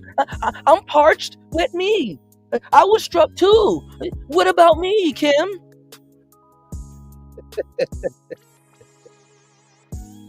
This shit is ridiculous, bro. I ain't gonna lie, y'all right. This space has turned into a joke. It has turned into a joke. What comes right after a man showing all the women that he's dealing with is hate. Oh, but he don't have a brown girl. Oh, but he doesn't have a Latino one. Oh, but he doesn't have a Asian girl. He don't got a top. Well, that's childish type. And man, what's one of the most childish niggas on the planet? Niggas.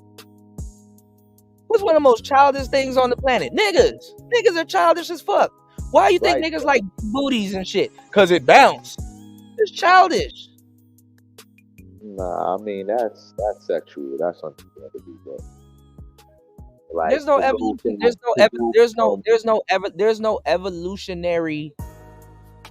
no evolutionary thing attached to an ass, bro. Hips, there's an evolutionary reason for that. Breasts, there's an evolutionary reason. Ass, nah. I'm not telling y'all not to like ass. I'm just saying that more niggas prefer ass. It's just a nigga thing. Right, and because it bounces, because it moves, it has character. Yeah, I can get at it on a visceral level. I'm that dude. I'm like that. I could talk about it. I've been doing it. I've been on here for 4 hours. You don't think I know I know a thing or two about a thing or two. Y'all might want to subscribe and support the show. This is what I'm telling y'all, man.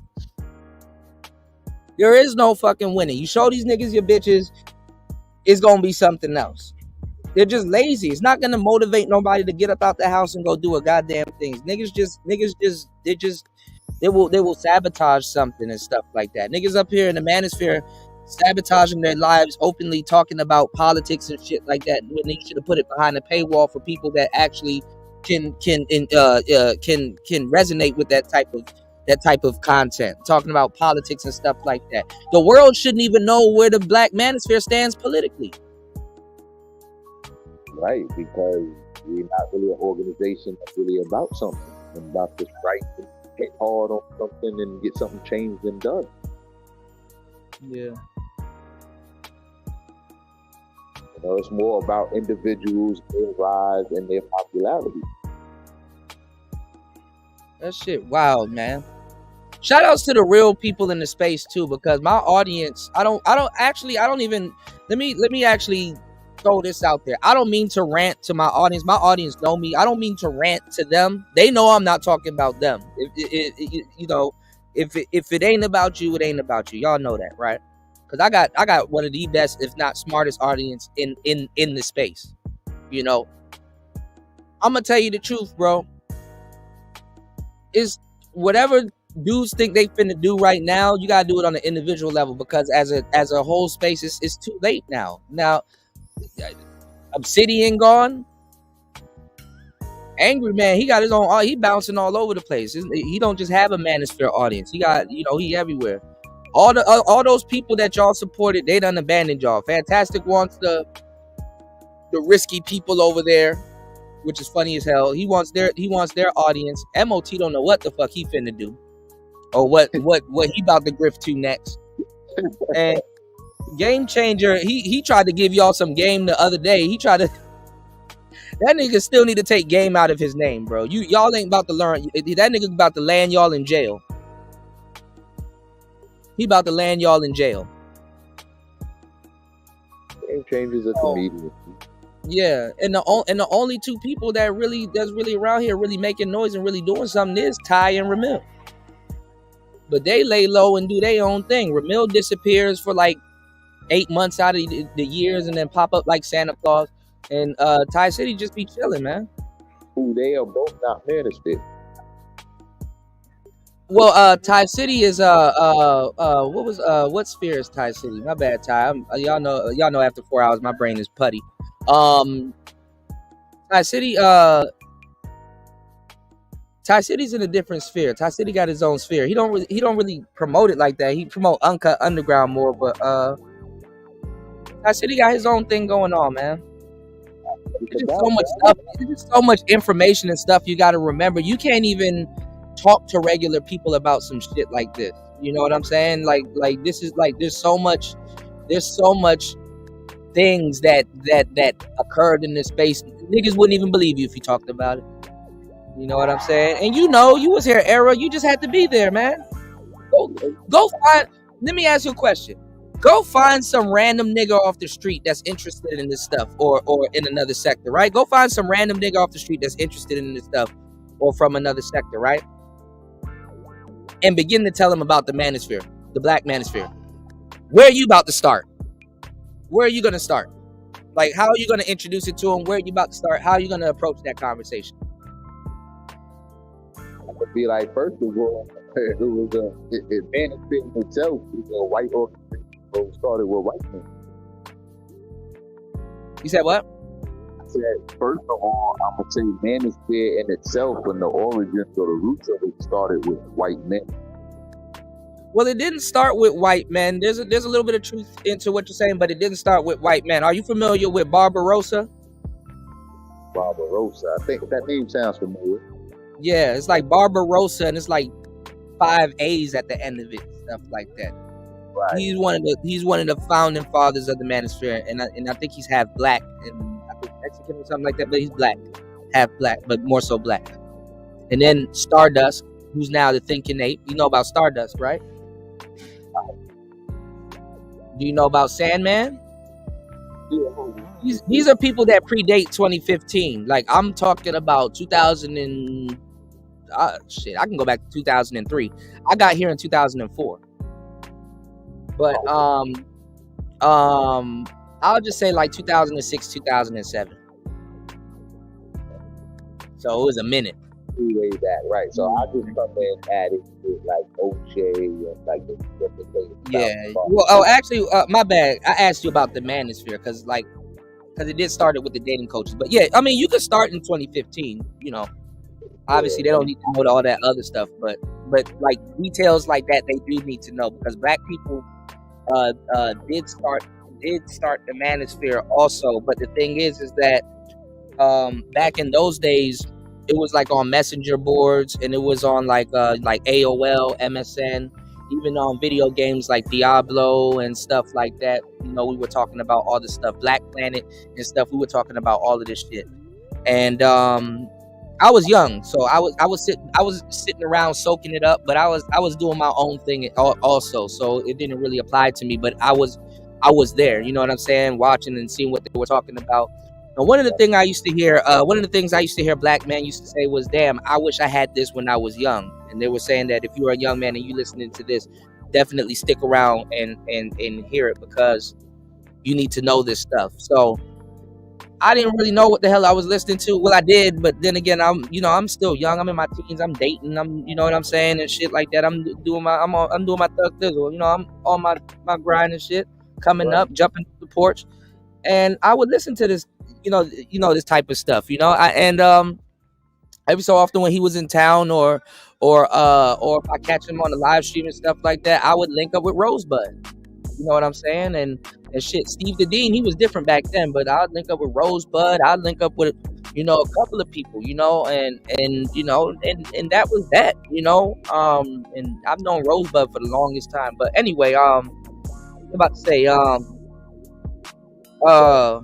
I was just gonna ask, where does Bro Tomasi and all of them fall? You said where did what? Bro Tomasi and all of them fall in that. Rollo Tomasi and all them dudes. Rollo Tomasi was more of a dating coach. He wasn't red pill at all. He just took the red pill on because he had a famous book. Rollo Tomasi's not red pill. He grifted to the red pill because most he had. You know how we got the nigga Bibles? You know the nigga Bibles, right? Like the Art of War, the Art of Seduction, nigga Bibles, those the big books. The Rational Male was one of those books. So if it was popular in red pill spaces and you were around and you had, you picked it up, you know what I'm saying? Niggas, it was just lucrative for you to claim red pill to sell more books. I gotta talk to somebody that knows and somebody that been there, because then y'all know I wouldn't mislead y'all, and I'm gonna tell y'all the truth too. Similar thing happened to Alan Roger Curry. A lot of people in these spaces gravitated to his books. His book was more red pill. Mode 1 would be considered red pill, a red pill method. But a lot of red pill dudes gravitated to his books, and then that's how all of a sudden he found themselves in the red pill sector, even though he fancied himself as a dating coach. It took him a long time to get off of Blog Talk Radio and come over to YouTube. His shit was getting stolen on YouTube before he got to YouTube. So by the time he got to YouTube, he had to start finding out people was plagiarizing his work and stuff like that. And he was, I ain't gonna lie, man. It hurt me to see his demise like that, man. I would never in a million years think that what happened to him would have happened to him. And a lot of times, you know what I'm saying, you got to be authentic, because we give ourselves up. If I was to tell you some real shit as a dude or a man, or really how to get women or how to deal with people and stuff like that, you have to keep an aura of mysteriousness around you. Meaning that you people kind of know you, but they don't. People kind of understand you, but they don't. People kind of, you give that shit up when you do live streams, or you do these internet shows and stuff like that. You give people access to you that people normally wouldn't have access to you. And if you sit up here talking, sometimes you can get rid of your aura of mysteriousness. And this affects your business. This affects how people look at you. This affects how people looks at your philosophy, your content. It affects a lot of different things, where people feel they know you when in actuality they know one side of you, or some of the things you may want to talk about, or some of the things you actually talk about. So coming on camera or talking for a certain amount of time, you kind of give that up, and that's what authors back in the day, especially if they were dating coaches, that's what they gave up. They gave all of that shit up to really do radio or at least come on here and talk to y'all. So that's why he was always promoting and stuff like that. And then things were changing also, because it was never the dating coaches versus the manosphere. It was dating coaches versus pickup artists before it was any type of manosphere stuff. The manosphere, people keep talking about these talking points and stuff like that. The manosphere got their talking points from the dating coaches. and pickup artists. So when I tell you, I know the origins of this stuff and why people say certain things, because I know exactly where it came. I damn near know who said it and who popularized it. Half the manosphere talking points actually came from Ron Wills alone. High value, man. What do you think select and non-select is? Where do you think that came from? Starter chick, where do you think that came from? That's all Ron Wills. They were all dudes that was on like the chitlin circuit of black authors talking about. They were lazy then. They couldn't pull off half the shit that these pickup artists and dating coaches did. They couldn't pull it off. And when they failed at it one time, then they got on here and said the dating coaches were fake. And then turned around and tried to turn into the dating coaches. Austin Holloman, same thing. Every single one of them passport bros, same thing. Man, this shit don't work. Man, this, man, that. Man, the dating coaches lied. Now they're turning into dating coaches. Everybody, if you listen to what I'm telling y'all niggas don't listen, man. Everybody wants to be a fucking player for some reason. Everybody. That's popular. But they don't know why. I need a bunch of bitches. Nigga, why? Because it gets girls, Kuda, like it's all about Bro, we used to throw parties at the club, and I used to go and perform and stuff like that, and just be a bunch of bitches there. Even sometimes I'd be sitting down, I got a headache and shit like that. Now, why are these bitches in here? Jumping up and down on this couch, spilling liquor and shit, and yelling A and shit. I had a reason for women to be around in certain things. I done lived a bunch of little different lifestyles and stuff, y'all. This ain't no joke. I'm trying to ask why the average man wants all of these hoes. Why? The social media and the world makes you feel like you got to have all this sex and all these women and all this other stuff and stuff like that. Y'all get on here and stress us the fuck out. Don't listen to a damn thing. You listen to two different people, because back in the day you had to have a guru. If you were listening to Alan Roger Curry, you couldn't really listen to anybody else because you needed to focus on what he was telling you. Because if you listen to another guru, it could fuck up what the other guy did. And you in general don't know what you're doing. You need to know what you're doing first before you can start mixing and matching game. You can't mix match game and you don't even know how to pull off one piece of it. So these people got mad, and a lot of them turned into the red pill. A lot of them turned into the red pill, and a lot of them turned into the dudes that's running around here right now causing stupidity. My bad. Say what you're gonna say. I got a billion comments to catch up on. My bad. Jump in, man. It's all good, man. I'm picking up some gems. I'm dropping gems. Y'all hit the like button and support the show, man. I'm dropping endless gems, and you're not gonna hear from anybody else in this space, man. I'm the last of the nigga Heekins and shit. All right, my bad. You go ahead. My bad. Anton be kicking that same stuff. Anton don't know what the fuck he's talking about. And if he leaves his fucking wife to get out here in this stupid shit, he definitely don't know what the hell he's talking about. You need to stay with his old lady, bro. Separate. Go get an apartment on the other side of town. Go fuck some bitches there. Get that shit up out of your system. Don't be mad if she go fuck a nigga too. And then whatever. If it's there, it's there. He need to boomerang that bitch.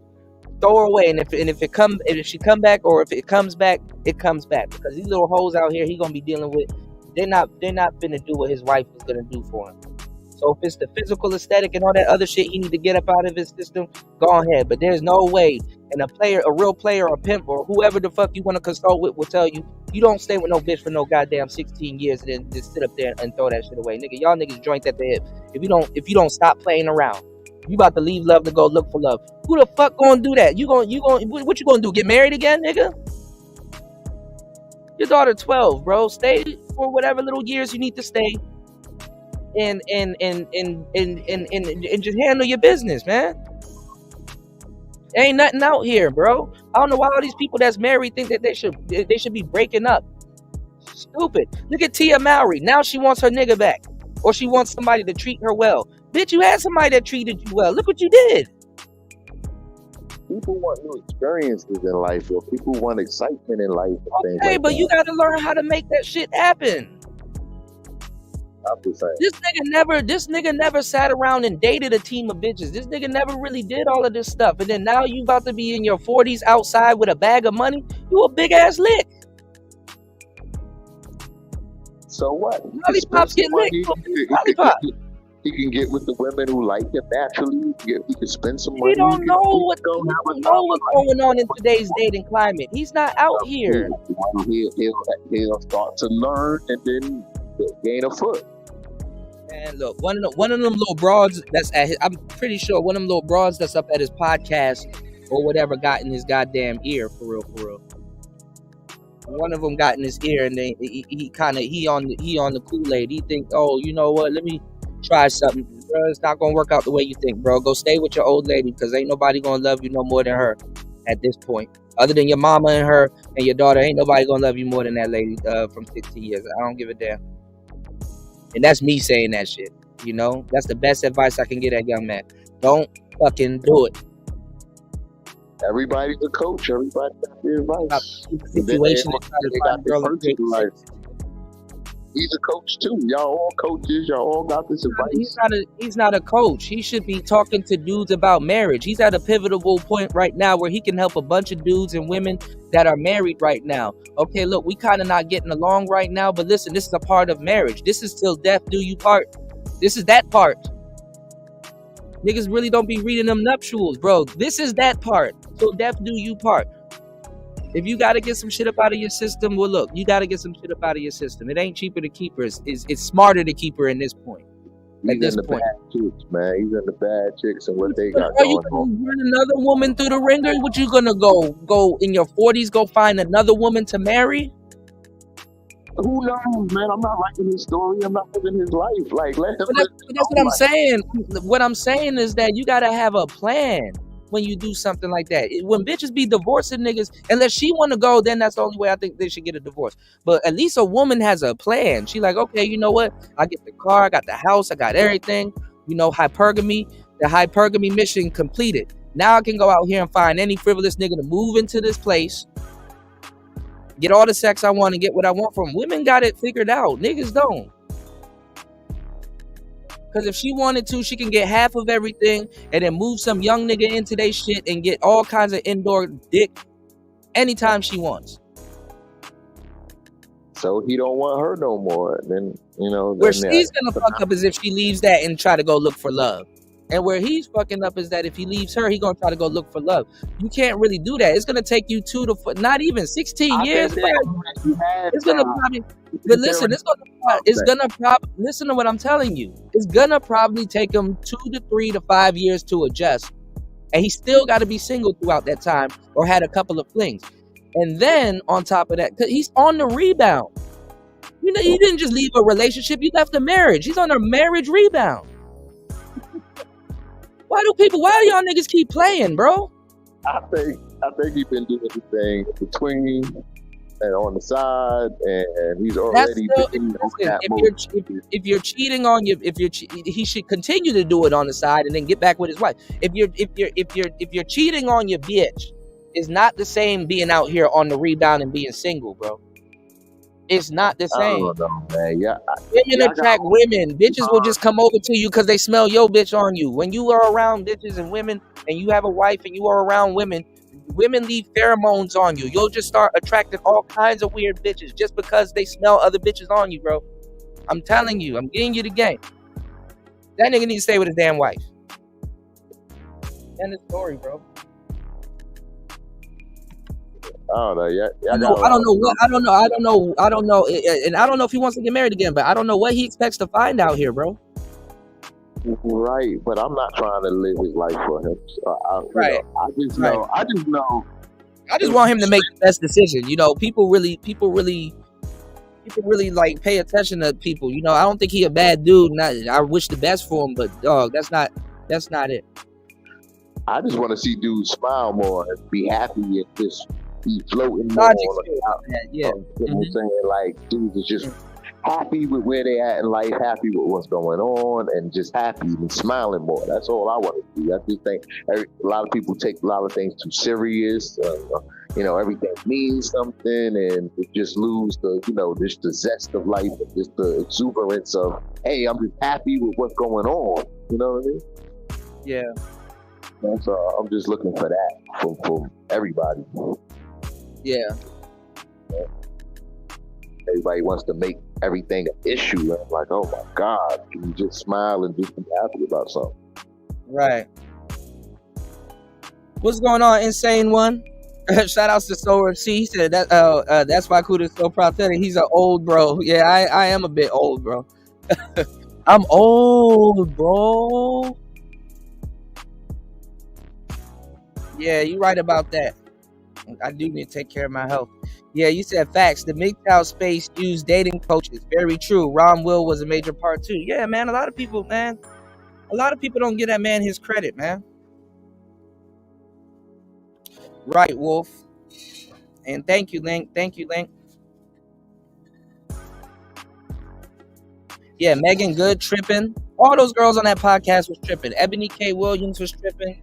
That other girl, she got 1 billion kids too. She bad too. Elle Varner, she was tripping.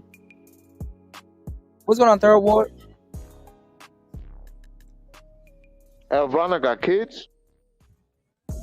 Oh, she got endless kids. I think she got about 5. By who? I have no idea. I gotta look that up. I don't see that. Yeah. Damn. Rest in peace, Aston Barrett. I didn't know he was still alive. Damn. Bob Marley's bassist yesterday. I played a lot of Garnett Silk earlier, Brian Will, man. You might want to go back to the beginning of the show. I played some Garnett Silk, man, Sunday, What you think about the new Bob Marley movie? I don't watch movies. I haven't watched TV in almost 20 years, and I'm kind of out of the loop, but cool, Yeah, cool. I mean, yeah, they be running with a lot of little fucked up narratives too, because they try to say that he sexually assaulted his wives and shit like that. I'm like, come on, man. Interesting. I wonder if they'll touch on that in the movie or not. I'm pretty sure some fucking asshole feminist is probably gonna throw that part in. Hey, don't forget this part. Like, if they make a new Martin Luther King movie right now, they're gonna show how Martin Luther King cheated on Coretta. If they probably make a new Honorable Elijah Muhammad movie right now, they're probably gonna show him cheating on his girl too. At the same time, they want all these people to get married, but they downplay marriage at the same time. And the reason why they downplay marriage, y'all, is because they want to make it seem like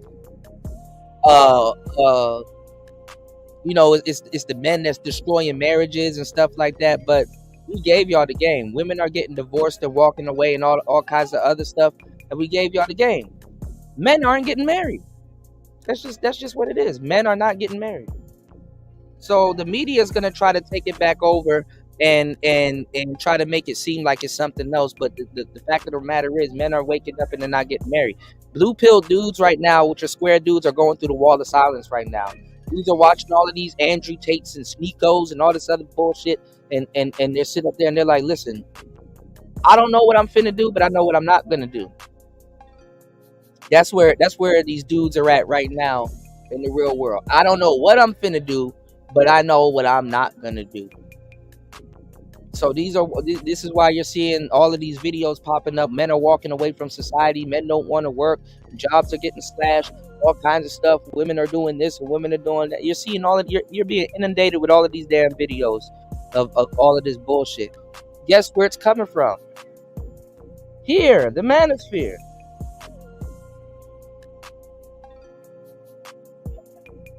So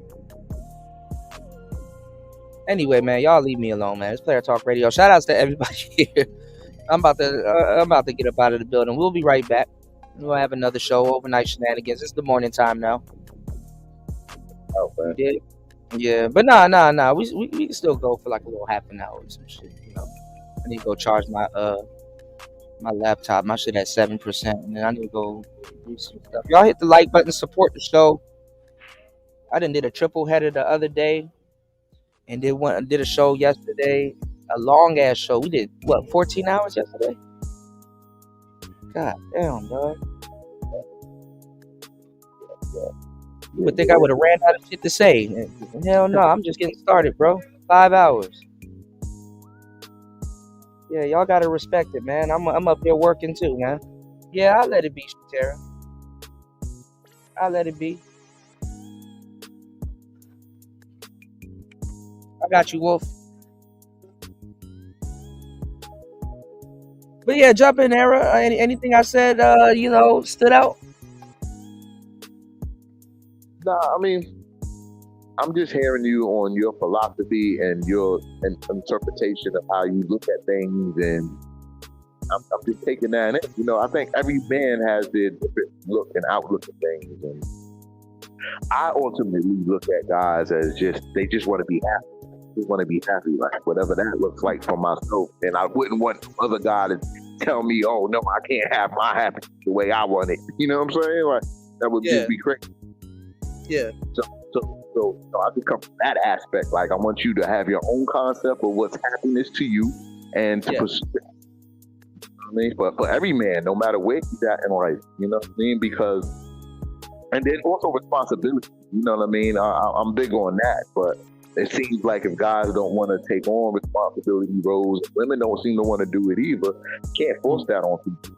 You know what I mean? In terms of family and things of that nature. So it's like if people don't want to take care of the kids or don't want to do that together, like, can't force that on I want dudes to be happy too, but the thing is that what people don't understand, and they get it wrong when anybody talks about game or anything else, is like you got to learn how to be yourself. And that's really hard to explain to guys because it's like, what do you mean? I am myself. And it's like anybody that's ever did the work and put it in like that, they know what I'm talking about. You gotta learn how to be yourself.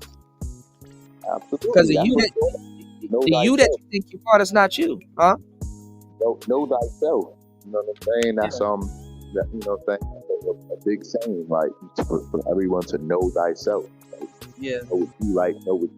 So as guys are becoming men, becoming the men that they want to be, and just gathering their experiences or trying to, a diagram or a way to be or who to be, you know what I mean, having certain influences that YouTubers, people in their life personally.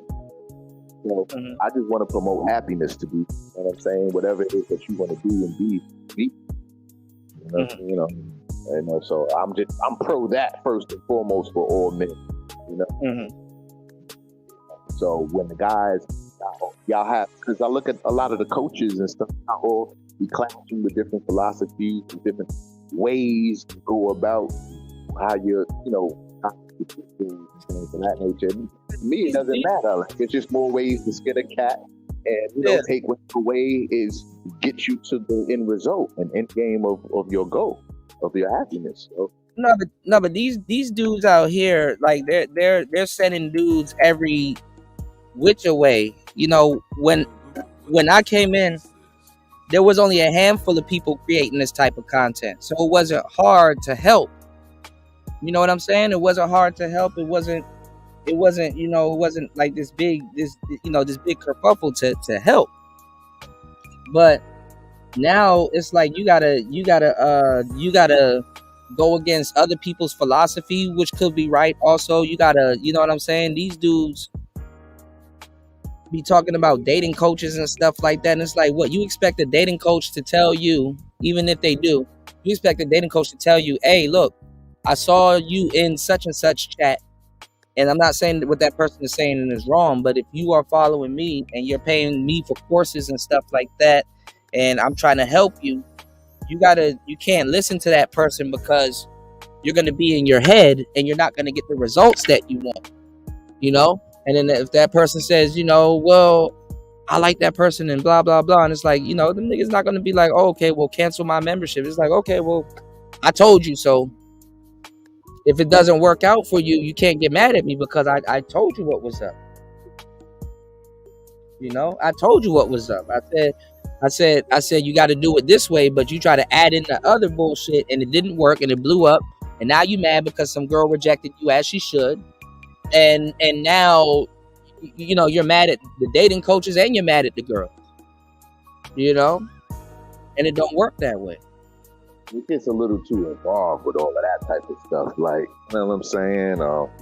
I'm talking about hands-on. I'm talking about after a nigga get the fuck up off the computer. Like, these niggas don't get the fuck up off their phones or the computer and shit like that and actually really go out and apply some of this shit. They just go to the next nigga as soon as that person goes live.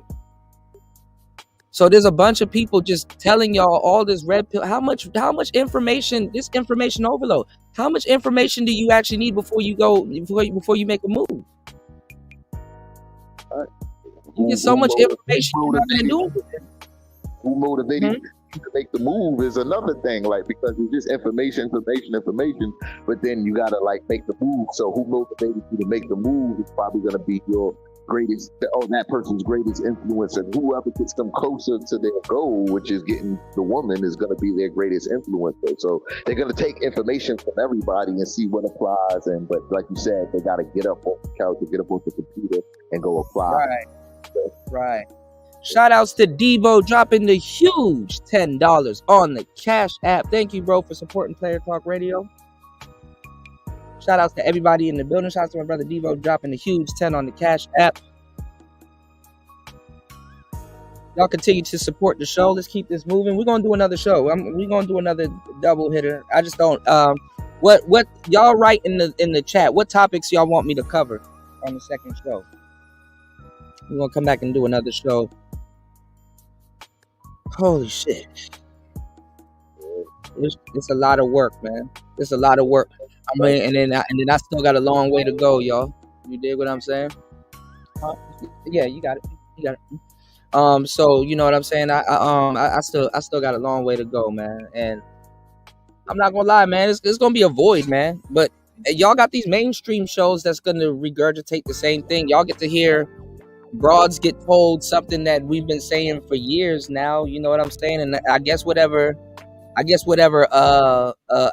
shock value y'all are gonna get out of that, you know what I'm saying? I guess whatever shock value y'all gonna get out of it, that's what y'all, you know, that's what y'all get out of it.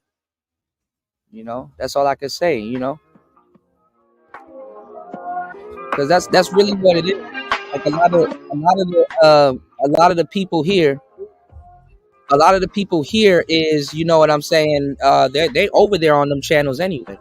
You know what I'm saying? You said truth is you can't tell a man how to talk to a woman, because if he tell you what you have to say, then he might as well. That's what I'm saying, Debo. Exactly, but that's game, and that's how you don't know and understand. Yeah. I don't promote that. I promote you to get out there and get your own experience. No, but see, I get why people don't like the dating coaches. I get it, because this is the thing. Like, when you're sick, right? And you can't self-medicate. You can't go get no medicine from 7-Eleven or order some soup or something like that. Guess what? You go to the what? You go to a doctor, right? When you financially get into something, you either get a loan, or you know, if you have friends, you know, they can loan you some money, or if you want to learn how to spend your money better, you go buy some books, or you watch some YouTube videos, or you basically go consult, or go get some information on the matter. You know what I'm saying? Right. I totally get where you're going with it. Yeah, it's the same thing with women. You know, I'm not saying that if but I'm saying this. I'm not saying if you get a dating coach, you don't have to let everybody know that you got a dating coach. You don't have to let everybody know. Only you know. You know, if you needed help or something and stuff like that, and you go consult with a player or a PI or somebody that knows what they're talking about, or a friend or something like that. Even your friends, y'all don't tell everybody every time you go talk to your friends or ask your friends for advice or information or something. Or if you're going through something with a shorty and you like, damn, you know what, my bro such and such, you know what, he really good with women, and this is kind of throwing me for a loop. Let me see if I can holler at him, and you don't tell everybody that. So why do people feel ashamed if they consult with a dating coach? Why do people feel ashamed if they consult? Yeah, yeah. And then y'all be lying because y'all don't even tell the dating coach the full fucking truth so he can help you. You know what I'm saying? Same thing with the doctors. Do you smoke? I don't know, man. Well, you got all the smoke in your lungs. You got gunk in your lungs. Obviously, you do smoke. Okay. You know, niggas gotta like you if you gotta get help, you gotta get help, man. And that's you know, that's something that that's why I said black dating coaches should get paid the most, bro. Black dating coaches should get paid the most because black people are going through it, bro. Black doctors should get paid the most. Black dating coaches should get paid the most. Black people should you pay us in reparations that way. Fuck it. Yeah, it is. If that's how we gotta go, you know what I'm saying? Yeah, you said, and that's fucking crazy right there. Debo giving y'all the game right there. He said niggas be on these panels with women while they're in turmoil with women in their real life, you know, and it don't click. They not ready for those women. If they not ready for them in real life, they not ready for them on the. If your online persona can't even get the job done, that's crazy. Let's start there. Your online persona. Your online persona. Yeah. So you already came into online not being real. It was a persona. Well, I mean, at some point, it's gonna turn into a persona either way. Well, then that's natural. You know what I mean? You into that. Yeah. But if you come putting on a lie or putting on an air or, you know what I mean, it's like, you know, you just come in playing. I mean, people. The thing about the little online persona thing is that people are going to meet you doing different things if you're doing things online. People are going to meet you when you're saying things or in different eras and stuff like that. You know what I'm saying? So people are going to have no choice but to build a persona, whether in their head about you or not, or whether it's real or not, or you know what I'm saying? That's just a part of the game. Right.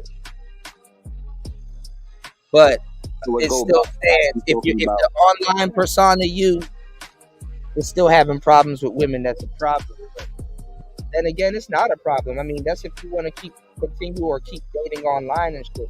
You know, I tell people to get offline and stuff like that. You know, that's the remedy for men and women. If women want to find the men that love and care for them and will do things for them, she needs to get offline and talk to the men in their real life.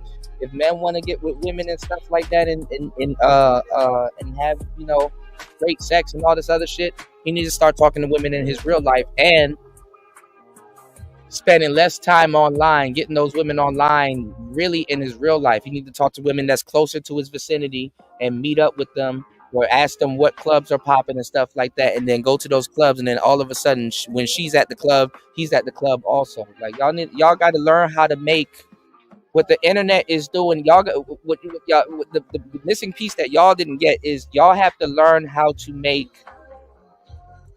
unnatural things seem like they're natural. You know what I'm saying? So, we kissed under the stars. You got to make it seem like, it just happened and stuff like that. You got to make unnatural shit seem like it's natural. We ended up meeting up online.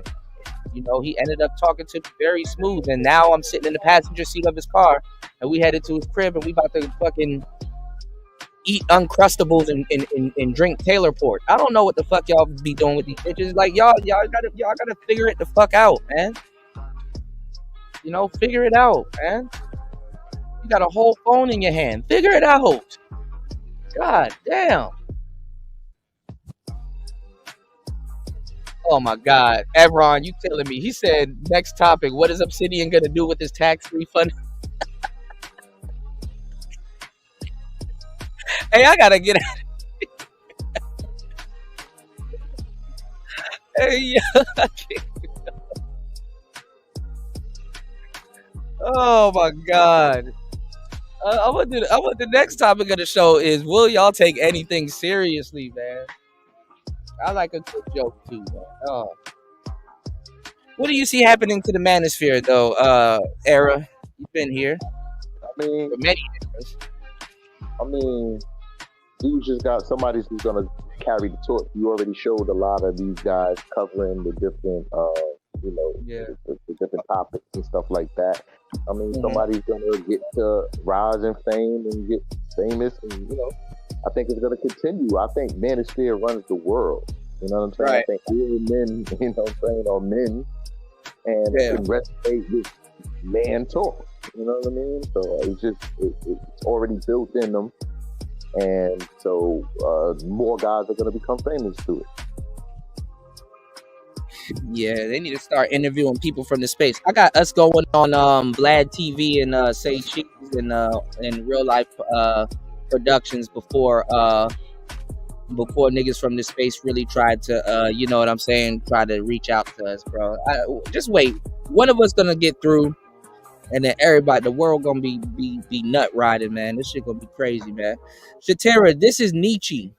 This is Nietzsche from Ugly Money. Big dude. You know what I'm saying, from Ugly Money TV. I'll go into it on the next show. This is who I think the mainstream manosphere is about to choose. And then there's another lady. She's not like Pearl. She's a lady. I think she's from Pakistan or whatever. I done showed y'all her several times. I think she's gonna be the next lady also, too, because she's making her rounds on these podcasts too. You got broads getting invited, red pill broads getting invited to these shows before manosphere dudes. You got fucking Tay Tay Bebe and Pearl and this Pakistan chick doing all these runs, and all of us, they know them, but they apparently they don't know us. Interesting, right? But okay. You know what I'm saying? They see millions of views and people don't know it, huh? They gotta bypass the guys or the people that they think are incels or at least negative. Yeah, but they got no business talking about incels and all this other shit, and they don't know what the fuck they talking about. Attractability politics is still head and heels over everything. Like, you know what I'm saying? So it's still, you know what I'm saying, who's got the attraction. Right. And, you know what I'm saying? Those people are still gonna go mingle with the people who got the, who get the most appeal. Yeah. I guess I gotta get this in before we come back around, if we come back around or alive. Shout outs to Debo. You said he said, but that's why no one can stand to this the manosphere, because the sphere and the idea is bigger than each individual one of us, right? If something happens to one of us in the space, if something happens to one of us, the space still moves on. That's right. Shatera said the world, Craig. Right. He said, I think a lot of guys are scared to ask a woman for help because they don't want to look like a loser or less of a man. Yeah, but who they trying to impress at that point? Like, everybody on their phones. Don't nobody give a fuck these days, You can be very unhinged these days now, You said let them get up there and start fucking up the talking points, because all they doing is regurgitate. That's what they're doing. They fucking it up, Devo. That's where I'm at with it. And they bastardizing it. It's like they'll say, "Oh, this is where hypergamy came from." It's like, no, that's not where it came from. But nice try though. But there's nobody to say no, that's not where it came from, and then educate the people or say nice try though. On the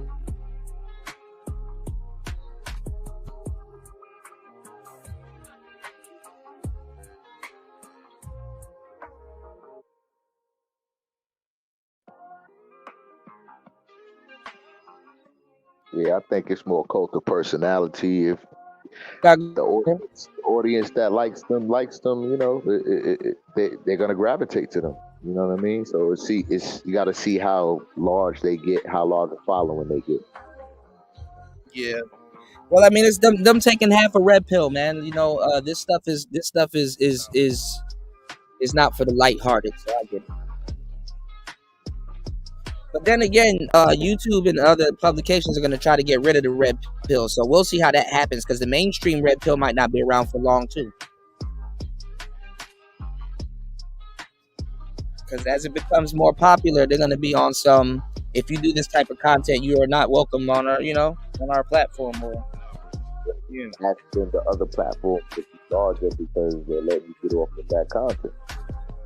So until they ban it, like, it's just a way of delivering it. Some people have a better delivery. Some people have a harsher delivery where it gets noticed. And it's like, oh no, we don't like that. we can't stand or deal with that, or that's offensive to somebody or something, and then all the beef starts. But if you get somebody who delivers such a way, you know what I mean, it's always going to continue because it's facts and realities of life. Right. Those can never be disputed. You don't have to like it. You know, there's a lot of harsh realities of life that, you know, men could talk about all day, but you wouldn't want to talk about it with women, or you wouldn't want to expose them to it. And man has always done that with women, you know what I mean? And not tell her or show her all the harsh realities of life, but they're there. Right. We can talk about it, you know what I mean? We can get into it, and that's where it should stay. And if women want to get into it, that's at their own mind and at their own risk.